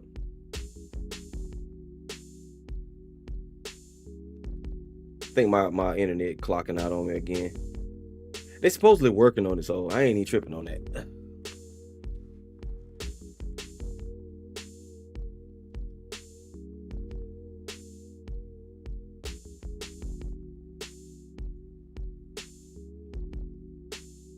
Come on. Trying to get my internet all the way back up.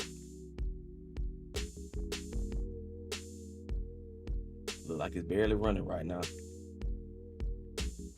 But I'm gonna play this Primal Rage real quick so y'all can kind of get an idea. Imagine this. Is it worth playing today? Play through. Let's watch a little tournament action.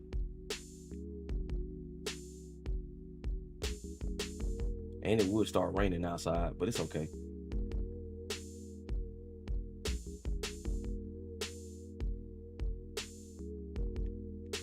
While we're waiting there for that to load up. Say, did you even call those people? They sent out a text message the other day. They said they were working on the line out here in our neighborhood.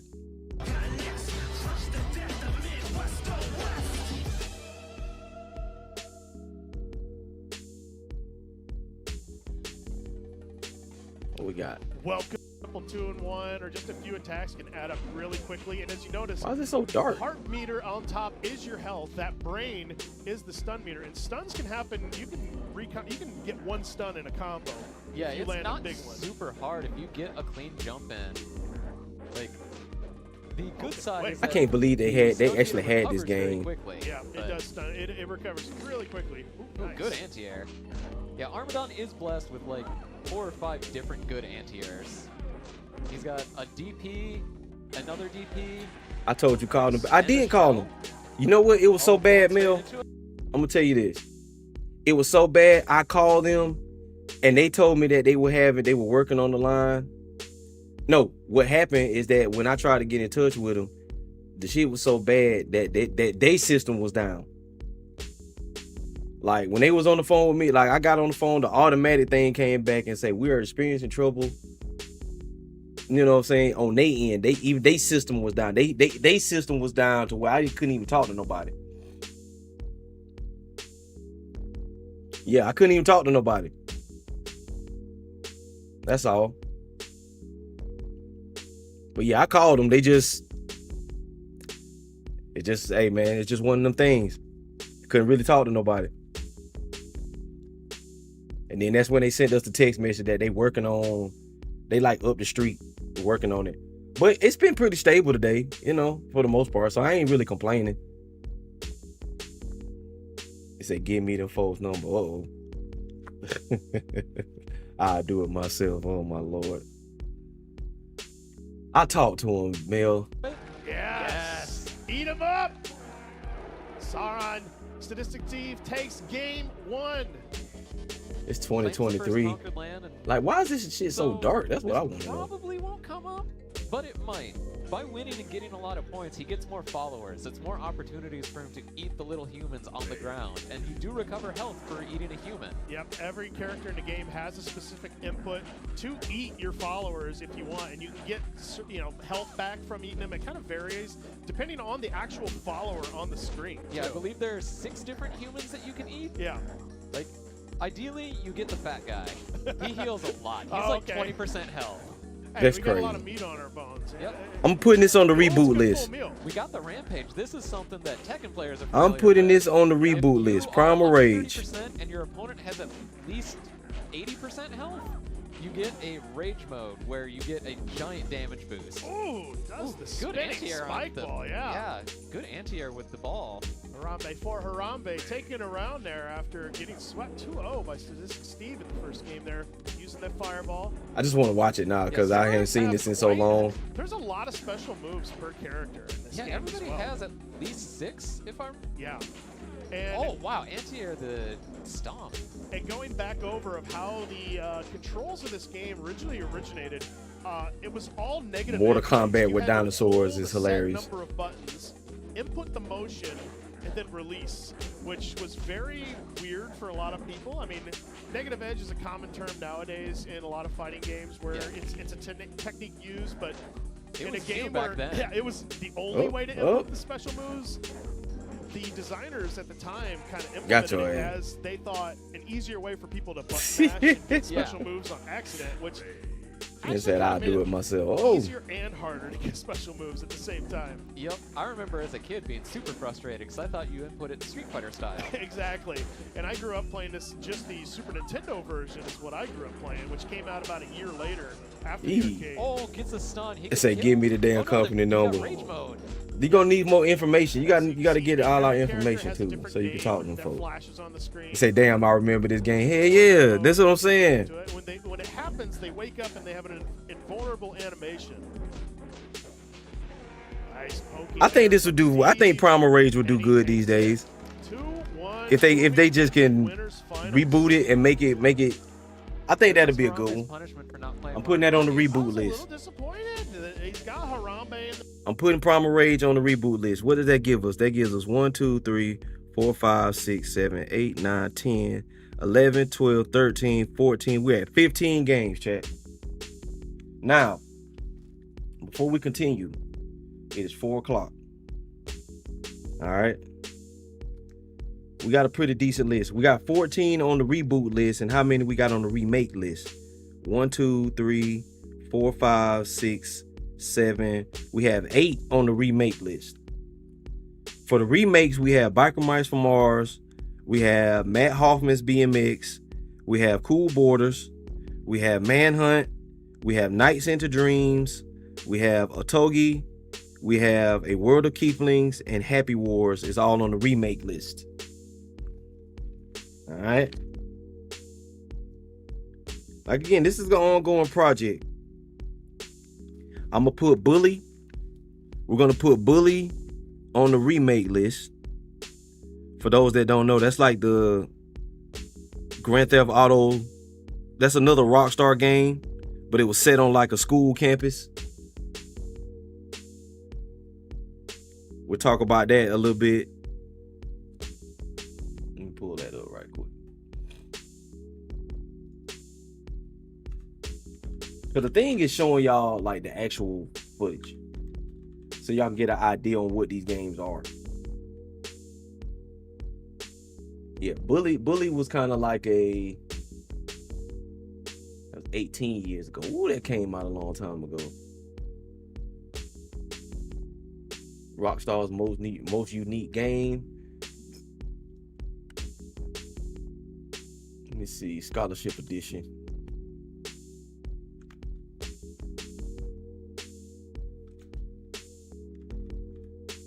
Mel, don't be calling them folks getting my internet turned off. Look. RDC and them played that shit. Like, they played it a day ago. They just played it. That's crazy. They just played Bully yesterday. Great minds, man. Great minds. Let me see. We'll just watch a little. That's an old IGN review right there, boy. Oh, hey there. I'm Hillary Goldstein, editor-in-chief of IGN Xbox 360, here with a video review of Bully Scholarship Edition. Oh, calm down, you. You must be the Hopkins boy. Where'd you come from? We've been expecting you. Bully Scholarship Edition for 360 is a remake of the PS2 version that came out about a year and a half ago. And it's been rebuilt with a brand new engine so that it looks a little bit nicer, so you can see there's some really great textures, better looking faces, better character models. There is some technically this is already a texture remake. popping for sure, but it definitely looks better than it did on the PS2. And also, Rockstar has added 8 new missions into the game as well. So technically, this don't really need to go on any list because they've already remade it. And there's also a competitive offline mode, so you can battle your friends and take that off the list. Now, if you haven't played Bully before, you don't know anything about it, forget the idea of it being GTA in a school. This is actually a T-rated game, so while there's a little bit of cursing and there's certainly plenty of violence, there's no blood, you don't kill anybody, you don't rob cars, you don't get a gun, none of that kind of stuff. In fact, this is kind of a John Hughes version of what a Grand Theft Auto game would be. So this is kind of like the Breakfast Club in a lot of ways, except you get to play as the Judd Nelson delinquent the entire time. Damn. The game is broken up into several chapters, and in the first chapter, you as Jimmy Hopkins are dropped off at Bulworth Academy by your mom and your we're definitely gonna just abandon you. We're gonna take Bully off our list. Prefects who are basically looking to bust you for anything. Because technically that would be a remake. And you've also got a bunch this of is different already kids, a remake. just like you would have in any they really John don't need to Hughes movie. remake So it again. you got the preppies, you got the greasers, you've got the nerds, and you're pretty much standing outside of all of them. So at the beginning, we'll leave that as it is. Okay. We'll take Bully off the list. All right, we got Togi, we got that on the list. Say, hope you have a good day in stream, bro. Hey, listen, man, I appreciate you stopping through, OG. We getting through this list, man. We doing pretty well today. How about yourself? Hope you have a great day as well. I appreciate you pulling up on us. Listen, we got a few more. I'm gonna go through this list. All right, I'm gonna go through this list because we got I gotta go to work in about an hour.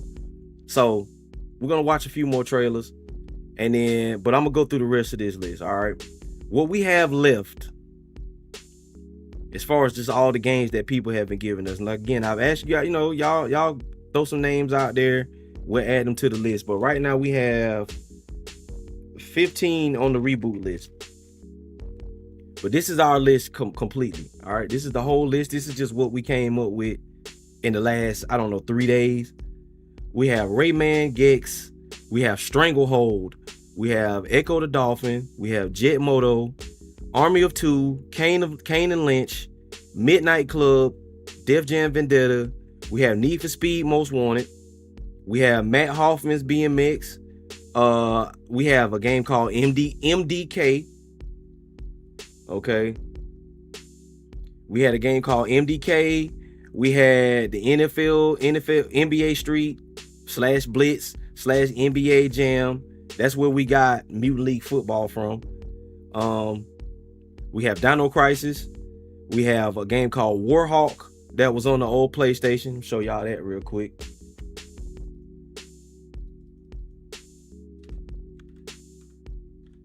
Because the point is that we get all of these games and then we have to narrow it down. The original Warhawk was on PS1.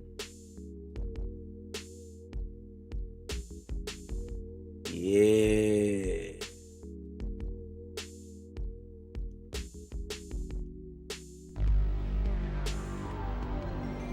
This was the original Warhawk. See, it was another like flight shooter. It almost was like Ace Combat. Yeah, it kind of gave you Ace Combat vibes. Ace Combat and Armored Core kind of. Again, just imagine this. Better graphics, updated gameplay, just reboot it from the beginning. Did they come out with a PS4 version?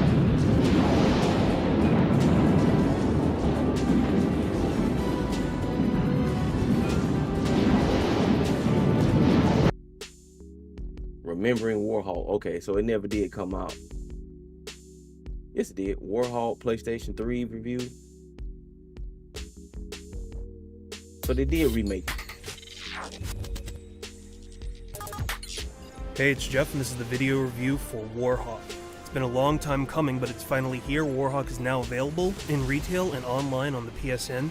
And for the most part, it lives up exactly to all the demands and the expectations. Warhawk is one of those AAA multiplayer experiences that you really need to play if you happen to own a PS3.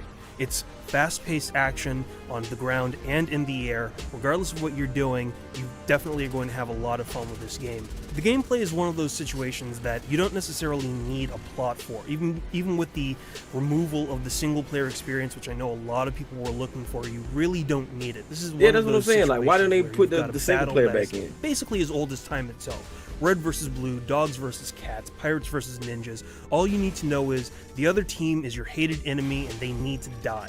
There are a couple different modes in Warhawk. Basically, you've got your standard deathmatch, team deathmatch, capture the flag modes, which, if you've played a multiplayer game before, you pretty much understand the basics of that game system. However, what do we put this under, chat? Twist to this. You've got a de facto fourth Do kind we put of this mode, under remake dogfight, or which reboot? Takes you out of the ground combat and basically puts you in the air. Where I say you're always reboot. Fighting. You've got your standard deathmatch, team deathmatch, and capture the flag. And any veteran of multiplayer games are pretty much accustomed. Like they can start this. They can pretty much start this over. Twists to the standard. I'm putting it on the features, reboot though. list. For instance, in either deathmatch, team deathmatch, or capture the flag, a large amount of the gameplay revolves around gaining bases, capturing new checkpoints, and forcing your group's territory to expand over the entire map. It helps as kind of a I'm putting it primer in the to reboot new list. Zone mode, which is based on grabbing territory and linking up different bases to. All right. So we got Warhawk. We also have, let me see, Warhawk. We got Panzer Dragoon. We got Knights in the Dreams. There's a game called Metal Arms that I have. That's going to be the long thing, is like actually showing, because I know a lot of this shit you ain't never heard of. All right. I know the majority of y'all haven't heard of most of this shit that I'm about to name. You haven't heard about Metal Arms. We talked about Prototype. We talked about Dead of Rights. Power Stone is on our list. What with Power Stone? I think Power Stone can go under the reboot. Just call it Power Stone. You ain't got to call it Power Stone 3. You ain't got to call it Power Stone nothing. Just start it from ground up. Power Stone 1. We're going to put Power Stone on our list. Earthworm Jim. We have a game called Death Row. Bloody Roar. I don't know, man. Bloody Roar seemed like it was kind of cool too, though. Let me check that out.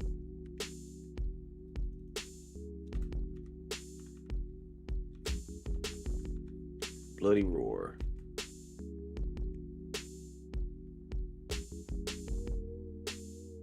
I think Bloody Roar would be pretty dope, decent as far as a fighting game. All character ultimate combo. You can't never really go wrong. You can't never really go wrong with a fighting game starting over. Sound bad. Need to quit. Recap. No cap. There really is no quick one. We like 20. How many games? 1, 2, 3, 4, 5, 6, 7, 8, 9, 10, 11, 12, 13, 14, 15, 16. We're 17 games on the reboot list.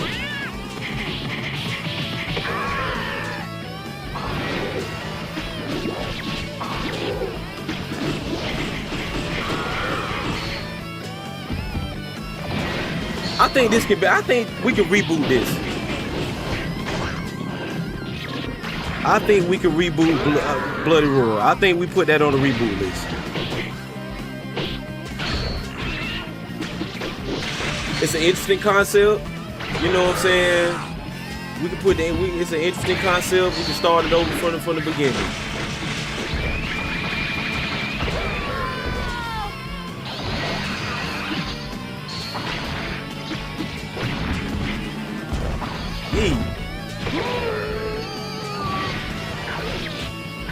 Yeah, we'll put that on there. We'll put that on the reboot list.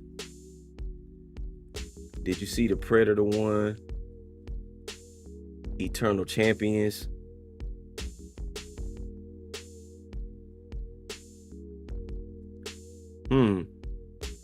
Eternal Champions. Will we put that on the reboot or remake? That's a reboot. That would be a reboot. That's a good one. Eternal Champions. See, I like games like that. A little more offshoot. That Predator one, I'm trying to think, would that be more of a remake or a reboot? I think that would be more of a remake. And if we're gonna remake a Predator game, we might as well make like a good one, like a full-fledged. I guess that would be more of a reboot then. Cause we don't really have a lot of Predator games out. Like, well, we haven't had it. We don't have one out now. So basically taking the concept of the Predator, that Predator game, and bringing it into like a modern day, like just rehash, just start it over from the beginning and take that concept. We probably could reboot that. I just say a Predator game. It don't necessarily have to be that particular one. But we make like a good one. He said that's the closest to the Predator in the streets that we can get. That's what I'm saying. Like a actual Predator game in like a real living city.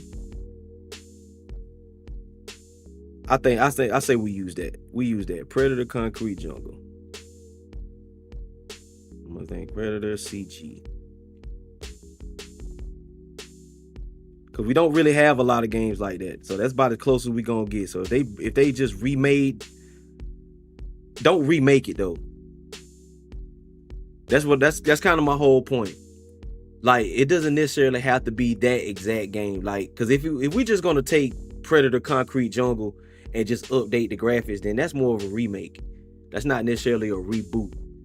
And that's really what we're trying to get a discrepancy in. What is the difference?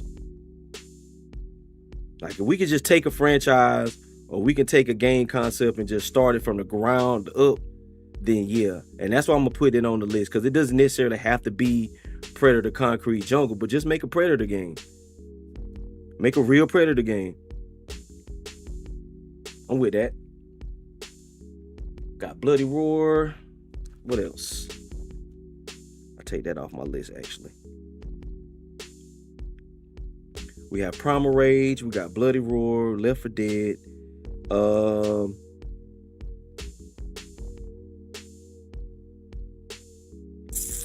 What do y'all say about Condemned? What do you guys think about Condemned? I'm gonna show y'all a little footage of it. Cause now we kind of jumping on our list because I gotta try to get through it a little bit.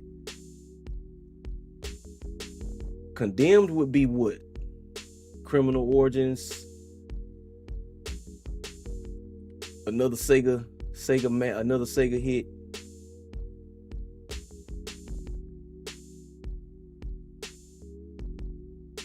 Let's go here. We're gonna watch this the Criminal Origins trailer.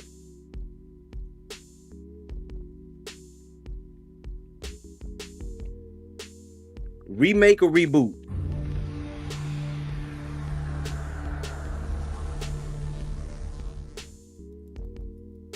Cause I know it confuses me too. And that's what I was saying earlier. Like, all these games, we love some of these games, but really we just asking for the same game to be remade. Shit, in the concept of Condemned, I wouldn't really be upset at a remake. I just don't know. I just don't know what it will fall under.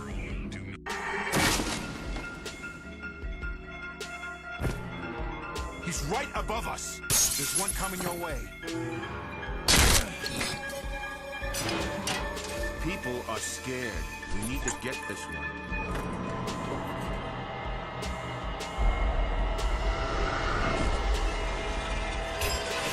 Follow my heart, game people.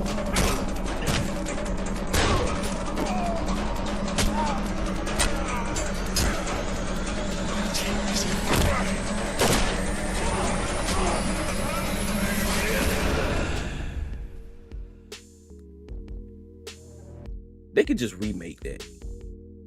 I don't really think, yeah, I'm gonna put that on my remake. Condemned.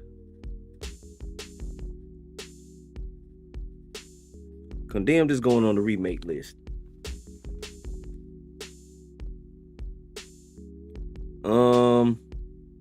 What else did we have? We talked about Manhunt. We have Earthworm Jim. We have Death Row. We have Clay Fighter. Ooh, I took it back then. Clay Fighter could be... I think Clay Fighter could be a reboot. I'm gonna put Clay Fighter over there. Let's see. Twisted Metal. Twisted Metal, Resistance, Jak and Daxter, Sly Cooper, and Tenchu. And Nightmare Creatures. That kind of rounds out our list. Let me see. That's what, how many altogether? 1, 2, 3, 4, 5, 6, 7, 8, 9, 10, 11, 12, 13, 14, 15, 16, 17, 18, 19, 20, 21. Let me see.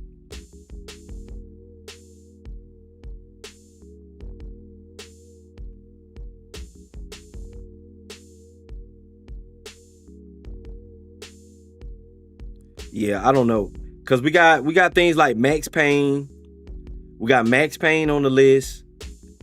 We had, and I don't know which one that will fall under. Which one do you think that will fall under? Max Payne, could it be remade? It can, of course it can be remade. We know that like any game can be remade with a story, but when I say reboot, like we just start the whole thing over. We start the whole thing over from the ground up. So Max Payne, will we remake that or will we reboot it? Same thing for Parasite Eve. Same thing for Splinter Cell. And I think Resistance would be a reboot. The Resistance series, we can put that on reboot. I think we can put Twisted Metal, because we don't have a lot of action combat games like car combat games like that. We don't really have a lot of those now.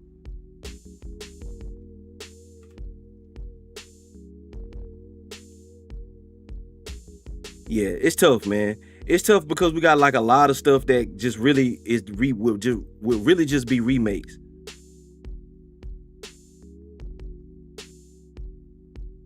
We have Unreal Tournament. I think we could reboot that.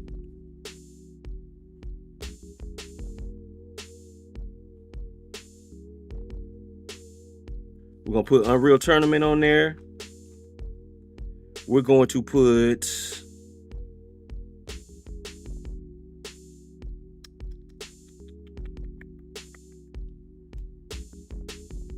Red Faction would probably be more of a remake.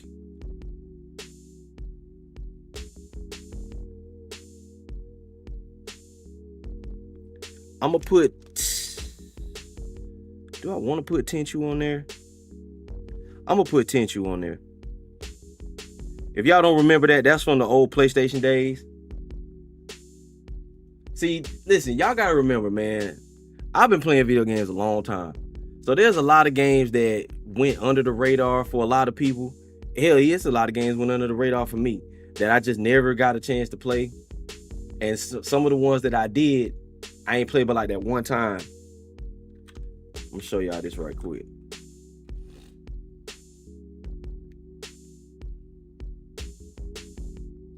Tenchu was another one of those cult classics. Sneaking around. It almost imagine Tenchu with like Splinter Cell kind of stealth to it.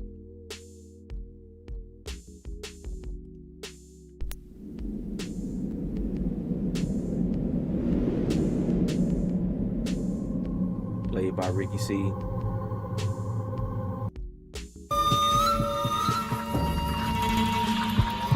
Say I remember this game.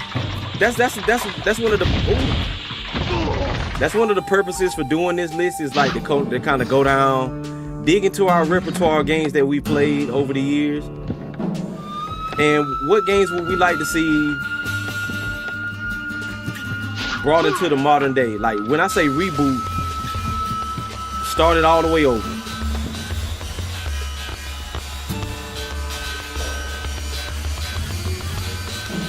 You know, that's why I say they don't necessarily have to be good games. This game that probably didn't get its proper, that didn't really get the proper presentation.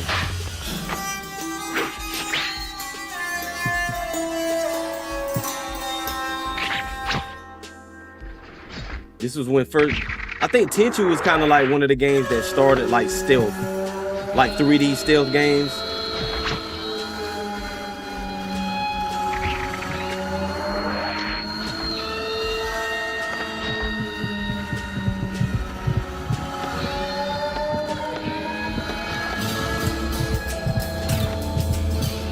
Doggone Tenchu.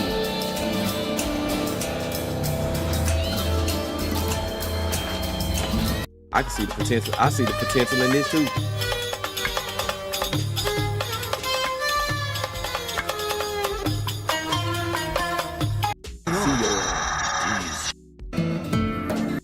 He beat the whole game? Oh.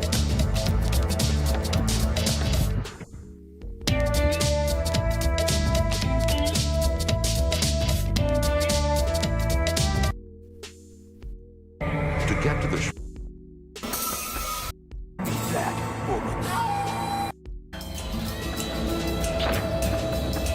Tenchu can go on the reboot list. We'll put Tenchu on the reboot list. Sheesh.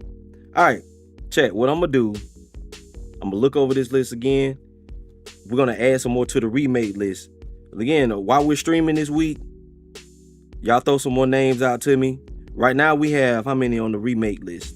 1, 2, 3, 4, 5, 6, 7, 8, 9. We have 9 on the remake list, and we have over 20 on the reboot list. Okay.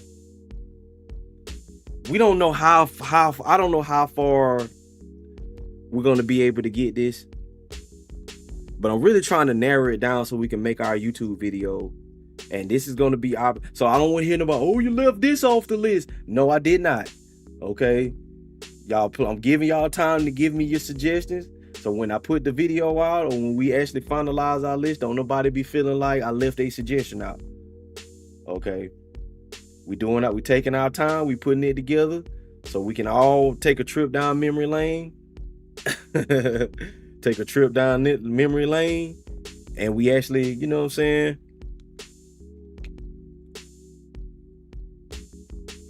Shit, I could put an arcade game on here. Remember DJ Boy? Y'all don't remember DJ Boy. Y'all don't remember DJ Boy. Hold on, man. This for my arcade heads right here, man. This for my arcade heads.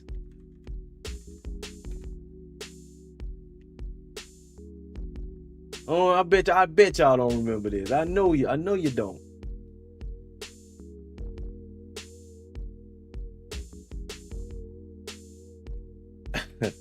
You can choose to raid the caravan, or you shut up, bitch. Say don't be yelling at us. I know, man. I know, it's okay. I know y'all don't remember. Hey, God! DJ Boy! What you think you're doing? This from my arcade head.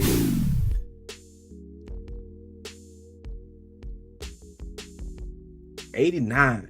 1989. Yeah, I think Y'all don't remember, man. Y'all don't remember. They used to be doing the Michael Jackson.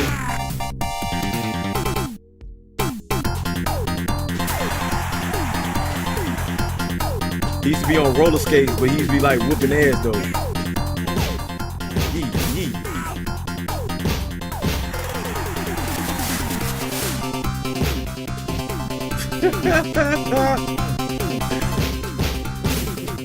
Come on, Dotemu. All right, we get Dotemu on it. All right. I think we can have something here. Have them on roller skates doing TikTok dances. The Money Prince itself. The money will print itself.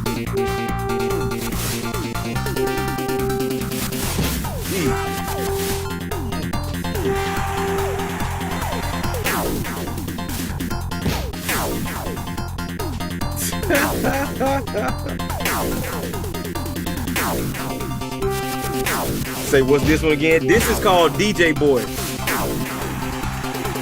This is one of the ones that used to be in the arcade. I think it came. I think they brought it home. I think they brought it to console like later on. But yeah, this was like one of the weird ass games that was in the arcade. Another one. While I'm sitting here thinking about it.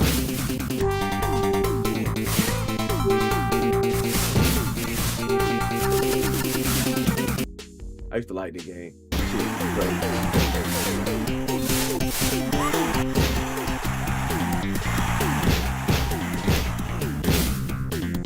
Just walk around whooping ass. Everybody's on roller skates though. That's the funny part about it. Yee.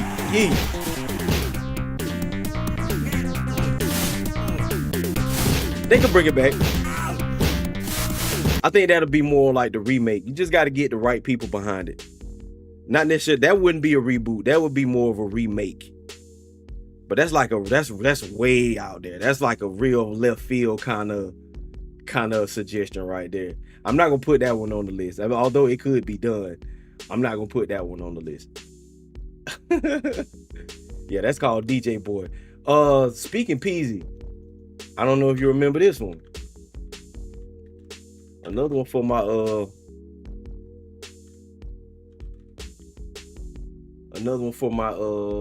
arcade heads, man.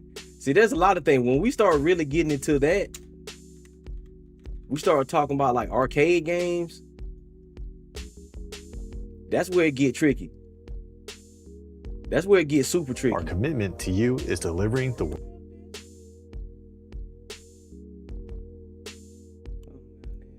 high power PCs, man. Make me one.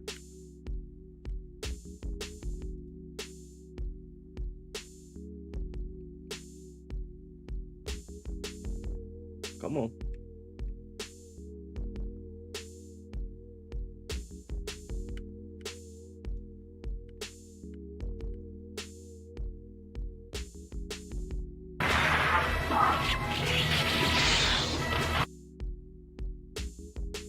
What are you doing? Say, did you eat? I did.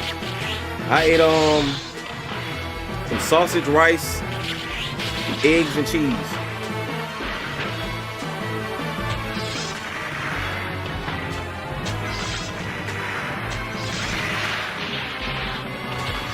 This needs to be the next remake they work on as far as like the 2D beat 'em ups.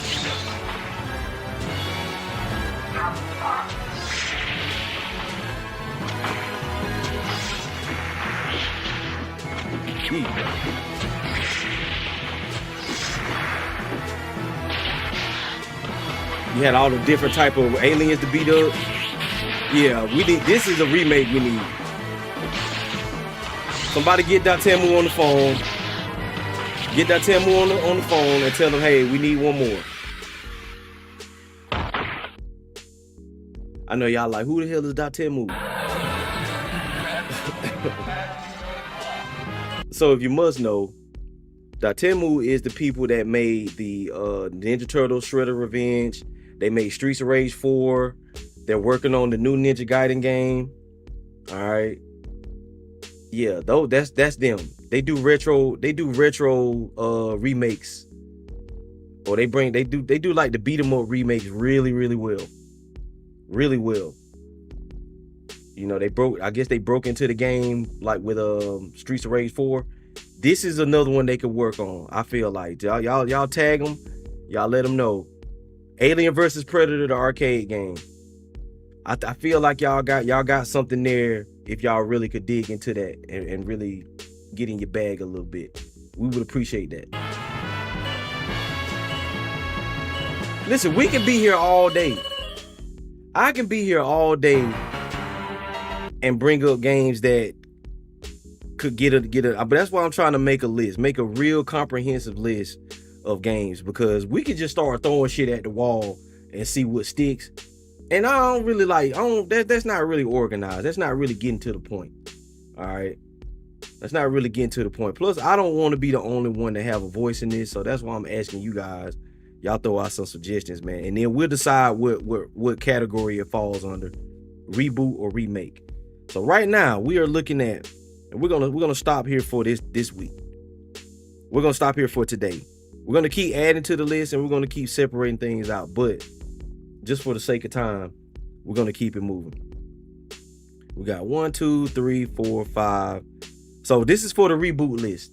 All right. Peasy, I know you're just not getting caught back up. So we're gonna go down our list. For the reboot list. All right, this is if we just started the series completely from scratch. Okay. This is our reboot list. We have Gex. We have Army of Two, Kane and Lynch, Midnight Club, Jet Moto, the Def Jam Vendetta Icon games, but we're not calling it Def Jam. We're taking Def Jam completely off of it, okay? Dino Crisis, Mutant League Football, aka NBA Jam, NFL Street, Blitz. We kind of putting that all in one category. Dead to Rights, True Crime, Panzer Dragoon, Prototype, Gotham Imposters. We got your Predator Concrete Jungle game, or we just gonna call that just a regular. We're gonna call that like a modern day Predator game. Unreal Tournament, Left 4 Dead, Primal Rage, Warhawk, Power Stone, Bloody Roar, Eternal Champions, Clay Fighter, Resistance, and Tenchu. That is what we have on our list so far. So if y'all got any more suggestions, y'all hit me up in my inbox. Y'all hit me up in the Discord. Whatever, chat over the while we streaming other games. You guys let me know and we'll add some more to the list. Okay. Other than that, we're gonna put a pin in it right there for that, because we just start throwing names out there, of course. And I still got a few names I left off of here, like Jack and Daxter and Sly Cooper and things like that. MDK.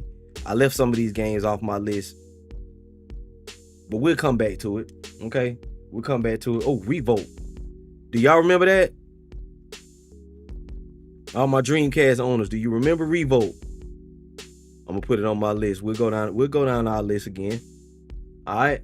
So before we get out of here, it's 4:44. Hey man, say your affirmations for the day. God, thank you for another day. All right, thank you for another week. Blessed to be here, man. Thank you for all things aligning in our favor. All right. Send that out to the universe, man.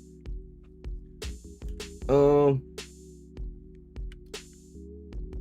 had a couple trailers I'm gonna watch before I get out here. I probably should have watched these a little earlier, but it's okay. First of all, we're gonna watch. We're gonna get updated on Cyberpunk 2077. They got a new patch. They got a new update coming. So we're gonna watch that, and then we're gonna finish out the day with the Ghost of Yote showcase. We're gonna finish this out with that, okay? But first of all, let's watch this. I said I plan a Paris honeymoon. I've never even been.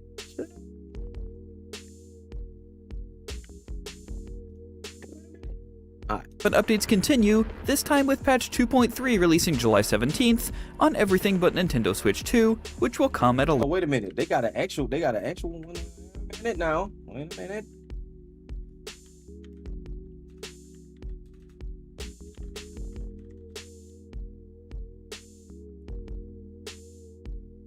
Did they show like a real one?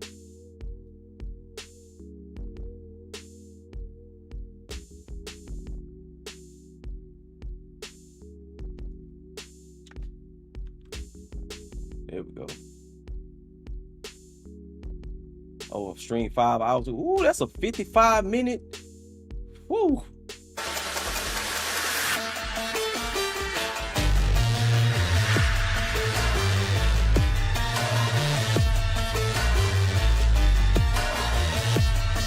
We could have watched this an hour ago. Let me just chill a sec. Good morning, V. Auto Drive and Delamain Taxi Service.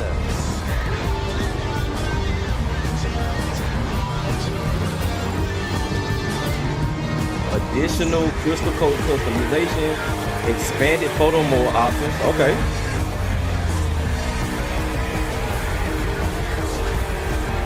They gonna reel me back in, chat.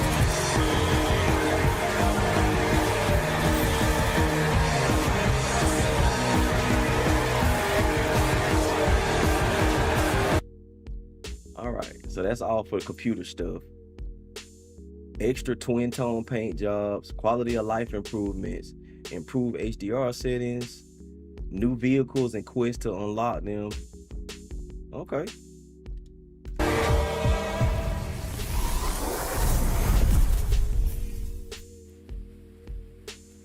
Hello, welcome. We're not finna sit there and watch y'all talk all day. We're not doing that. I might well just watch what I was originally finna watch.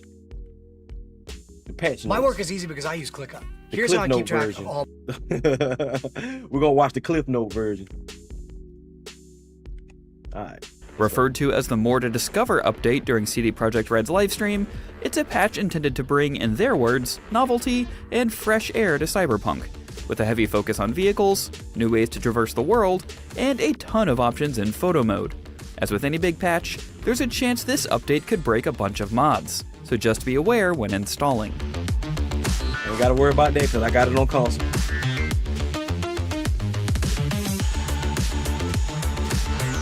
Three new cars and one motorcycle are being added in this update. These include a crossover with the Cyberpunk 2077 Kickdown comic book, which was teased in the final pages, the Yaiba Simimaru. There's also the first armored sports car, the Rayfield Caliburn Mordred, and in their words, a weaponized big-ass truck, the Chevillon Legatus 450 Aquila. All these vehicles are attainable through new quests, and can be customized with the new paint options we're about to go over, other than the truck, which you can get from the auto fixer and can't be painted for lore reasons. These quests will be gated behind progress of particular other quest lines, as well as previous fixer purchases, the specifics for which are all in the patch notes. Thankfully, these new quests won't affect your 100% completion rating, nor are they required for trophy or achievement hunters. Not only will you have new vehicles to unlock, there's also two new ways to get around Night City. The first is Auto Drive. As long as you're on a road, you can choose a point on the map to have your current vehicle drive itself all the way to your destination. Oh, that's dope. If you have no point selected, you can simply hold down the button shown in the bottom left of your screen, and your car will free roam with no destination in mind. Auto Drive also includes a cinematic camera, so you can take in the sights and the ambiance in new ways. Just don't expect to get to your destination quickly, as the Auto Drive feature will opt to follow the rules of the road, even stopping at red lights. Who needs screensavers when you have an auto-driving dystopian simulator? Yeah, that's kind of the devs dope. did note that there's a small chance to still be attacked on the road while auto-driving in free roam, but they tried to tune things so that it wouldn't be an annoyingly common occurrence. And speaking of auto-driving, you can now request the services of Delamain taxis. As long as you finish the Don't Lose Your Mind job, you can request they drive you anywhere you want, as long as you're on a road. When in the menu to call vehicles, after completing the job and receiving the message from Delamain, you can select Delamain Cab. Did y'all do the new cinematic Delamain camera quest is also available while taking for a people cab, that's been playing and Cyberpunk? photo mode is Have y'all usable done the during both Delamain taxi quest rides yet? and auto drive. But what's the point of driving with a cinematic camera if you don't like the look of your ride? Thankfully, many more color options and the ability to customize more of the available car brands, and now motorcycles, are coming in this update. As of the release of 2.3, 32 different vehicles can be customized, with 205 generic paint jobs and 168 unique paint jobs added to the traffic. In Universe, these options come to lower-end brands by way of a hacker, letting you bootleg your way into fancier paint for non-fancy vehicles. Let's go. Expanded Photo mode options are probably the other biggest updates in this patch. A ton of new features are being added, including a new tab for customizing the time of day and the current weather, 27 new NPCs with customizable outfits that can be added to shots, wardrobe changes for V based on your previously saved wardrobes, and the option to skip around in the timeline to line up the perfect action shot. During the Red stream, they were particularly excited about the Look at Camera feature, which allows you to change just the eyes of the various characters without changing their current pose. These changes also come with tweaks to lighting, frames, quote overlays, and more. I'm with that. On PC, FSR 3.1 frame generation is coming with a new update, with FSR 4 being added when their compatible AMD graphics cards receive their accompanying patch. Intel XeSS 2.0 with frame generation is also being added for compatible hardware, as well as HDR10 Plus for compatible GPUs and monitors. For consoles, VRR support has finally been added to the PS5 and Xbox Series X and S versions. Okay. Coming to Mac? What? And finally, Cyberpunk is coming to Mac systems with Apple Silicon. According to their patch notes, if you already own Cyberpunk on GOG, Steam, or the Epic Game Store, you can play it on any compatible Mac device. But you can otherwise purchase it through the Mac App Store or other PC storefronts. Okay. And cross-progression is of course available. So what do you think? Are these changes enough to get you back into Night City? Make sure to let us know in the comments below, and for more on Cyberpunk 2077, you're already in the right place. IGN. I'm not mad at that. What time is it? It's 4:52. It's almost 5 o'clock. Chat. I'm finna get up out of here for the evening. I know I'm ending it kind of abruptly, but I'm finna go take my ass to work so we can come back and work on our list and try to stream some more of this Death Stranding 2, man. I'm enjoying Death Stranding 2 for sure. Okay, we got a good list going so far.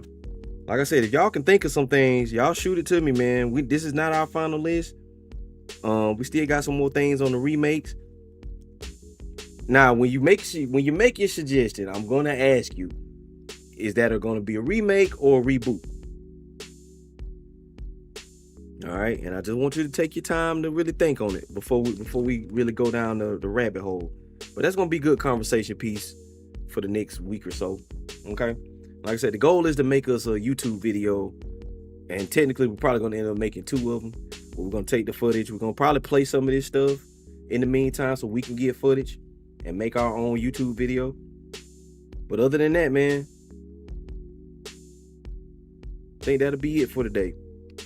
I think that'll be it for today. We're gonna work on that though as we go on. We're gonna show the Ghost of Yote stuff maybe next week. If you haven't seen it, I had it saved in my Discord, but we took so long on the list that I didn't really get to talk about it that much. But it's fine. It's not. Hey, listen, the day is long. The day is long, and life is even longer, man. So we're gonna be here hanging out.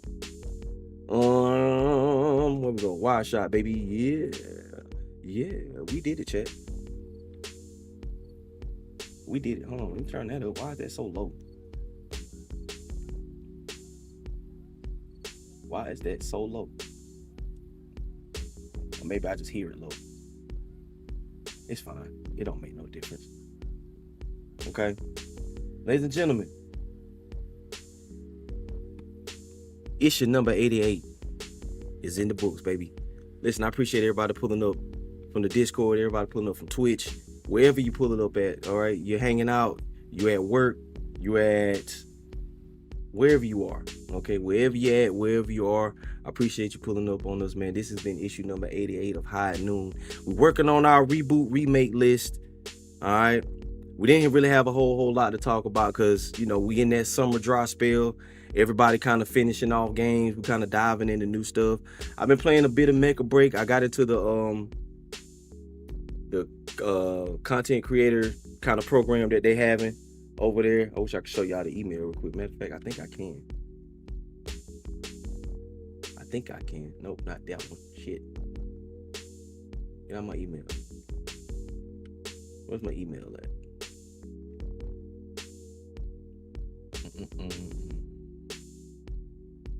Where is it? Where is it? There you go. Make or break community. I'll show y'all this right quick. Cause I applied for it last week.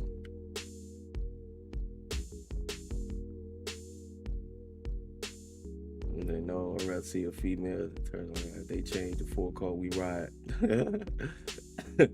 I missed all of that. But yeah, this is I'll put y'all on the main screen. Yeah, this is my email. Congratulations, you passed the Make or Break CC program, content creator program review.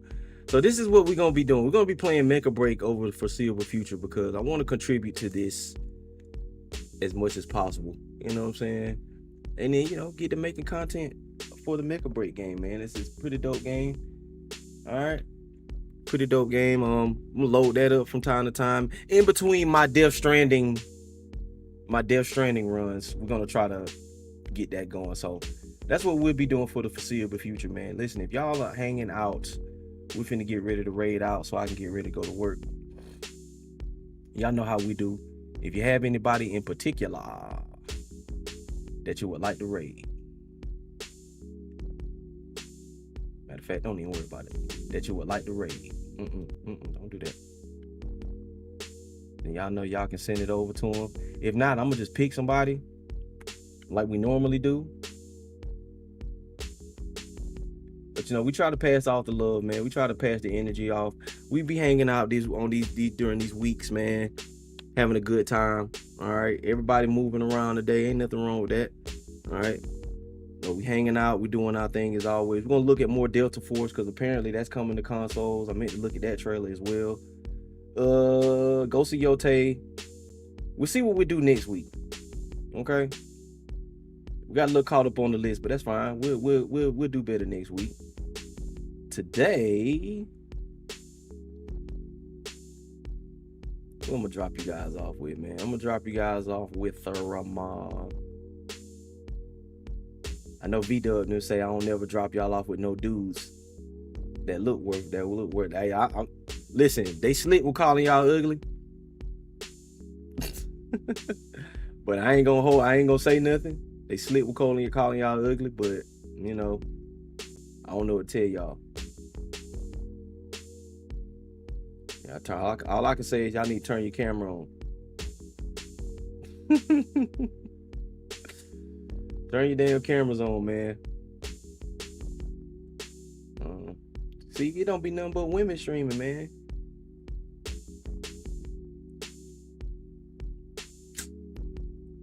All the dudes are streaming, they're all popular. So I'm gonna drop you guys. You know what? I'm gonna do y'all one today, okay? I'm gonna drop you guys off with a guy. This is by request. Okay, this is all by request. They say it's gonna be a girl. I have mine on later. Okay. They say it's gonna be a girl. No, it ain't. No, it ain't. I got you.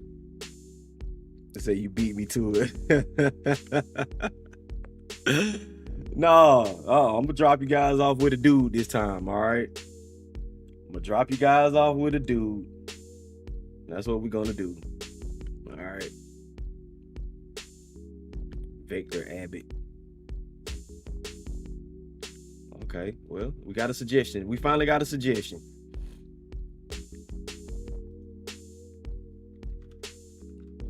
Victor Abbott, scrutinized. Okay, well, we're gonna drop you guys off with this is Peasy's partner now. All right, this is Peasy's people. So I'm gonna drop you guys off with Victor Abbott. They said, what you got against popular dude? Nothing. I don't listen. The thing is with when I do raids, I try to send raids out to people who don't have a lot of people following them, because you know, be trying to pass it off to the people that you know might not. That's really the thing is, if you don't really have a lot of people watching you, then I try to send the raid over, especially when we got like 9 to 10 people. You know what I'm saying? We got a bunch of people. You know, just try to help boost their confidence, man. You know, like, hey, here you go. Here goes 9 people, you know, help you feel good about you. Because I know a lot of people get caught up on numbers. Oh, my God, ain't nobody watching me. So, you know, if you got like 2-3 people watching, you know, my little 6, my little 8, 9, 10 people, that might help you, you know, stream a little better. So that's what we try to do. You got 10 to 20 people watching you, then you don't really need my community. That's how I feel. You don't really need my community. You already, you know what I'm saying? You already doing your thing. But we finna get ready to drop you guys off with Victor Abbott. He's over here playing a game called Scrutinized. This is Peasy's people. So y'all take it up with him. But we finna get ready to ride out, man. I'm gonna catch you guys later, man. And as always, all right, as always, as I shall be.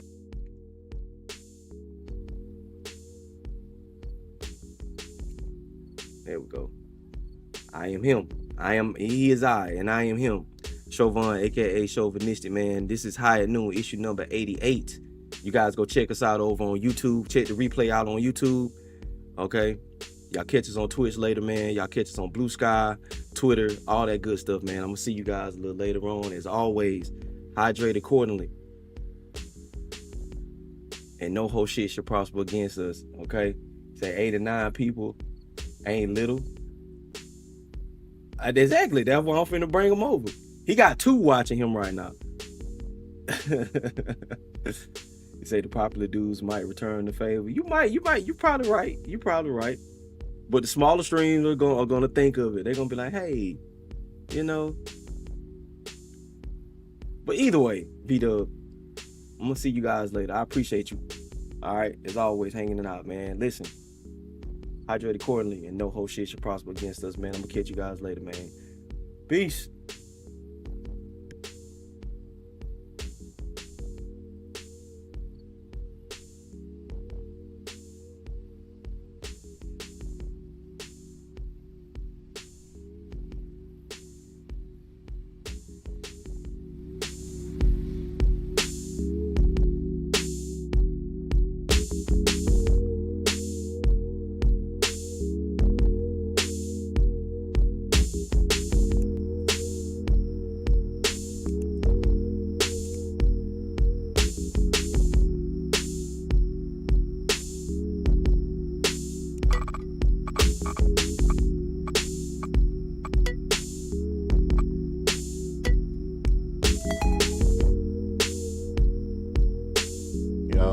Chauvinistic, thank you so much for the raid. Really appreciate that. Oh, what was that?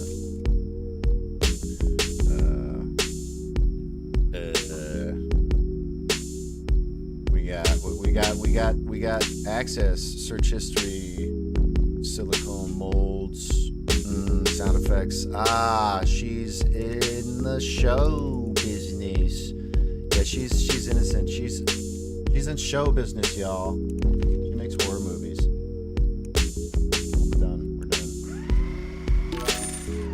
We're done. Okay, cool. Yeah, y'all, thank you so much for coming through, kicking it here at the Abbey. I'm just checking out some games I've never played today. Yeah, just started this one. It's pretty cool so far. Let's see, unknown. I just don't know how to do simple stuff like reset this.